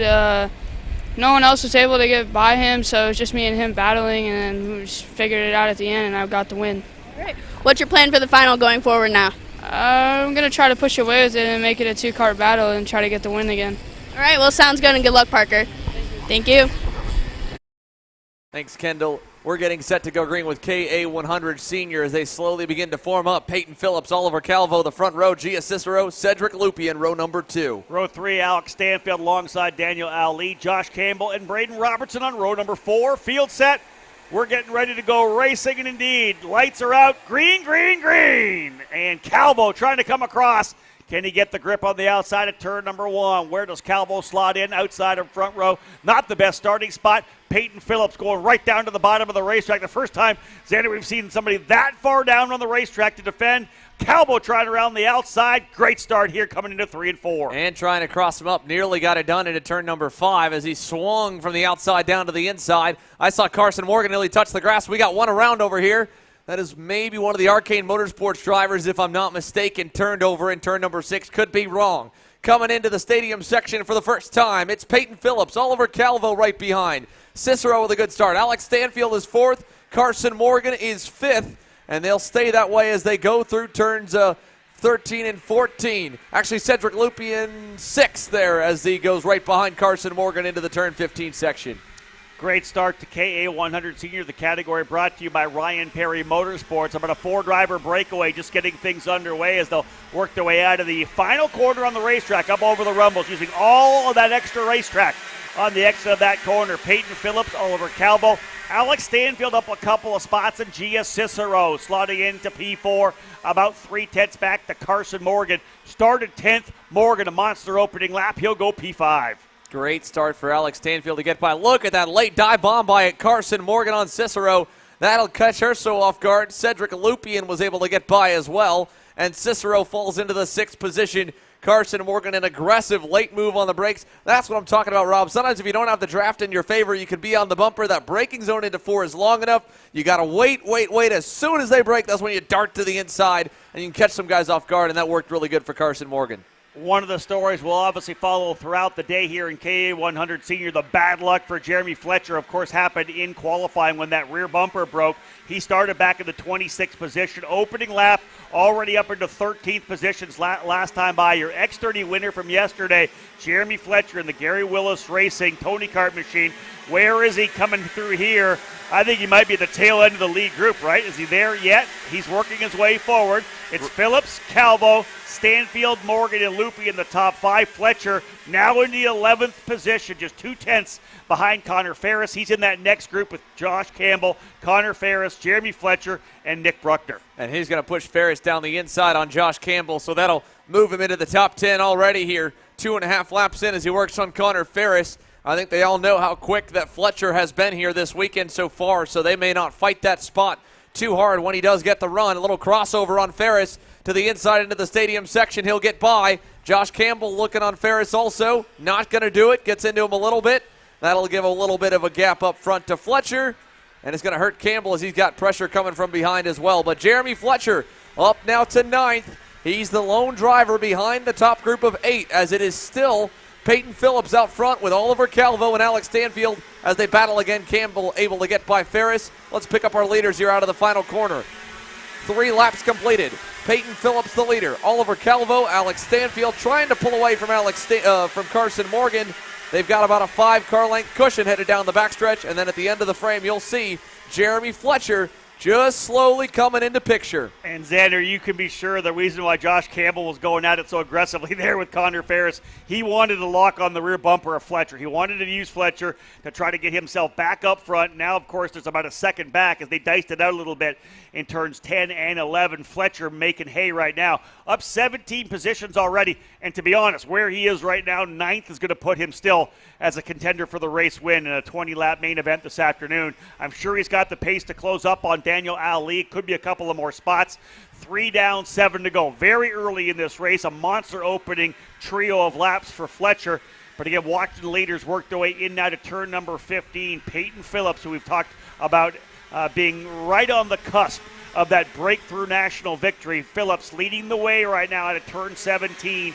He's got Oliver Calvo right behind him. They'll put lap number 4 in the books. No one going any quicker other than Carson Morgan. He started 10th. He's up to 4th. Lead group now about, I want to say the 5 drivers, right? Yeah, 5 or 6 actually. Gia Cicero back there as well. 1.3 seconds separating your top 6. Braden Robertson about 4/10 back in 7th. Oliver Calvo continued to push on Peyton Phillips. We're looking at the lap times. Jeremy Fletcher, as you can see, a 104.8 compared to a 104.7 to Peyton Phillips. So with those two working together and running single file, he's not going to be able to make too much headway towards the lead group, but at least they've dropped a few drivers off them. The back 2, Daniel Ali, Braden Robertson, lost a little bit of touch with them last time by. Robertson was 2/10 off the leader, 1/10 slower than Jeremy Fletcher, who, if he can get to their toe, that'll kind of accelerate and he can leapfrog from slipstream to slipstream to get towards the top 5 and eventually back to the front. But there's Robertson and Ali. Robertson's dropped back behind him, so he's now down to 8th. Daniel Ali up to 7th. And they'll see the halfway marker this time by. 5 down, 5 to go. Peyton Phillips has led them all so far in KA Senior. Gia Cicero just went purple. Moved that now to Jeremy Fletcher, a 104.519, a full half second quicker than Braden Robertson. He cuts it down to 1.2 seconds, 5 to go. Yeah, you got to think Fletcher is going to catch Daniel Ali and Braden Robertson before it's all said and done. But Cicero quick enough to close back up here to within a tenth on Cedric Lupien, just 1.2 seconds separating that lead group of 6 drivers. For me, Xander, Oliver Calvo showing his his experience, being very patient right now here with Peyton Phillips. No need to fight too hard this early. You've got Alex Stanfield right there, Carson Morgan. You know they're going to come. If he tries something right now, makes a move. Oh, trouble! That was Calvo slowing. Oh, Calvo no. Out of turn number 11. Calvo slow just as I was talking about him. And an issue for him comes to a stop out of that corner. What do you think, Chain? You got to think Chain. I Yeah. mean, again, that's so they, right before that section, they're hitting that curb on the left-hand side in the kink to set up and open up more for the right-hand chicane. And I don't know, was he already slowing by the time he got to the right-hand apex? I don't think so, Xander. Looks like he was on power. Like I said, came out of that corner really well and held a two kart lengths gap back to Alex Stanfield. So a tough one there for Oliver Calvo, who's now going to have to start at the tail of the field in the main event. And it sucks because he'd been kind of slowly making progress back all weekend. Hadn't been in the go-kart since the Super Nationals back in November. He's going to college. He's a freshman in college, so he's just trying to make it, a race every once in a while where he can. He was shaking the rust off. Got going decently yesterday inside the top 5, top 10. And then obviously today, pace was looking really, really good, and now he finds himself in the infield. So unfortunate for Oliver Calvo. Now that opens up the race here again as Peyton Phillips loses his dancing partner, and Alex Stanfield looked like he might have been able to replace him, but Carson Morgan takes over the second spot. Coming to see 3 to go. The RPM Tony Kart driver closing in, was about 100 feet short of victory yesterday. He's trying to rebound here and get the win on Sunday. He's 3 car lengths back, headed through 1. Let's add 1 capper for Oliver Calvo in the Leading Edge Motorsports Formula K. He'll be one we'll be watching coming from the tail. We just saw Jeremy Fletcher come from 26th, already up into 8th spot. He just turned a purple lap. He's only a 10th behind Braden Roberts. He's only 2.6 seconds behind the leaders right now, who is, did Morgan get by? Well, that's Fletcher going by on both Robertson and Ollie, so he's now up into the top 6. Yeah, 6th position now for Jeremy Fletcher. Just saying, if Fletcher can get up to 6th in what is now 7 laps, Calvo with the pace we saw running up front with Phillips, an opportunity for him to potentially work his way back up. And you never know, challenge depending on what kind of racing we see in the lead group. It comes down to getting a really good start. I have to give Jeremy Fletcher a lot of credit. By the end of the first lap, he'd already picked up about half the spots, 12 spots gained on lap number 1. So you can gain quite a bit picking off 1 per lap, 2 per lap as a total, as we just saw with Fletcher there. But you need to have a really good start to get a good chunk of the field and latch onto at least the mid-pack to try and contend. Double sticks in the air this time. Phillips knows Morgan and Stanfield are coming. He's trying to hang on. 1.5 car lengths out in front, 2.5 tenths across the line. But Morgan was quicker. Here comes the big run down the back straightaway. Look at that side shot we've got coming down the backstretch. Morgan coming to the outside. Phillips blocks the inside. Morgan crossing over, but he got a little love tap from Stanfield and it knocked him sideways. Yeah, a little contact there midway through that corner in turn number 3. Hit a handful of wheel as Stanfield getting aggressive. Here comes Gia Cicero up to clean up. Stanfield looking to the inside as well. It's Morgan trying to find a way by Peyton Phillips. Peyton has paced it. He'll go down to the bottom of the racetrack at 11. It's going to push him wide into turn number 11. Stack him up and bring Cedric Lupien and Fletcher into the battle as well. Oh, and he gets into Phillips there. That'll knock him sideways. Here comes Stanfield to the outside. Now the inside, they're going to freight train Carson Morgan into 15. Phillips hangs on. Morgan trying to hang tough around the outside. Stanfield's going to get pushed to the outside now. He gets to the bottom. Morgan, does he put the bumper to him? He knocks him wide. White flag in the air, 1 to go. And he's got a nose to the inside lane. Phillips drives him into the grass. All the way down into the grass. Peyton Phillips took him from the outside of the racetrack down to the bottom side. Morgan now is still in second somehow. Here he comes with Stanfield to the high side. Stanfield goes to help Phillips. They're going to weave tires, banging wheels to 4. He takes him off. Morgan's around in 4 and 5. Gloves are off in the pre-final for KA100 Senior. Drivers going at it like crazy. Phillips and Morgan together. Phillips down to the bottom of the racetrack in turn number 1. Does the same thing in 3 and 4. Phillips leads them back through turn number 9 to turn number 10. Stanfield now running P2. Bring Gia Cicero. Cedric Lupien in there as well. Is that Fletcher into third spot? Yeah, Jeremy Fletcher is about to win this race from last with 2 corners to go. Here they come into 15. Stanfield looking on Phillips. Fletcher follows. Cedric Lupien, he's almost in the catbird seat like yesterday. Stanfield's too far back now. Final corner, he'll have to block. Fletcher blocks. Peyton Phillips will cross the line as the winner. I think Lupien might almost get Fletcher. He does. Yep. So Fletcher ends 4th, but I have a feeling there's got to be a lot of official intervention. I mean, they were going at it. Yeah, they're, like I said, gloves were off there. They're going to be looking at some replays. I have no doubt about it. Beside us here in SKUSA Race Control, Peyton Phillips with the win, unofficially on the track by just under 0.2 of a second. Alex Stanfield holding off the run there from Fletcher. Fletcher ends up in 4th as Lupien just pipping him by 0.08 of a second at the line. So it's Phillips, Stanfield, Lupien, and Fletcher, the top 4. 0.8 back for Braden Robertson in 5th. Daniel Ali ends up 6th. Not a good final couple of laps for Gia Cicero. She was P4, but things started to get ugly up front as we saw. Cole Kleck ends up in 8th. Nick Bruckner up 2 spots to 9th, and Connor Ferris up a couple as well into the 10th position. But Xander, that was the pre-final. Normally, cooler heads prevail when you're thinking about where you're going to start the main event. Carson Morgan got pretty aggressive there. Maybe even more aggressive was Peyton Phillips. That move across with Morgan trying to get a run down into turn number 1. Phillips essentially drove him all the way down into the grass. You know, understand that the desire for Phillips to win that one, but sooner or later you got to secede a position when a guy's up the inside of you. Yeah, I mean, I don't know. I like the fact that you're at a loss for words. We were both like, what happened there? Well, I was checking too. I mean, we've got quite a few of you guys tuning in from around the world. What are your thoughts here? Send us in the comment section. Let us hear what you guys thought of that one. At any rate, there's no question we've seen 3 entertaining pre-finals already. Every single one. I mean, that is you can't ask for anything more here. I mean, this racetrack, it provides great racing. We come here every single year. That was phenomenal. I'm just trying to jump in because I've got the schedule here. Let me make sure you're here for the final for KA100 Senior at 2:25 local time, because these guys are going to go back at it once again. And there are some guys that are not going to be happy when they get back out onto the racetrack. No, so once again, that is 3:25 Eastern Time, 2:25 Central, and 12:25 Pacific here in North America. Make sure to tune in for KA100 Senior. That main event will be wild, and there's definitely going to be some answers, I think, to some of the initial moves made, whether the officials say something, whether they do or they don't. I don't think it's going to change the drivers' minds of how they feel about the others and wanting to stand up for themselves. So we'll see something said no matter what. The Mini Swifts currently on grid now. Here we've got the KA100 Seniors. They're still waiting to get the call through scales from what we can tell from our scale line camera here. You can take a look at the scale line cameras. That's where we've been doing a lot of our interviews.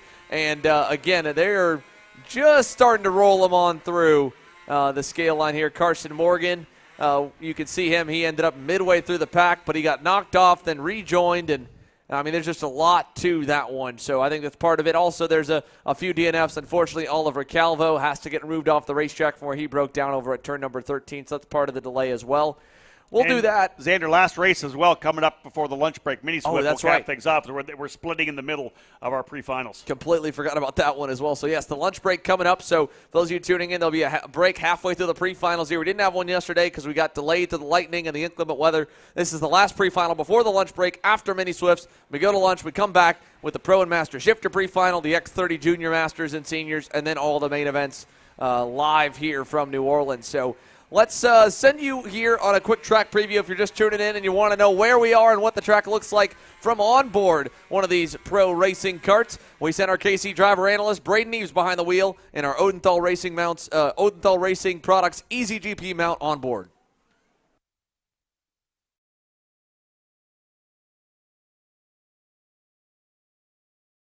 Rather than doing a walking track preview this week, we figured we'd spice things up a little bit. So I've got our KC driver analyst Braden Eves suited up in Marion Kremer's suit. He's going out in his go-kart. Marion, what's our rules again? If he he goes off, he has to clean it himself. Yeah, if he goes off, he's got to clean it, so he might have a long night ahead. Well, let's get to it. All right.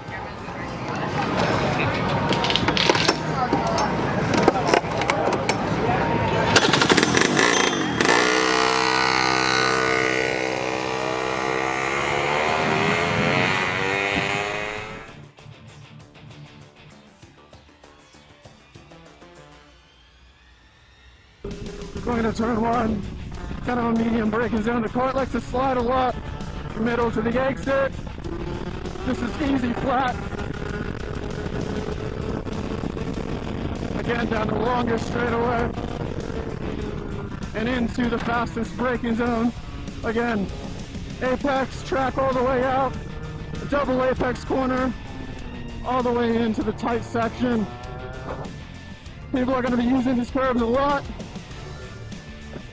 And it's really critical to get a good exit out of there for this run. Onto the outside curve to extend the entry. Deep on the brakes. Use the track at the exit. Another right-hander, quite easy. Some curb hops to straighten out the line. Track out, use this curb on entry. Late on the brakes. And into the last corner to complete the lap. Late on the brakes again, and you can use all of this runoff here. And that's a lap here at NOLA Motorsports Park.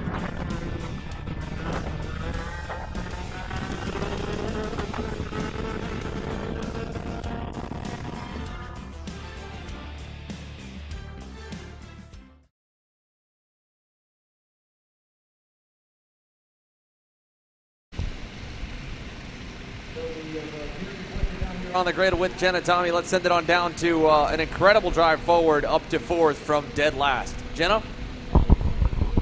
Thanks, Xander. I'm here with Jeremy Fletcher from last to fourth. How did you manage that? I mean, I definitely knew I had to get a good start. I timed it pretty good, went around the outside, didn't get pushed off, and held position, and just kept picking one off from there. Yeah, how aggressive was that front pack once you got there? I mean, I knew they were going to start battling pretty hard. The drivers up there were pretty aggressive, so once they started blocking, I knew I was in it.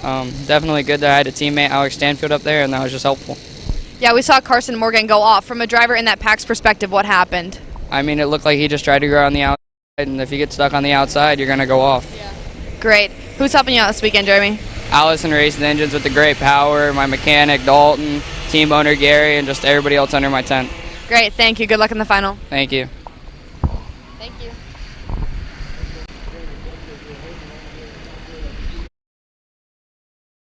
And the 8 to 12-year-olds rocket down the back straightaway for the first time to turn number 4.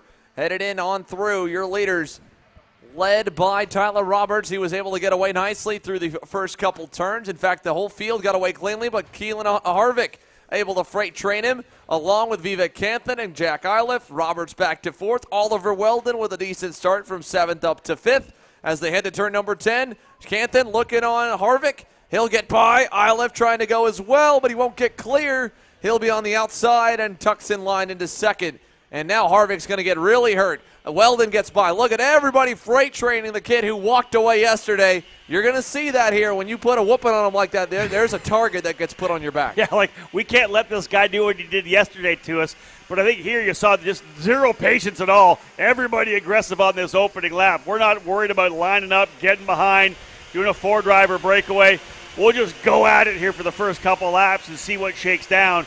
Vivek Canthan wanting to go out front. He has been quick all weekend. Topped the happy hour session in this Mini Swift category. Again, Mini Swift brought to you by Parallel USA.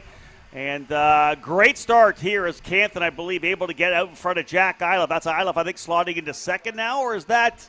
Iliff got in front of him. He followed Canthan through and then eventually got by here through turn number 1. Right. But overall, Canthan led into the 17. Sorry, Iliff got by him in the last corner. Here's Carson Weinberg leading the group. Right behind him, Harvick has found himself ahead of Alessandro Truchot. They're kind of loosely tied as Harvick's a couple cars back from Weinberg. Weinberg a couple back from the main group of 4. going to Oliver Weldon, Tyler Roberts, Canthan, and then Iliff up front. Just kind of used to Iliff being in an Iron Rock Motorsport Tony Kart livery, but he's got the Parolin on the cart a little bit more. This I did it last night as well when I was posting up the photo on eKarting News. I was trying to find a photo and I was looking for the wrong livery. Again, watching these drivers settle in on the opening couple of laps. They'll come in to put lap number 2 in the books. Iliff is your leader, Roberts second, Canthan third, Oliver Weldon up 3 spots to 4th. Carson Weinberg on the CRG as well, Xander, from 9th up to 5th. Harvick trying to get back into the pace here. He is in the 6th spot. Truchot runs 7th, Gage Bailey, Lucas Palacio, and Kai Johnson up 4 spots into the top 10. Good catch there through turn number 4, how much the group of 5 has kind of come together. Weinberg definitely on the move. He's closing to the rear bumper of Oliver Weldon. Weldon hammering the curbing to try and make up lost time to Vivek Canthan, and Tyler Roberts is all over Jack Iliff. Here he comes looking for the lead. Turn 10, going to get by, and so Tyler Roberts, your pole position award winner, able to get back to the front, takes over from Jack Iliff, and all the passing. They haven't worked together a ton. Like you said, a little bit of impatience, a lot of urgency early here in the Mini-Swift class, and you can't blame them because if you make the wrong move, you could end up like Keelan Harvick and shuffled back to 8th, and he's now having to spend the entire race digging back forward. We'll see if Roberts and Iliff can lock up and work their way forward here and try to stretch away. We saw a little bit of that coming from 13 over to 17. A bit of a gap back to Vivek Canthan, about 0.3 of a second. Roberts, your leader. He went purple on that lap, making the pass as well. And Iliff flat locking onto the rear bumper of the Parolin of Tyler Roberts. The Texan stretching away. Canthan into 3rd. Oliver Weldon there in 4th. He has got the Carson Weinberg right with him. 0.7 back to Keelan Harvick. So a little bit of a 5-driver breakaway right now with that significant gap to Harvick running in 6th. And then he's got to get back to Gage Bailey as well. So Harvick really not even with a draft partner to try to work himself back forward. Here comes an attempt for 3rd. Oliver Weldon able to get by Vivek Canthan. Carson Weinberg looking as well there as they go through turn number 11 in through 12 over to 13 and 14. Weinberg with a good run. We'll see how close he can get here on through. And down towards turn number 15. The gap opening up majorly as Weldon did not get a good run through the chicane. I think Canthan might go back on him soon.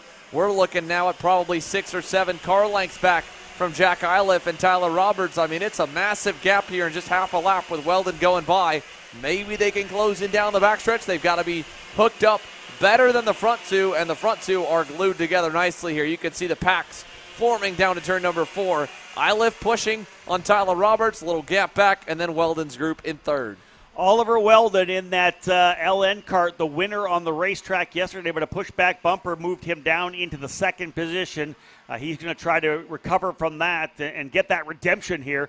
But we said this, 2 Parolin drivers out front, Tyler Roberts and Jack Iliff. Iliff actually going purple last time by at the halfway point. 4 laps down, 4 to go, 8 laps for our cadet categories here. Roberts, Iliff, 1-2. And they are doing a great job running together here at this point to try to stretch away, as you said, that next group led by Oliver Weldon. Unfortunate just off screen. Gabby Gadara got tagged into the outside retaining wall entering turn number 4. And so the Bennett driver was running 38th and now going to have to suffer a DNF. Will go to the tail of the 43 driver field for the main event. 3 laps to go. Where will this one start to explode up front? Carson Weinberg trying to find a way past Vivek Canthan urgently because he's seeing Oliver Weldon get away a little bit. And the top 2 yet to pass. Down the backstretch here. Canthan on the bumper once again. Looking inside on Weldon, and he'll get clear with help from Weinberg. And Oliver Weldon gets trained back to 5th. A lot of action here the last couple of laps of what will be our last race before we go into that lunch break, the second half of the pre-finals, and then the main event still to come here on Kart Chaser today. Tyler Roberts and Jack Iliff have been absolutely perfect here in the second half of this race, lining up. This is the battle we've been watching. This is for 3rd, 4th, and 5th. Vivek Canthan, Carson Weinberg, and Oliver Weldon. Canthan on the Parolin, Weinberg on the CRG, Weldon on the LN kart. And they are dicing it out for what will essentially, Xander, for all intents and purposes, be the second row on the main event grid. Yeah, that's right, and that could be crucial here. Not only is the winner of this 3-way battle going to get the second row, they're going to get the inside of the second row at a racetrack that very much favors the inside lane. So you want to get to where Canthan's at. Obviously, you want to get to where Tyler Roberts is at by the end of the day. He leads them still to turn number 1 with 2 to go. Jack Iliff yet to try and pull the trigger down the inside, so we're focused on the battle for third as the top 2 remain single file down the backstretch. Here comes your group of 3 once again battling. Weinberg this time will get clear with Weldon, and Weldon tries to get 2 for 1. Couldn't fully pull it off. I thought he might try that to the inside. Wasn't able to do it, but Weinberg put the CRG up into second position. Iliff, though, up front has been unbelievably patient. Right behind Tyler Roberts. Been doing some racing in the WSK Series overseas as well, both of the Iliff boys. And there's the move to the inside right there into turn number 11, or turn 10 rather. It is Jack Iliff going to P1. Roberts back into second. Iliff stretching about 2 kart lengths. Xander coming through the chicane. Over to 15. We'll see whether or not Roberts can mount a challenge. Yeah, let's see here. Headed through 15, over to turn 17 now. Jack Iliff with a 2-car length cushion. That'll get eaten up on the draft down the backstretch. Look at that. It's become a 4-way battle for third now as I believe one more starting to latch on. Or no, that was a 4-car group behind them. Here's Weinberg, Weldon, Canton, and then Trueshow battling hard with Keelan Harvick. Your leaders are headed down the back straightaway. Tyler Roberts to the bumper of Jack Iliff. Looking to the inside into 4 with a slingshot move, and he's got it. Tyler Roberts to the lead. Big pass we saw a lap before over in turn number 10 with Iliff taking that spot away, but good patience for Roberts. Gets a big run down the back chute, and Xander called that pass to the inside. Let's see if Iliff pulls the trigger again. I would expect that Roberts probably is going to run a little bit tighter to the inside indeed. All the way down to the bottom. What about an over-under? And clears him going into turn number 11. Little too much defense for Roberts. Iliff, a beautiful move to do the over-under. Takes that position, able to come across the bow from left to right on the entry to turn 11. Perfectly done. Jack Iliff had been working on over-undering multiple drivers in that switchback section almost all race long. Finally perfects it when he needs to, under pressure. Into turn 17, no worries from behind. The Iron Rock Motorsports Parolin. Jack Iliff wins the Mini Swift Pre-final. Then we go Tyler Roberts, Oliver Weldon third, Weinberg fourth, Canton fifth, Harvick sixth. Alessandro Trueshow hangs on over Gage Bailey by 800ths at the line for seventh. Bailey eighth. Kai Johnson up 5 spots tonight. Sarah Bradley up 5 to 10th as well. Probably some other big movers through the field here. Looks like one up, Tristan Murphy. 7 spots gained to 14th. And a few more kind of faded backwards, but not a lot of major runs here. There's Cade Yeager up 9 spots. Derek Wargo up 10 from the back. So they've made up some ground. And, of course, near the end, Turner Brown, Gabby Gadara, both getting turned near the end. Brown went around over in turn number 1 also. But big-time win here. Ty Fisher, unfortunately. We talked about him in qualifying. He was in Group 1, had a good run. Now he falls down as well. So Jack Iliff, your winner in Parolin USA Mini Swift's Pre-final. Our lunch break's coming up next, Rob. I'm not sure what's on the menu. Yesterday, some Cajun pasta was pretty good. That's pretty solid. I enjoyed that for sure. A guy that will be happy here at the lunch break is Jack Iliff, winning yesterday but showing some great speed here today. Iliff ends up with the race win, just about 0.4 of a second back, Xander, so a really good run for Iliff over Roberts. Both those drivers, though, I think working together as they did earlier in the weekend. So right now, both of them obviously starting on the front row for the main event. Yeah, great place to start. No better. Row number 1 and a 43-car grid, no less here. There's still, again, 4 more pre-finals to come, so we're going to keep the live stream going here. We're going to put on the episode of NOLA from 2021 we had on our Kart Chaser Paddock Pass series. That'll be coming up here during the lunch break, along with a handful of commercials here and there. And we come back with Pro and Master Shifter in about 30 minutes for their pre-final. We'll run through main events. Rob Howden alongside myself, Xander Clements. More racing coming back your way here from New Orleans.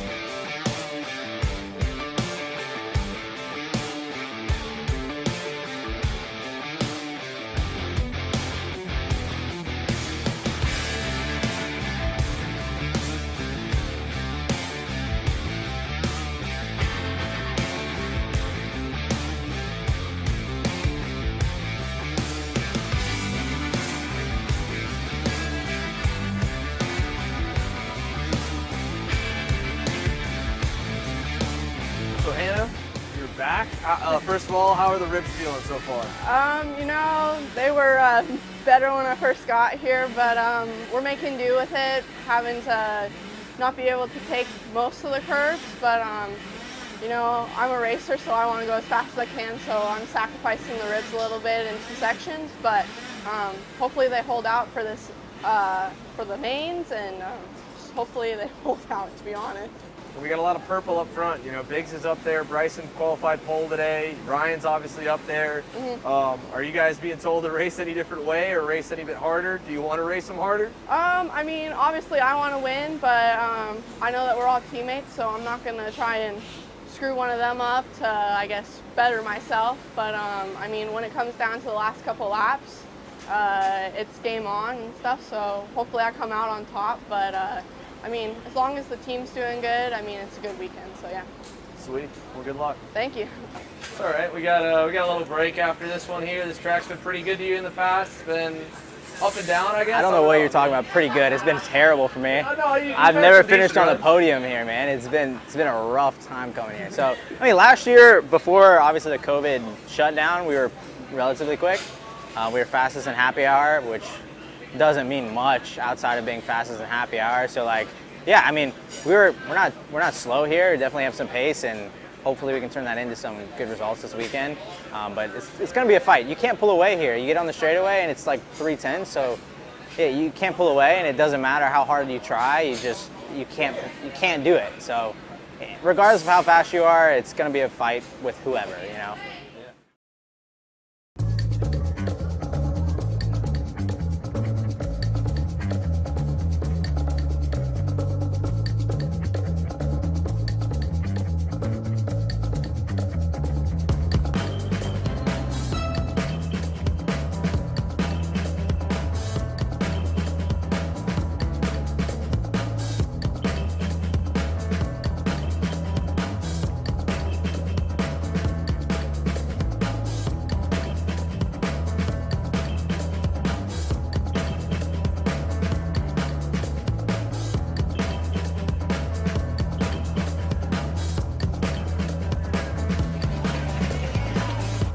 You already told me the story of what's got you here, like the chain of events, right? You had a test Wednesday. Oh yeah, so had a run in Arca West this year. Had a test scheduled for Wednesday on a road course for the first time. And that got canceled, and I called up Brian and I said, I'm not gonna sit at home and watch it online. I gotta come out. So I flew out Wednesday afternoon and threw a program together, found an engine, and running it. Yeah. I mean, I'd say the program's a little behind yours, but he's got the daiquiri in his hand, and you I don't. think I'm the one winning right now. Yeah, I would definitely agree. I don't know, man. I mean, you might have finished I ahead was of me, pushing but today. I know you were. Struggled in qualifying. Yeah, we blew it. all did. I straight blew it. We all did, dude. So bad. I was so mad. You know, you told this story like 4 times now. All right, what else should we do? Talk about how you sent Jake through that TikTok at 3 in the morning. Nah. Yeah, let's go. Chill. All right. When I'm asleep, I fall asleep on TikTok, and my fingers start moving, and people get sent stuff. So that happens to be No. Of a monkey, yeah. What? Yeah. A monkey. Monkey's actually not here this weekend, unfortunately. Tommy, let's push on the mic. Tony on the mic. Tony, we got glamour shots of Tony though. We did get some pictures today. Did you? We did. We got some nice ones. Cheers. We are here in the Big Easy, set to kick off the 2021 SKUSA Pro Tour. $2,500 up for grabs here this weekend in New Orleans. The humidity is definitely high, but everybody is riding a high wave of confidence set to kick off our season. I was purple in the pre-final, 16th of an inch too wide in the rear. We're going to come through the field and win this race. Pre-final was good, had some speed. Feel like we had the speed to win this race, just got to get out front. There's always a plan before you start the race, but as soon as you go into turn 1, it's no longer there. I'm just going to give it my all, and hopefully it comes out with a W. Just hoping to get a good start and then get rolling fast and hopefully make a few positions up. Something's quite not right on the kart. I know it, but It's okay. We're going to try our hardest, go for the win. Ever since the checkered flag flew in Homestead, we've been waiting to say it. Here we go. The 2021 Pro Tour is underway with Diego Ramos leading your field through the first corners, and he will lead lap number 1, the 313 Racing Edge Motorsports Cosmic out in front. The Rollison Performance Group Cosmics have been very quick here this weekend. They are lined up behind Ramos. Right now, it is going to be Hannah Greenemeyer, then Ryan Norberg, Branyan Tyner, 2, 3, 4, and the top 2 even breaking away just a little ways. Good start early on here for Paulie Massimino. He's lined up now in the 4th spot behind Norberg, but again, a top 2 breakaway. Hannah Greenemeyer's been pushing. Now she looks to the inside. Here comes the young lady from Colorado to the lead here in New Orleans. Paulie Massimino's drive forward continues. He is up to 3rd, has gone by Ryan Norberg. Now they've got company as well. Jake Drew qualified terrible today. He's up into 5th in the RPM Tony Kart. While Hannah Greenemeyer led early, Diego Ramos has taken back over the lead just a couple of laps after losing it. It is now Ramos once again with Greenemeyer there. Driver on the move here is Connor Zilish. Was just a 16th of an inch too wide in the pre-final. Had to start dead last, is now closing in on your top 10. Ramos and Greenemeyer seem pretty evenly matched. They have battled again behind them. Norberg is up to 3rd. Still about a 2nd back, leading a train of about 7 or 8 cars. Here comes Greenemeyer again. This time, same place, same spot, 5 laps later. Hannah Greenemeyer to the inside for the lead at the end of the back straightaway. She's got it. The last time the SKUSA Pro Tour went to New Orleans, it was Hannah Greenemeyer's rookie season. She was one of the fastest drivers all weekend. Purple lap time there for Ryan Norberg. He is leading Jake Drew forward even more so. 3rd and 4th. Trying to reel in the top 2. They've got 2 more coming along for the ride with them. It's going to be a 6-car party up front. Greenemeyer, Ramos in 2nd. Norberg is 3rd. Branyan Tyner on the move as well. He is up into 4th once again after getting shuffled way backwards. Drew 5th, Massimino 6th. Everybody still chasing Hannah Greenemeyer here as the laps continue to wind down.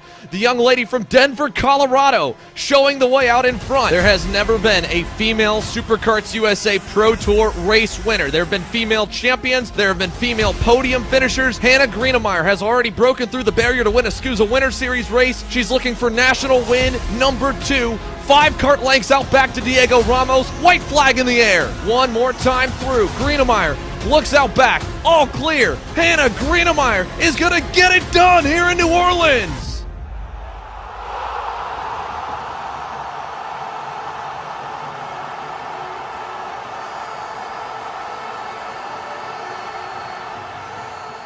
We initially could not tell off the video, but one of the 4 corners of Hannah Greenemeyer's front bumper was pushed in. It has given her a 3-second penalty, dropping her to P5. Your winner today is none other than Diego Ramos. I've never been so happy and disappointed in my life.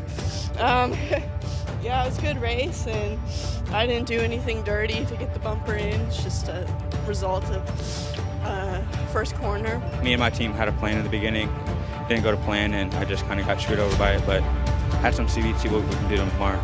Pretty good race. Lacked a little bit on speed, but some driving errors that we need to fix, but we'll fix what I think is wrong and get back to it tomorrow. I wish I started up front, but 1/16th of an inch is all that counts in this sport, so I had to start 39th, and I made my way up to 7th. I think the go-kart was there, and I made some mistakes at the end. The last half, really. We'll come back tomorrow and try again. Yeah, it's a tough one. The track is, it's long, and it's exhausting. It's a decent run. Need a little more for tomorrow, but we got speed, so look forward to that. Diego, I know it was a long race, 20 laps. Yeah. Across P2 and P1. Talk to me about it. Yeah, today was a perfect day for me. I won the pre-final and the final. I'm very, very happy, and I would like to thank for my team, for the work, REM, D2 Power, for the engine, the best engine, and everyone that. Thank you. Right. And keep pushing tomorrow. Yeah, Brazilians like to party. We party tonight, or you win tomorrow, party tomorrow? No, after tomorrow. Oh, okay. Yeah.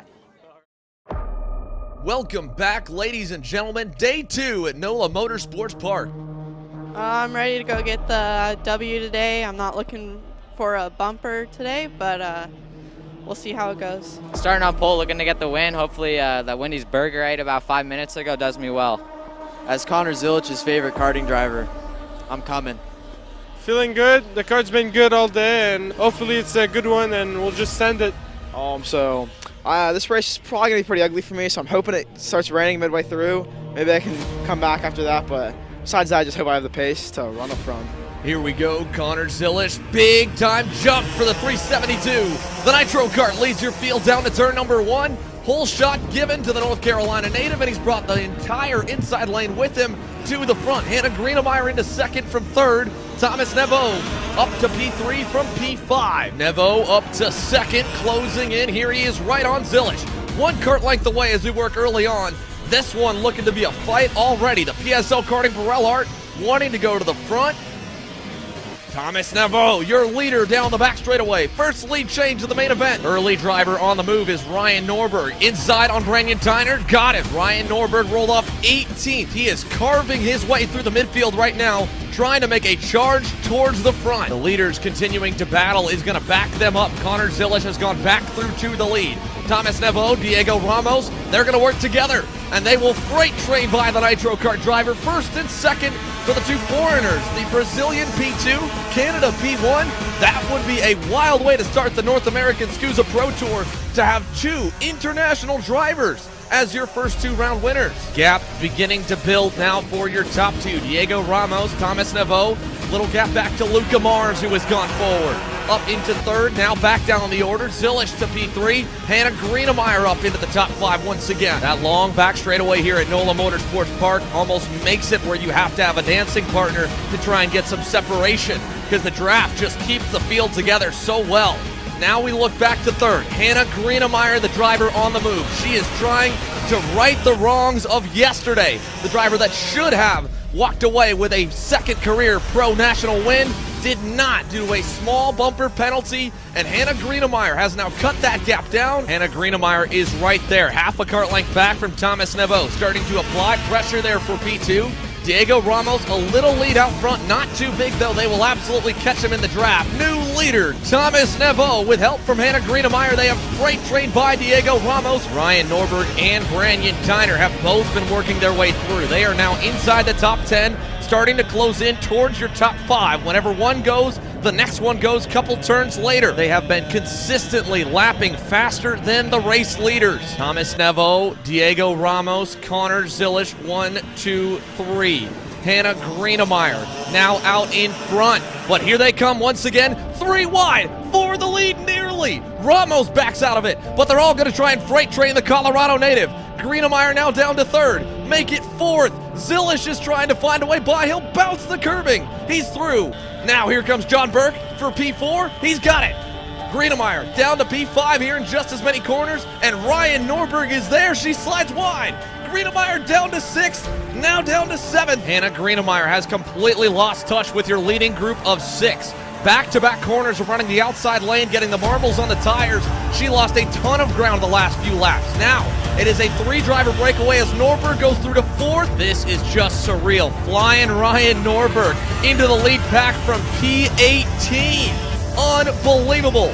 Diego Ramos is out front. Connor Zilich 2nd. Thomas Nevo is 3rd. Norberg right there for P4. Connor Zilich looking inside to the lead. Now Diego Ramos trying. Oh, he gets contact. Little help there from Ryan Norberg. They go side by side. Norberg to 2nd. Big time lead for Connor Zilich. Make it 6 car lengths. They are coming to see the white flag this time by. 1 lap to go. Connor Zilich has a nice gap out back. They will have to work together for any kind of a shot. Norberg leaves the door open, trying to find some help down the backstretch. They won't give it to him. 3 wide per second. Thomas Nevo all the way down by the grass has gotten through into P2. Diego Ramos P3. Norberg P4. Final lap here, final corner. Here comes Ramos, finds a hold of the bottom. Nevo back to 3rd, but Connor Zilich, way out in front, is going to win here in New Orleans.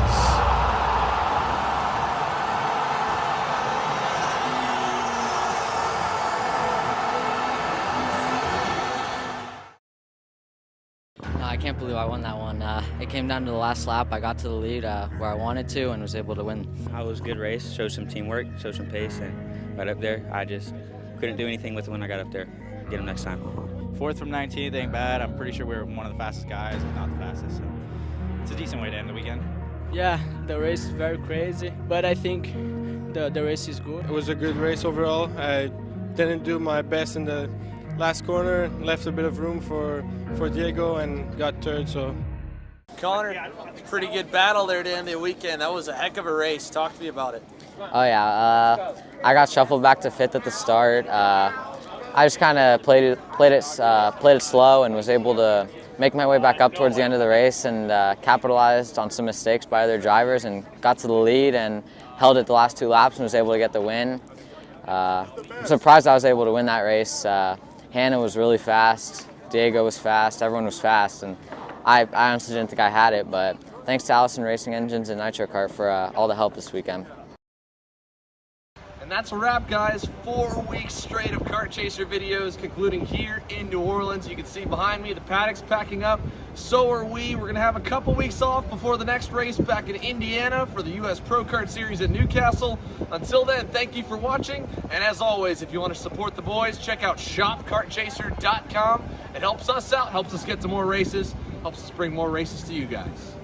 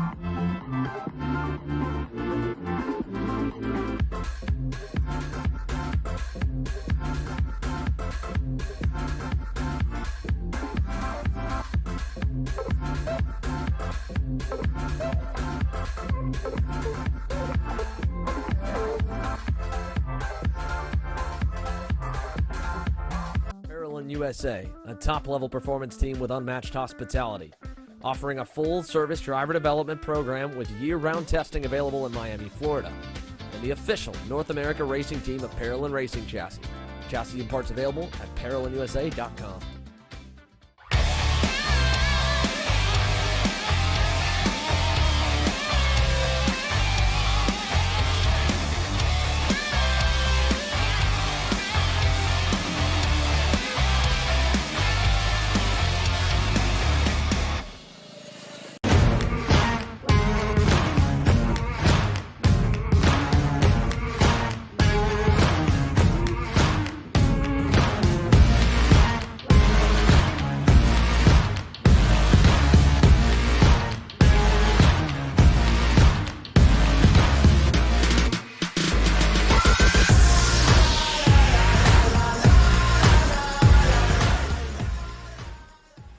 So, now that we've announced everywhere that we're going to be going to live stream races in 2022, let's go over how you guys can watch and where you can watch. At each race we go to, we'll be going live beginning with the first class on track and qualifying, all the way through to the end of the day with main events and podiums, with some sessions free to watch and some of it part of our $10 per month subscription plan.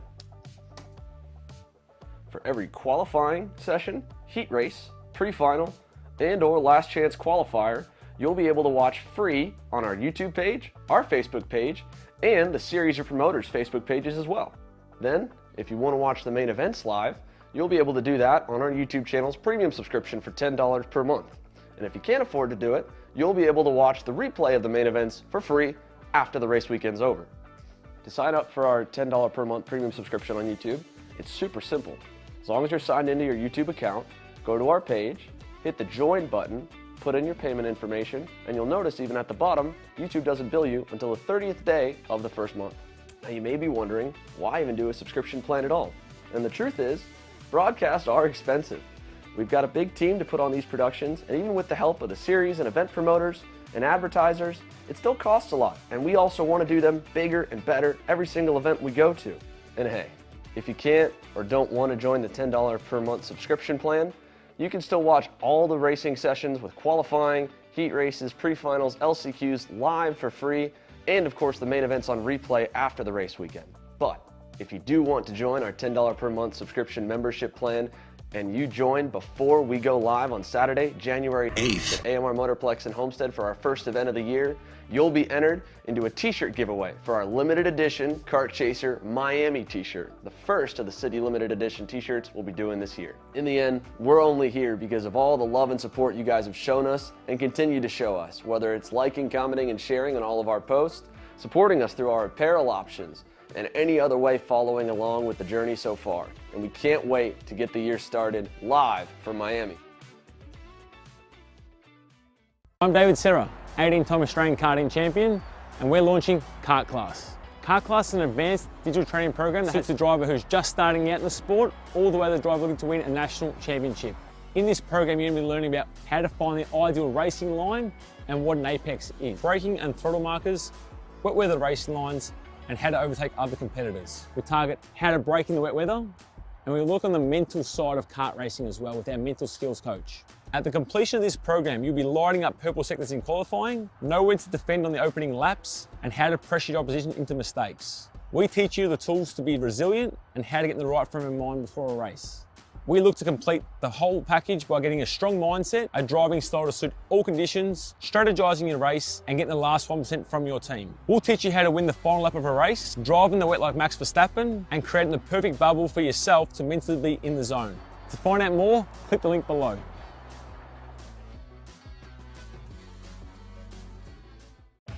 Kart Store USA is a kart parts supplier that racers and retailers can count on when they need reliable advice and service. We focus on servicing all racers with honesty and pride while maintaining customer satisfaction. We carry a full stock of Kart Republic and Tony Kart chassis, as well as IAMI and Vortex Rock engines. We've also got a host of other parts available and in stock, such as products from Rev Performance Materials, Jecco Racing Seats, and more. We have a 100% satisfaction guarantee, and on top of that, if your order exceeds $200, shipping is on us. Check out all we have to offer today by visiting us online at kartstore-usa.com.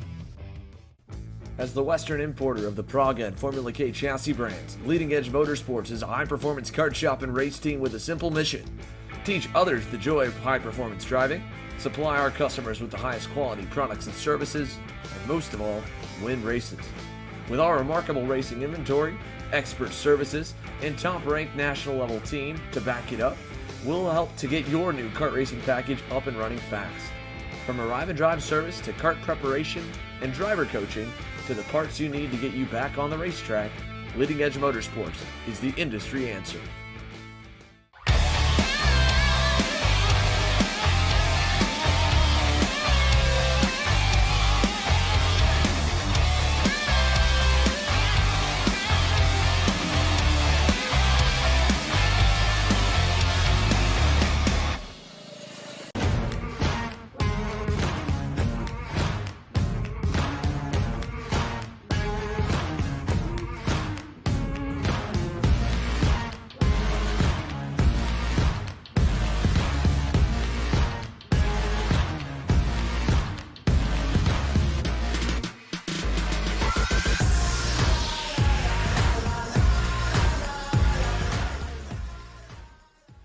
So, now that we've announced everywhere that we're going to be going to live stream races in 2022, let's go over how you guys can watch and where you can watch. At each race we go to, we'll be going live beginning with the first class on track and qualifying, all the way through to the end of the day with main events and podiums, with some sessions free to watch and some of it part of our $10 per month subscription plan.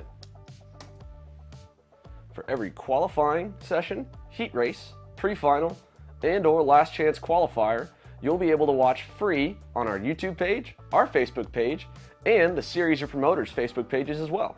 Then, if you want to watch the main events live, you'll be able to do that on our YouTube channel's premium subscription for $10 per month.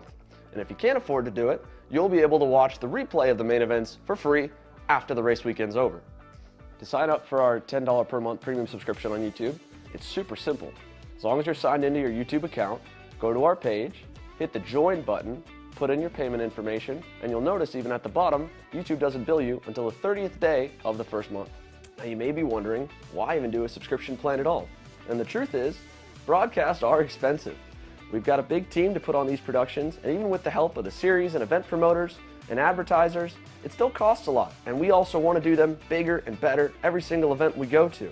And hey, if you can't or don't want to join the $10 per month subscription plan, you can still watch all the racing sessions with qualifying, heat races, pre-finals, LCQs live for free, and of course the main events on replay after the race weekend.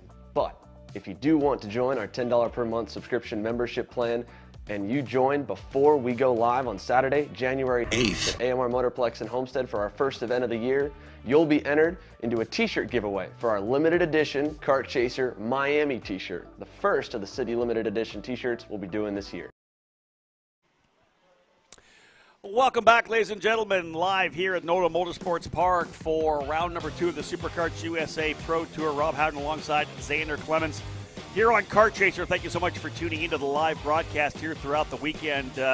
Gorgeous day today, much different than, of course, yesterday with the rain that we had dealt with through practice, qualifying, and the pre-finals. Our lunch break now over here trackside, so we've got 4 more pre-finals for you before we dive in to the main events. Again, round number 2 of this year's Pro Tour, the 5th running of the Winter Nationals. Back here again this season at NOLA Motorsports Park. This track, so exciting, so many overtaking opportunities. And we're going to set to get ready to go here once again. Shifter car drivers have rolled out to get things underway. Pro Shifter brought to you by PSL Karting, Masters presented by Hardin Motorsports Group, and Marian Kremers, the former world champion, will start on the pole position for PSL Karting. On the Burrell Art, alongside Connor Zilic, one of the greatest stories of the weekend. Connor, of course, the superstar senior or freshman last year, moving on to the Trans Am Series this year, but an opportunity to drive Danny Formal's Leading Edge Motorsports Formula K. He qualifies on the outside of the front row, showing the pace of both the kart and Connor himself. Kremers and Zilic on row 1. Hunter Pickett will be on row number 2 in the GFC. Kyle Wick on the Track Magic on row number 2. Moving back to row number 3, we've got A.J. Myers and Jacob Gulick. Then Jake French, Cole Shade. The whole grid is set. Pre-final action. Pro shifter, master shifter, to the lights. Here we go. Who gets the whole shot? Give it to Connor Zilic. Nearly. Marian Kremers will nose him ahead into turn number 1. But a good start for the rookie as they rocket down the back straightaway for the first time. Here comes Hunter Pickett to the inside. Up the gearbox, and down goes the GFC driver to second. On the inside of Zilic, he'll take the spot away in 4 and 5. And a big lead already. 4 car lengths for Marian Kremers. A.J. Myers gets by on Zilic as well. Give him third. Zilic into fourth. Kyle Wick trying to get it. Can't get there. He stays in fifth. Yeah, everybody diving at the rookie driver here. Good start, though, as you said, for Zilic. Able to get off the line and come from right to left to tuck in behind Kremers. But Pickett got a really good run through 1 and was able to dive down the inside. And, of course, as Xander said, number 1 ranked A.J. Myers, your reigning champion here in this category as well, taking no time to dive by Zilic as well. So Connor ends up plugging the dam and slides into P4, able to hold off Kyle Wick. So the second lap rolling right now, or rather coming in to get the opening lap done. And let's see what kind of a lead we've got for Marian Kremers. Almost a full second as they come across the line. Pickett slotting into second, Myers in third, Zilic fourth, Wick fifth, Gulick in sixth. Everybody else pretty much holding station. Jake French in seventh, David Greco eighth, Billy Musgrave, and Cole Shade rounding out the top 10. Good dive bomb by David Greco on Jake French in turn number 1. He stuffed it down the inside and jammed it on the exit. Able to take over the 7th spot. Looked like Cole Shade was going to work on Billy Musgrave down the backstretch. I think he got 9th away from him. And as they go back towards turn number 10, the battle is for second. Marian Kremers getting away as Pickett got in a little bit hot to turn number 10 that time. Washed out. Got a good exit, but A.J. Myers is lurking. And he was second fiddle yesterday to Kremers. Pickett was quick near the end of the race. And now he finds himself a little bit better to start. But here comes Myers down the inside, and he forces it, and Pickett drops the wheel. He'll lose 2 more spots in the process. Zilic and Kyle Wick get by. Yeah, A.J. Myers, I think with elbows up, does not want to run back where he was, P5. Ends up working his way up to third. A strong run in turn number 15 to go to the inside of Hunter Pickett. Both Connor Zilic and Kyle Wick take advantage of the fact that Pickett dropped the left side wheels off the track into the grass. In that particular transition, there's another kind of extension to the racetrack, another configuration up over top of the curbing there. Really upset the kart for Pickett, and probably lucky to hold on to that spot and not lose a couple more. Kremers, though, out to a 1.5 second lead as the drivers work their way back over to turn number 10. Kremers, Myers, Zilic, Wick, and Pickett.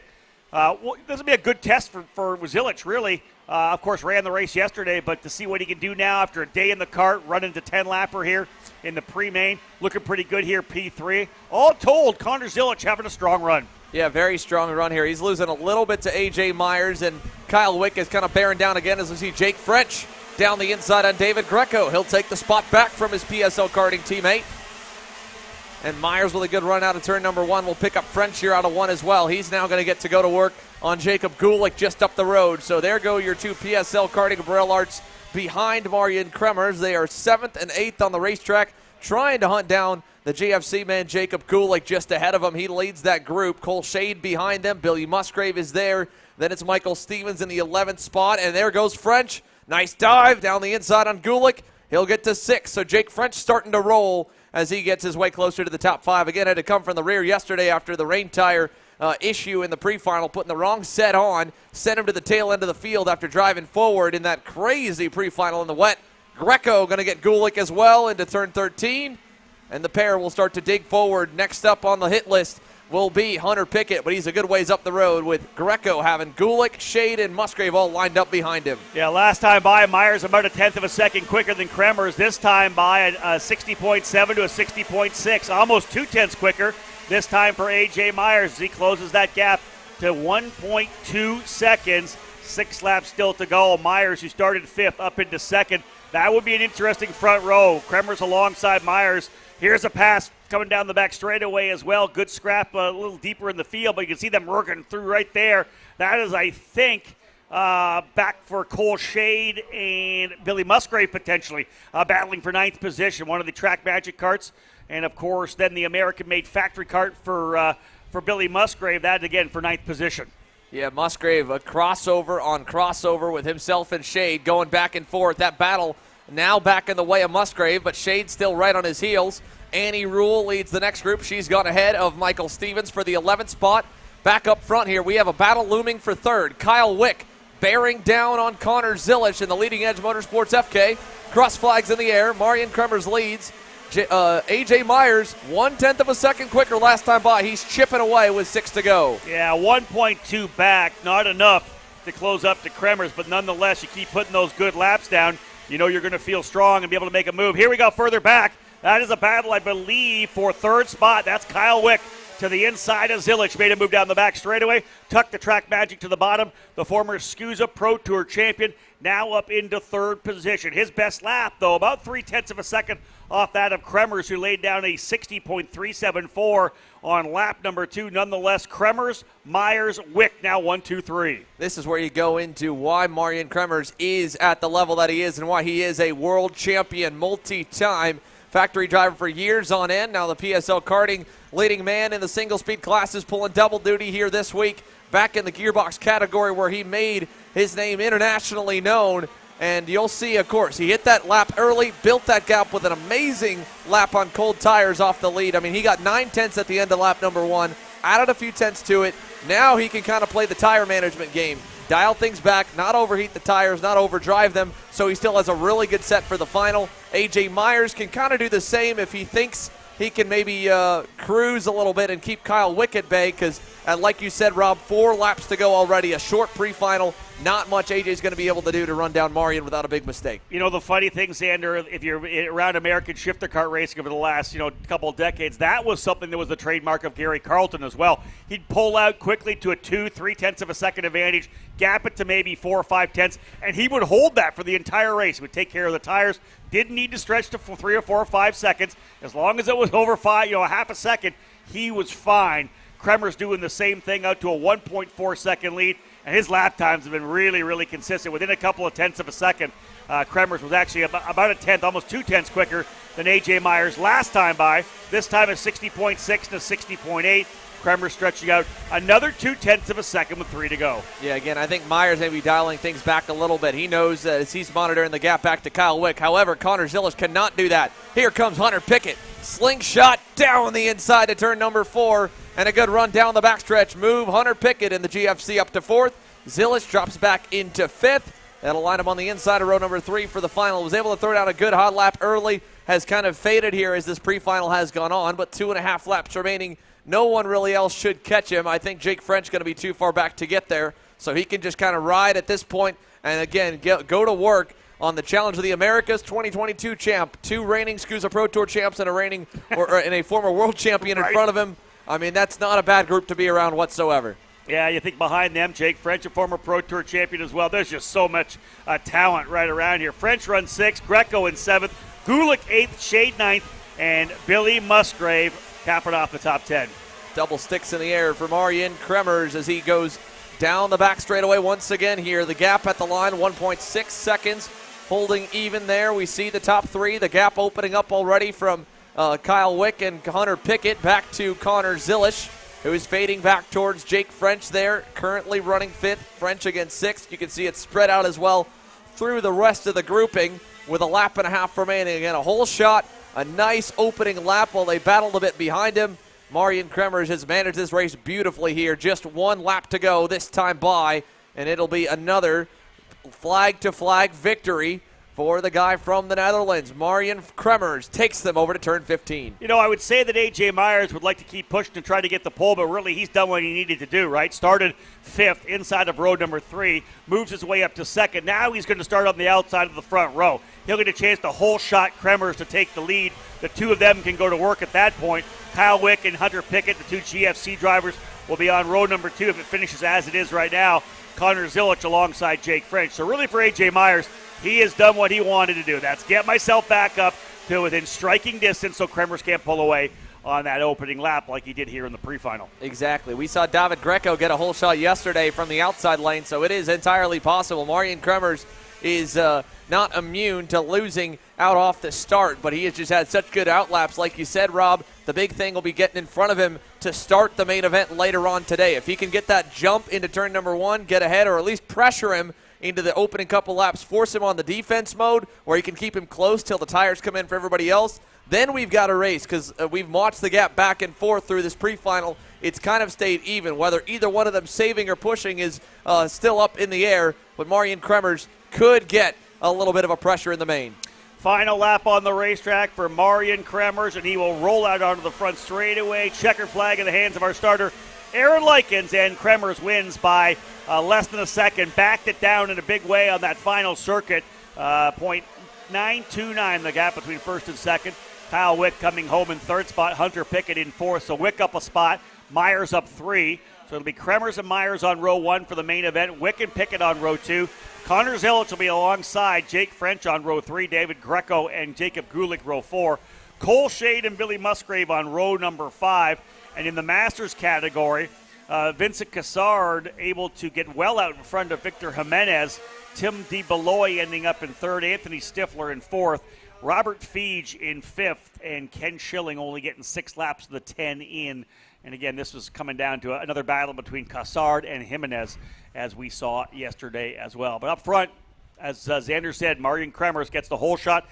Gets the job done. A picture-perfect run in the pre-final to maintain that position as your pole sitter, but he'll start alongside essentially the top shifter kart driver in the country, the reigning champion here in the pro shifter category, A.J. Myers in the main event. Well, we'll see if we can get Marian Kremers and some of the other drivers, maybe for some post-race interviews here from the pre-final while the X30 juniors get queued up. In the meantime, the kid who started second ended fifth, Connor Zilic. Well, we've talked to him a little bit this weekend. We also had him interview Greg Bell, and as some of the drivers, we've been giving them mics and letting them do whatever and ask whatever to their mechanics and team owners. We had Connor Zilic talk to Greg Bell, Mr. Leading Edge Motor.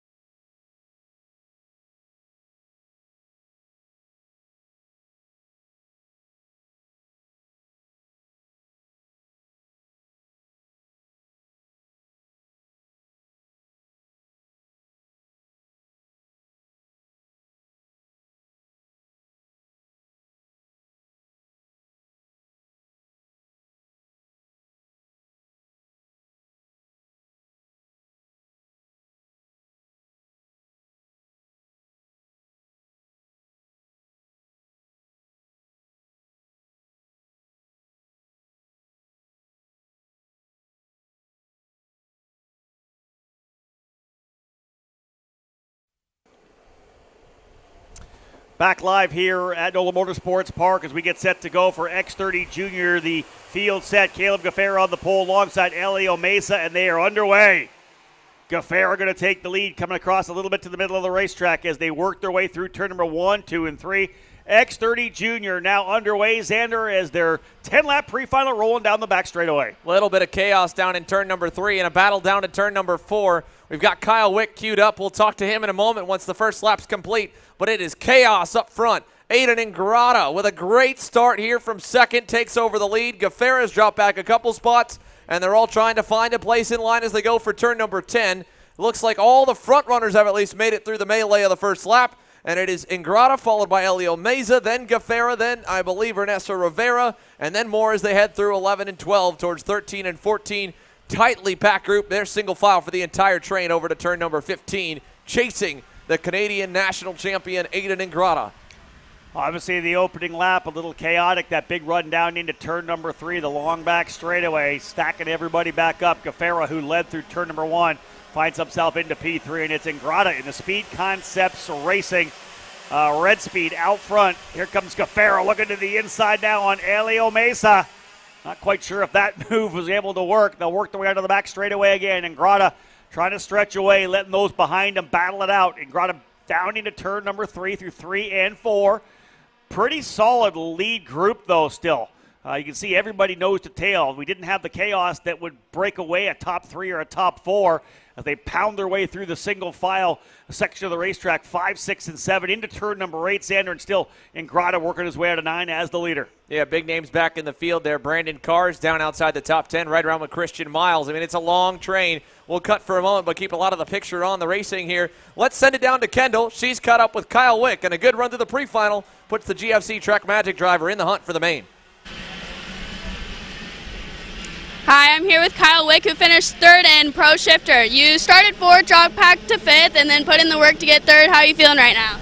I feel like it was an okay performance, so we just need to keep working on it, working on a long run pace, and mostly just driving the tire correctly, so maybe we have something we don't. Yeah, you also had Hunter Pickett putting the pressure on you the last couple of laps. How did you maintain to stay out in front of him? Just kept hitting my marks and pushing and doing my thing. And so what are you expecting the final to look like for you? I hope we can get up front and battle for the win. All right, well, sounds good and good luck. Thank you. Thank you.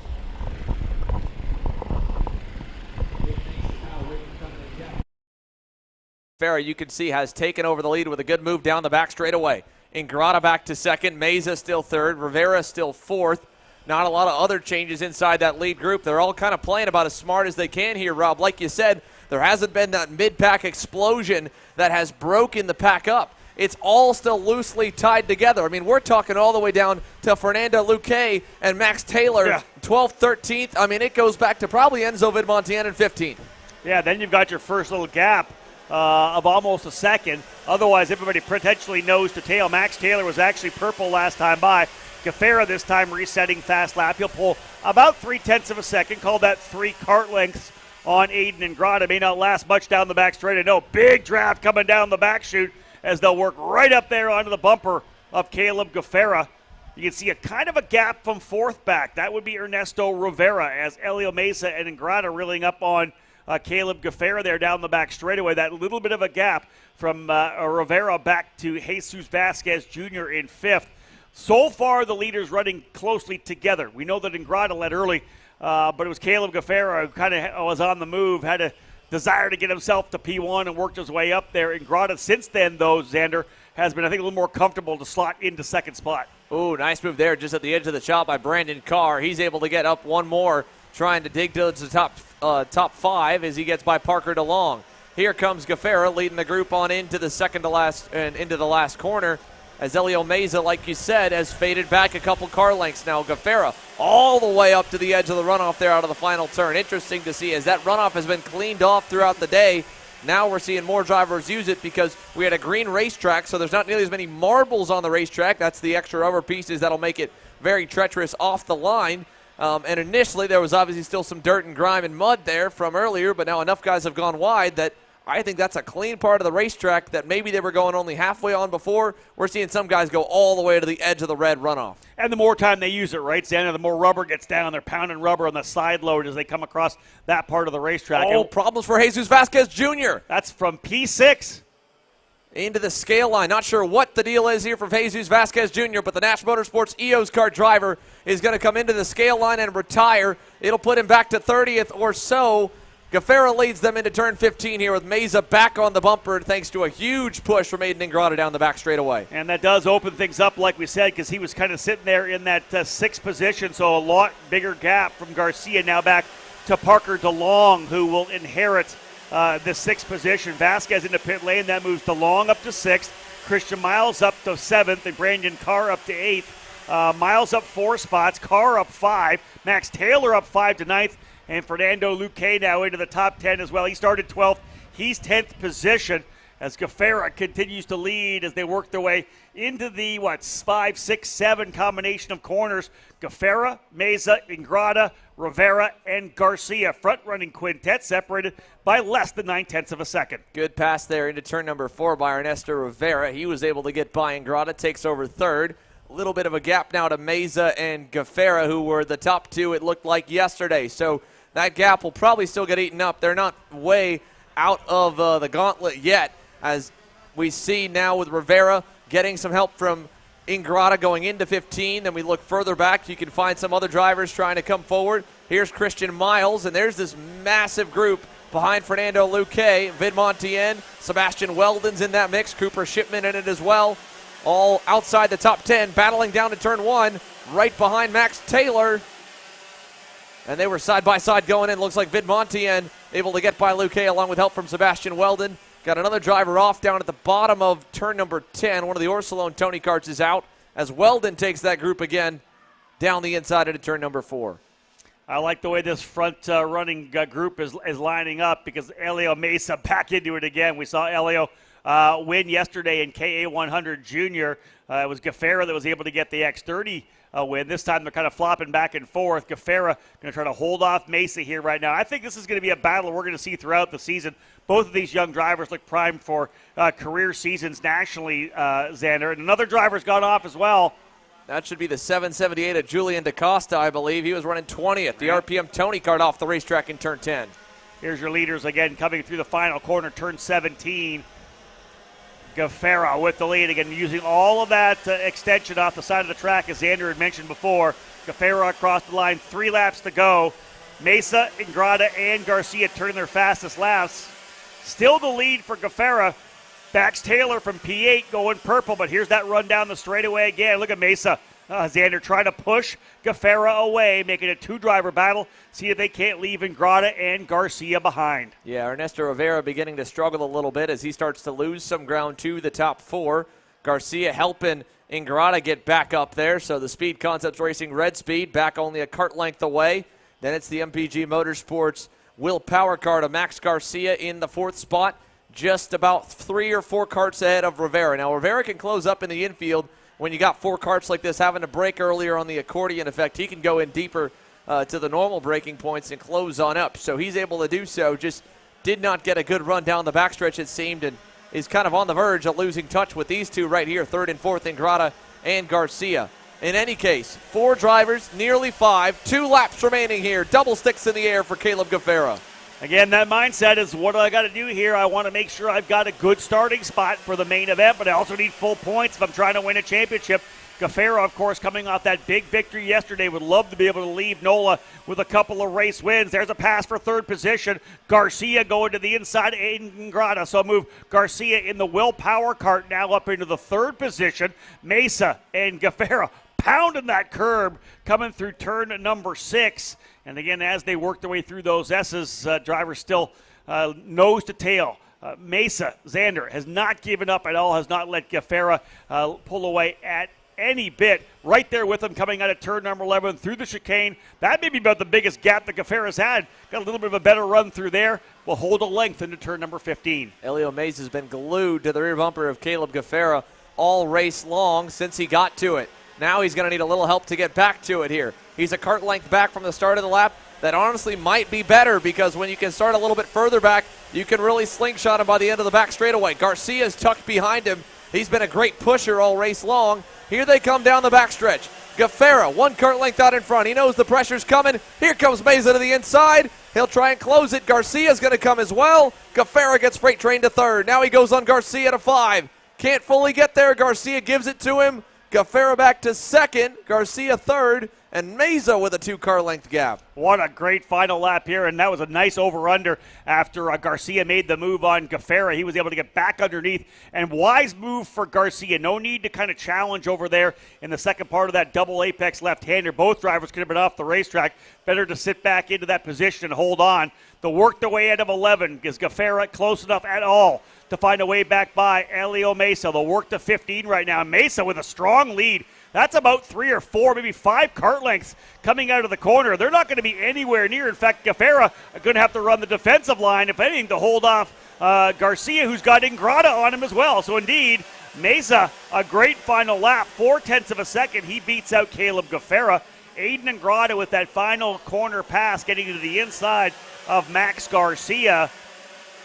I'll tell you, that's textbook Xander, for Elio Mesa. Sat there in second, bided his time, made the pass run, in the second lap or the last lap, held it off for the rest of the lap. That was a beautiful final lap there for Elio Mesa. Perfectly timed there, and he just absolutely opened the throttle once he got ahead. Built a kart and a half, nearly 2 kart lead, up to 4 by the checkered flag.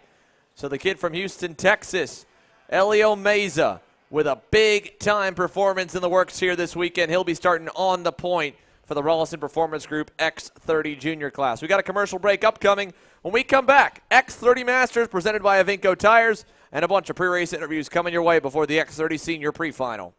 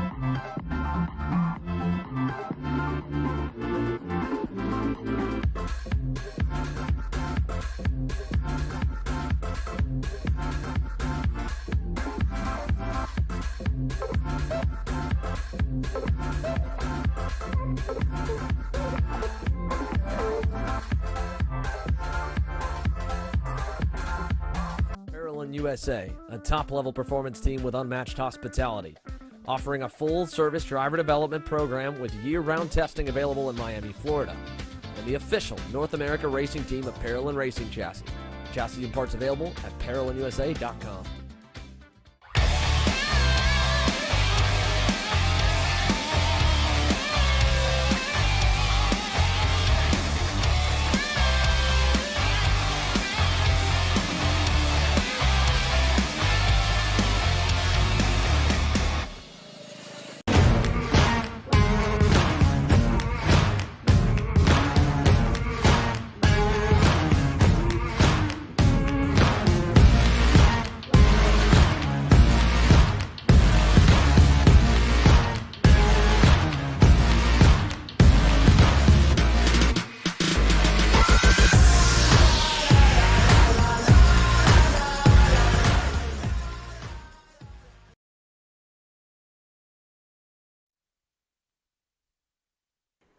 Welcome back here to NOLA Motorsports Park. We've got the X30 Juniors rolling through the scale line and your X30 Masters on grid, getting set to go for their pre-final. A few of the X30 Seniors beginning to make their way to the back of the grid.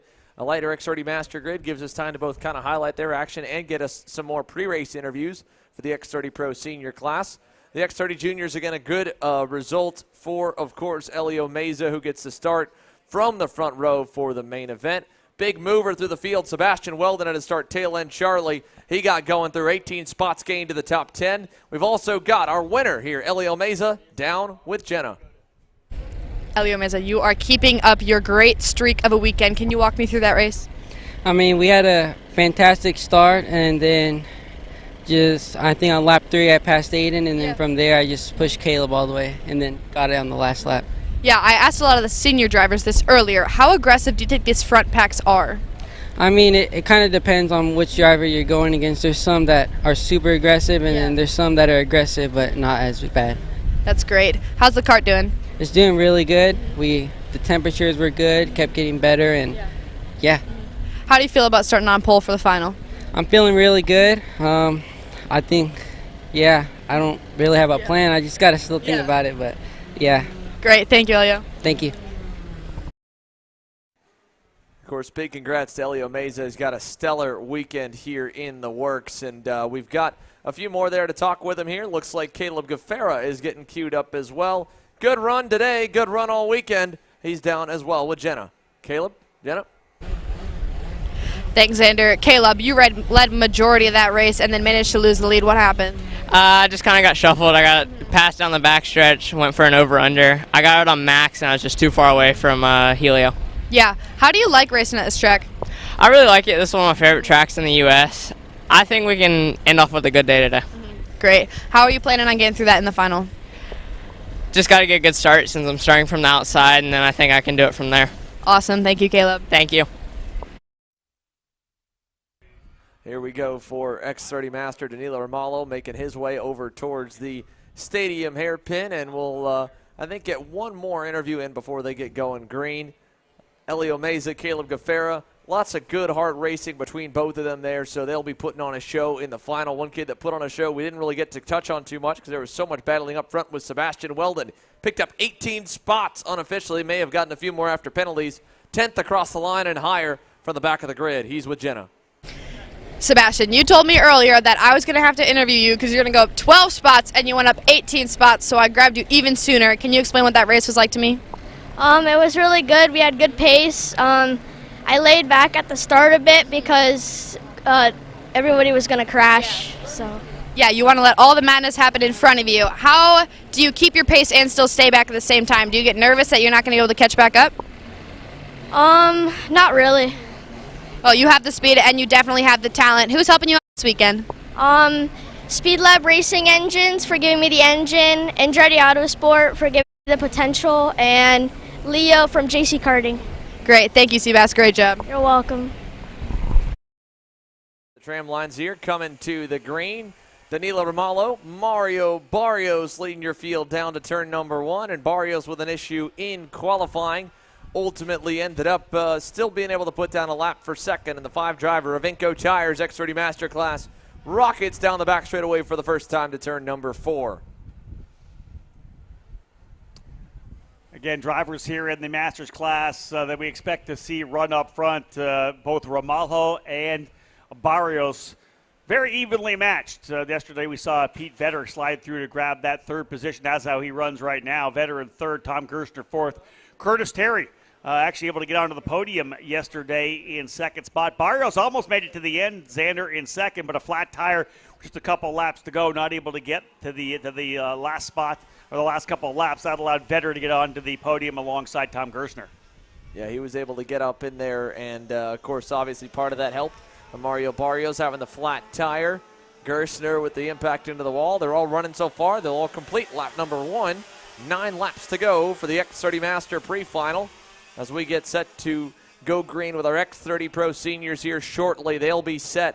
For those of you tuning in live for free on YouTube, remember you can watch the main events by going to youtube.com/kartchaser/join and become a KC Premium member to watch all of the finals action. And you get to see these guys on screen here. Ryan Norberg's down on the grid. He's getting set to go green for the X30 Senior Pre-final. And, of course, he's smiling. It's been a good day so far for him. He starts from the pole, and a pole qualifying lap, Rob, by over a 10.5. Yeah, solid run, no doubt, for Ryan Norberg, especially after the battle he got in yesterday when he was deeper in the field, had to fight his way back up. They were scrapping in front of him, finally able to get to the tail of that group on that final circuit. Starting up front, P1 in the pre-final, a much different landscape for Norberg than yesterday. One maybe more that he's, I think, more familiar with on road to what? 4 SuperKarts USA Pro Tour championships, a USPKS championship, and, of course, last year, the exclamation point on what's been a great career so far, that win at the Super Nationals. Right, and, you know, we've seen time and time again, if he's able to start from the front, if he's able to get away with the lead early, very similar to what we saw with Marian Kremers in Pro Shifter. No one can challenge him early, he can kind of build that gap to a second and just sit there and consistently click out laps, even lap after lap within hundredths of each other every single race and get the win. So it'll be interesting to see if anyone tries to really get aggressive with him. We saw, of course, some of the rookies, Carson Morgan, Frankie Mossman, getting their elbows up with him yesterday. If anyone tries to do that today to shuffle him back, we saw Keelan Harvick get shuffled back in the Micro Swift pre-final because of how quick he was yesterday, and ultimately he wasn't able to really recover too well as the pace was lacking just a touch in the pre-final. I can imagine there may be some guys that would like to do that to Norberg here today. Yeah, but as you said, Ryan's the kind of guy that can put in a massive cold tire lap, hold that gap, and then never be seen from again. So we'll see what happens here in the pre-final. There's lots of great drivers behind him who have shown good speed throughout the weekend as well, so it's not going to be easy for Ryan Norberg, even with that starting spot. Back here on track at X30 Master, the category brought to you by Ivinco Tires. Danilo Romano has pulled out a 0.7 of a second advantage over Mario Barrios. Tom Gerstner just coming back across the line. 103.665 for Romano fast lap, a 103.917 for Barrios. So the difference in fast laps a little bit less than 0.3 of a second, and not surprising then we're up to about 0.8, the gap between first and second. Pete Vedder still by himself on the track in third ahead of Curtis Terry in fourth. Yeah, so that gap will continue to open up a little bit, I'm sure, for the lead with the rate that Danilo Romano is continuing to run at, while the X30 Pro Senior grid begins to fill up a little bit more. Speaking of Norberg, we had him interview one of the RPG mechanics, his good buddy Artie Carpenter, who's typically found under the tent just as much wrenching as he is doing the data analysis. And in our trend this weekend of having the drivers take over the interview duties and a microphone, we passed it over to Ryan and Artie and let them have at it. Mr. Carpenter, we got to talk to you for a second here. Oh, really? So, you've been away. Yes. You haven't been with the team. You've seen me grow and become something special. Special. I've won Supernats without you here. Wow. Am I better off without you or better with you? Whoa. The pain.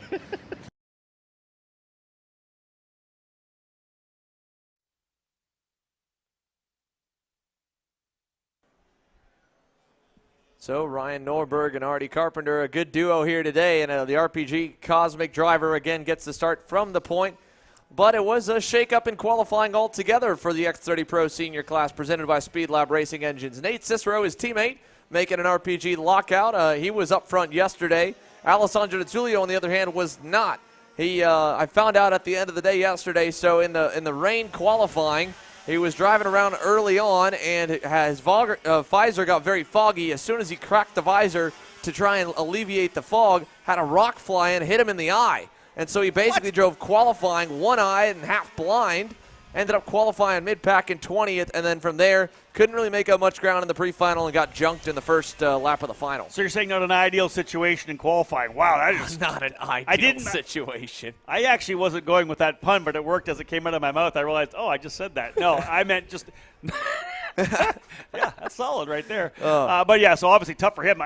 Normally that's not something that's going to happen, to get a rock up in your visor when you're flipping it open just a little bit. That's crazy for him. And then to be able to qualify where he did, I think, where'd you say he was? Was he 20th yesterday? 20th out of the 45. Yeah, and still with a rock hitting his eye, yeah. So impressive for Alessandro D'Attulio. Obviously, he rebounds back. He was the fastest in happy hour, so we knew that the Paralyn guys had a very good dry track set up for him. He starts third. John Burke, big rebound for yesterday as well, was kind of so-so. I mean, he's been good, just not nearly as good as the top five. And fourth in qualifying, Paulie Massimino was fifth, and he thought he would have been a little bit quicker. He felt he got held up just a little bit on a lap that would have been really quick for him. And so he rolls off to the inside at privateer Dalton Haynes. Drivers are all getting prepped now down on the grid, and you can see one guy we'll be watching first for sure. Jeremy Fletcher, again, his second straight pre-final of the day, starting deeper in the field, was 26th in KA 100 Senior, 14th today. Yesterday's winners, and are going to start on the outside of row number 7. So it'll be a tough one for Jeremy Fletcher, no doubt about that. He'll line up right around Dante Yu and Aiden Rudolph, but it'll again be Norberg out front as the driver to beat coming out of the gate. He and for again for Norberg, to be able to have your teammate on the outside, if you're able to clear each other coming into turn number 1 and out onto the back straightaway, could be help for Cicero pushing Norberg down the back chute.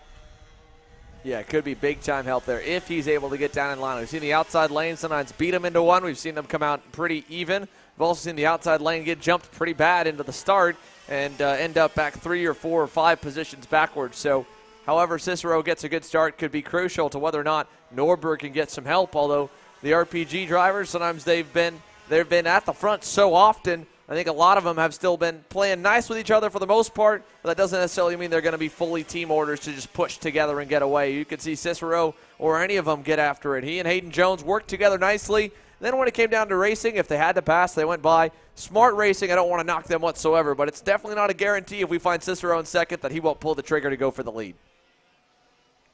2.5 laps to go here for Danilo Romalo and X30 Master. Going through some of the other notables from the X30 Pro Senior starting grid. We've got, of course, Dante Yu, who's been trying to get a little bit of that speed he had last weekend in testing back forward. He had a decent run going yesterday. Jeremy Fletcher, obviously yesterday's winner. Good run in the drive for Aiden Rudolph to qualify 15th. And then some big names buried in the pack. Hayden Jones, 21st. Again, it was up front leading with 3 corners to go in yesterday's main event.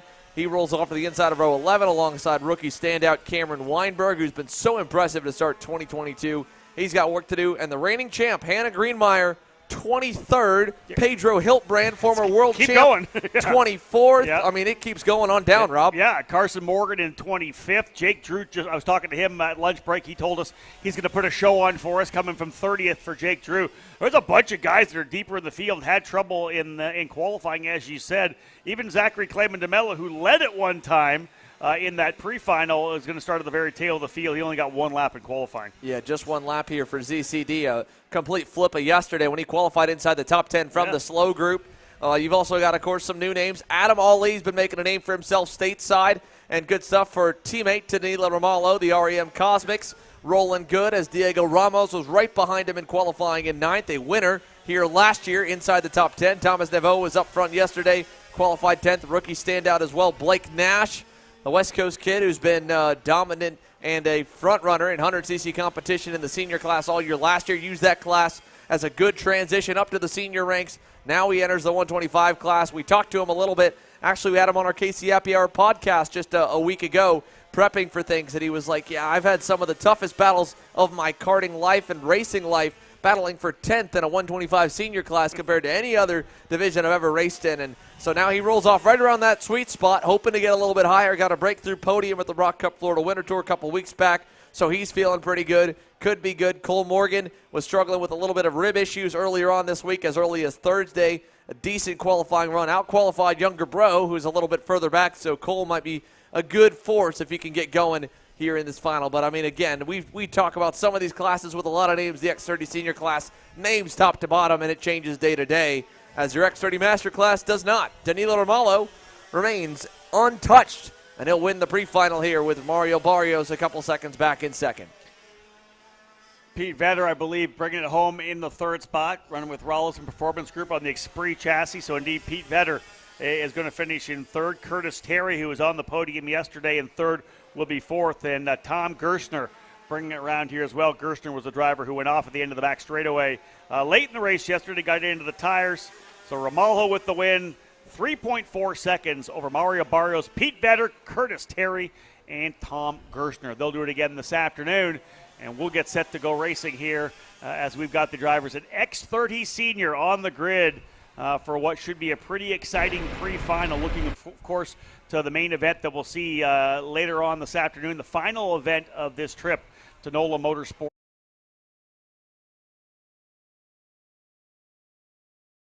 About Xander, going to start on the pole position here. This is going to be a tremendous pre-final to see which drivers are able to find the spots they need to be on the grid when we go main event racing. Yep, and they are all suited up here. Quick reminder, of course, to those of you tuning in live, this is the last free race you get to watch here. If you want to watch the main events, which will start immediately after this pre-final for the X30 Pro Seniors, you'll need to go to youtube.com/kartchaser/join and become a KC Premium member. It's $9.99 a month, gets you multiple races a month to watch the main events live. If you can't, you'll be able to watch the replay here once we get it posted and published early next week, probably Tuesday or Wednesday. But if you want to watch what happens in the rest of the day after this pre-final, go to youtube.com/kartchaser/join. And also, if you want to hang around as well, we've got the KC NOLA merch as well. You can check around on that at shopkartchaser.com. Just a quick shout out for that because we have a few sizes still left, but I know we've sold out of a handful already for the KC New Orleans limited edition tees and hoodies. Again, from Rob Howden and myself, Xander Clements,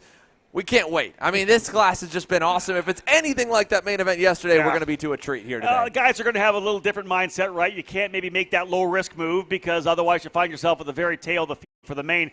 But there are guys that need to get things done. You and I kind of went through some of these guys that are, past 15, past 20 and on back. A guy like Jake Drew starting 30th. He's got to make hay right now. He's got to work his way forward. He knows it'll be tough to win from 30th in the main, but he's going to try to get up into the top 15. And Jeremy Fletcher showed us that you can do it. He came from 26th all the way to the front pack in KA 100 Senior. We'll be watching, I think, deep in the pack for a lot of the drivers here as those two Rawlins Performance Group drivers on the front row. No doubt. He'll have to do some digging here. We've seen it done before. Norberg from 28th into the top 5 yesterday with a lot of skirmishes through the pack. You got to get a good start. You got to have the pace as well. Norberg was only 3/10 clear of the field at certain points through that final. If he has that kind of pace, I don't know if anyone can touch him. They're going to have to keep him within range here off the start as they begin to form up once again. Ryan Norberg and Nate Cicero make an RPG lockout on row number 1. There's Jake Drew lined up behind Leonardo Hassan and ahead of Timothy Carroll, starting 30th. Moving back to row number 2 behind Cicero and Norberg, it's Alessandro DiTullio and John Burke in the Super Tune USA Tony Kart. Paulie Massimino and Dalton Haynes will be on row number 3. Marian Kremers alongside Adam Ali on row 4. Diego Ramos put his REM Cosmic right behind his teammate in 9th to the inside of row 5 alongside Trinity Karting Group and Nash Motorsports driver Thomas Neveau. Another Nash Motorsports entry in Blake Nash and Cole Morgan make up row 6. And here they come to the start-finish line, 45 drivers strong. Sliding into that staging lane. Keep an eye on the driver starting 14th, Jeremy Fletcher. He's going to want to move forward. Field set to the lights. Green, green, green. Pre-final underway, and Cicero coming across right in behind Norberg. Textbook for Rawlins Performance Group. 3 wide coming through turn number 1. They'll go up and over. A couple drivers 4 wheels off in the grass, but otherwise a great breakaway for the 3 drivers up front.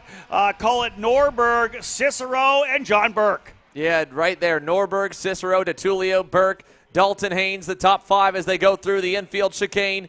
Little bit of a gap to Paulie Massimino, but they'll tighten up. And Nate Cicero with a great run there. He had lost a little bit of time to Norberg coming through turn 3 on the opening lap. Is gaining it back up into turn number 10. And they're single file all the way through for the breakaway. No major carnage on the opening lap. We'll give you an update at the lap end of where Jake Drew finds himself here at the end of lap number 1. But Norberg, 3 car lengths up to turn 15. Hey, if you're Cicero, I think you're happy, Xander. We've seen a lot of drivers have trouble starting from the outside of the front row. They haven't been able to come back into slot into second. He's able to get behind his teammate in front of the Paralyn USA driver Alessandro DiTullio. So all in all, a solid start. Norberg leads, Cicero second, DiTullio in third, Burke fourth, Haynes up to fifth, Massimino sixth, Ramos and Kremers 7th and 8th, Nepvo and Ali 9th and 10th. And scrolling down, where is Jake Drew? Up 6 spots to 24th. Dalton Haynes going to get up to 4th there, getting by John Burke at the end of the back straightaway. Had been working on him for about a lap as Burke was on full defense mode for most of the opening circuit. So Dalton Haynes in the whiteout Tony Kart trying to close up. We got a heavy impact over here on the outside retaining wall at turn number 5. Josh Campbell has pounded the tire barriers, and it looks like he is going to be hurting for a little bit on that one. That was a hard impact. We'll go back to the leaders here while they wait to tend to the 326. That was midway through. He crossed the line last time by, I think, down in 31st. So right in the hornet's nest as Norberg leads over Cicero, not necessarily getting away just yet. And Massimino going to throw Burke to the wolves. He brings Ramos by, and Burke goes on the defense from Thomas Neveau. Yeah, I like this battle outside the top 5 right now. They're really kind of going at it here. Leaders looking very good. Norberg and Cicero slotting into a good position here. DiTullio not that far back, and then Dalton Haynes the same place. About 7/10 of a second from Haynes back to Massimino in 5th. And actually the fastest driver on that second lap was Thomas Neveau, the Trinity Karting Group Kart Republic driver, moving his way up into 8th spot, started 10th. He and Kremer swapping positions on the last lap.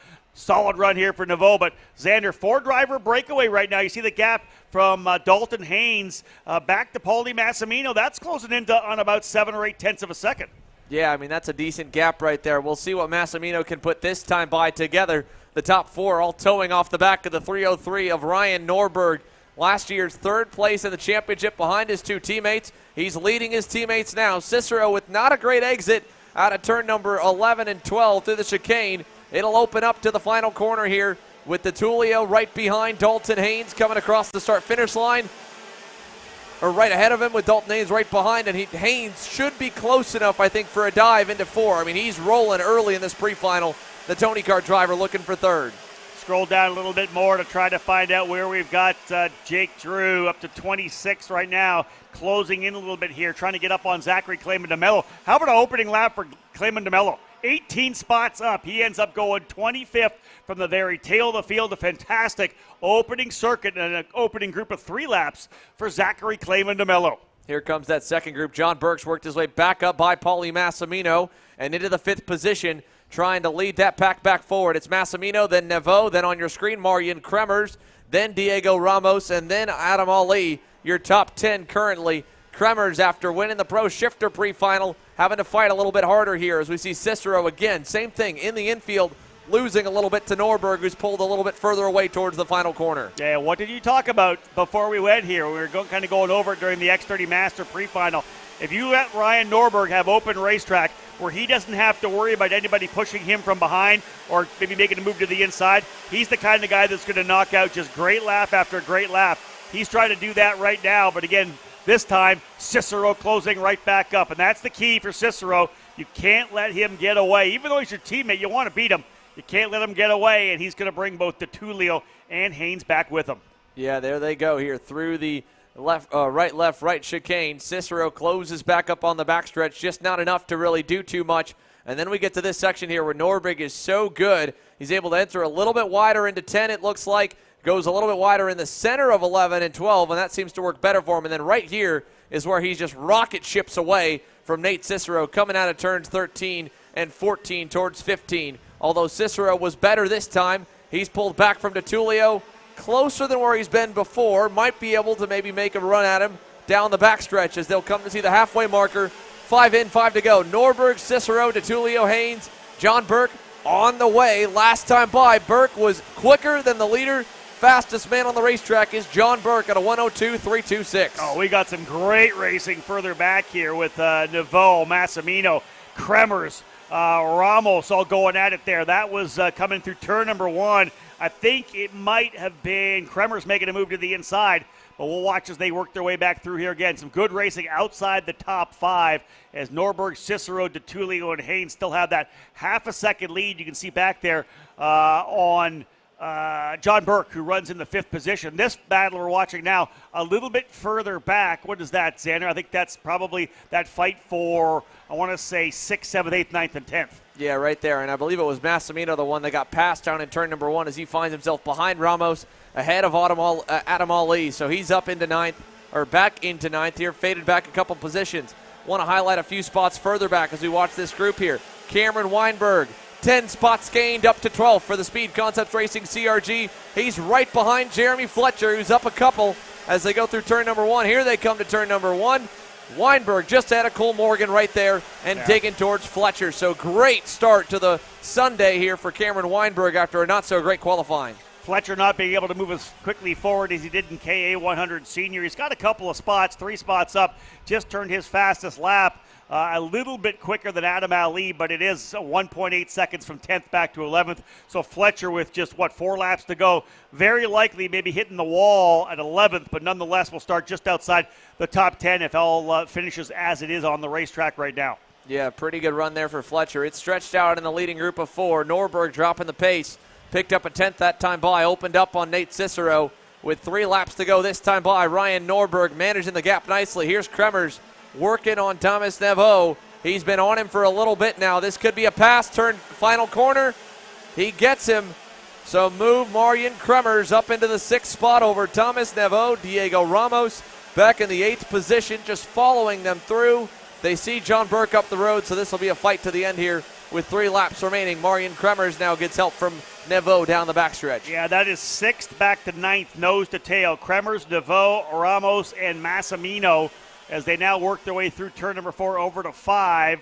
Then they'll go through the combination there, 6 through 7 and into turn number 8, the left-hander. We've seen a couple overtakes there in turn number 8. And right now, Ramos is having to battle it out with Massimino. I think was able to get through that last time by. Yeah, right there in turn number 8 specifically, just as you called it, Rob. Massimino able to get by Diego Ramos, so he gets forward a position. Cost him a little time to Neveau and Kremers, but nonetheless a spot back in the way of the RPM Tony Kart driver, as Ryan Perry Motorsports just has him up in the top 10. Cole Morgan, Carson Morgan trying to go forward. Cole down in 13th. We talked about some of the other big names coming forward. DeMello's up 22 spots to 21st, so he's cracking up the order. Dante Hughes faded back a little bit. Jake Drew's only made up 6th still in 24th with more ground to make up, and there's not much happening altogether. Nate Cicero, here comes the run down the back. He'll close in the draft as they've dropped off Dalton Haynes, dropping Alessandro DiTullio. Cicero just not close enough yet here to challenge Norberg. A lap and a half remaining. He needs to really find a little more in the final few corners. It's essentially what the Rawlson Performance Group squad wanted to see, though. Eventually watching their 2 drivers on the Cosmics pull out to go P1 and P2. They continue to run where they were from qualifying. Norberg, of course, top qualifier. Nate Cicero in 2nd. They were able to get away early. And a little challenge, like Xander said, with Alessandro DiTullio and Dalton Haynes. They've been able to stretch things out a little bit. This would be ideal. And Norberg trying to see if he can't grab that first Pro Tour win of the season. Last pre-final of the Winter Nationals here, Xander. Just a couple laps to go. In fact, as they come across the line, 1 lap remaining. This is it for the pre-finals. We'll go main event racing after this lap. Yeah, 1 more lap here. Once again, if you want to watch all the main events, make sure to become a KC Premium member. Hit the join button right next to subscribe on youtube.com/kartchaser. You got to do it on a non-iOS device. Have to be on a laptop, computer, or Android to do it.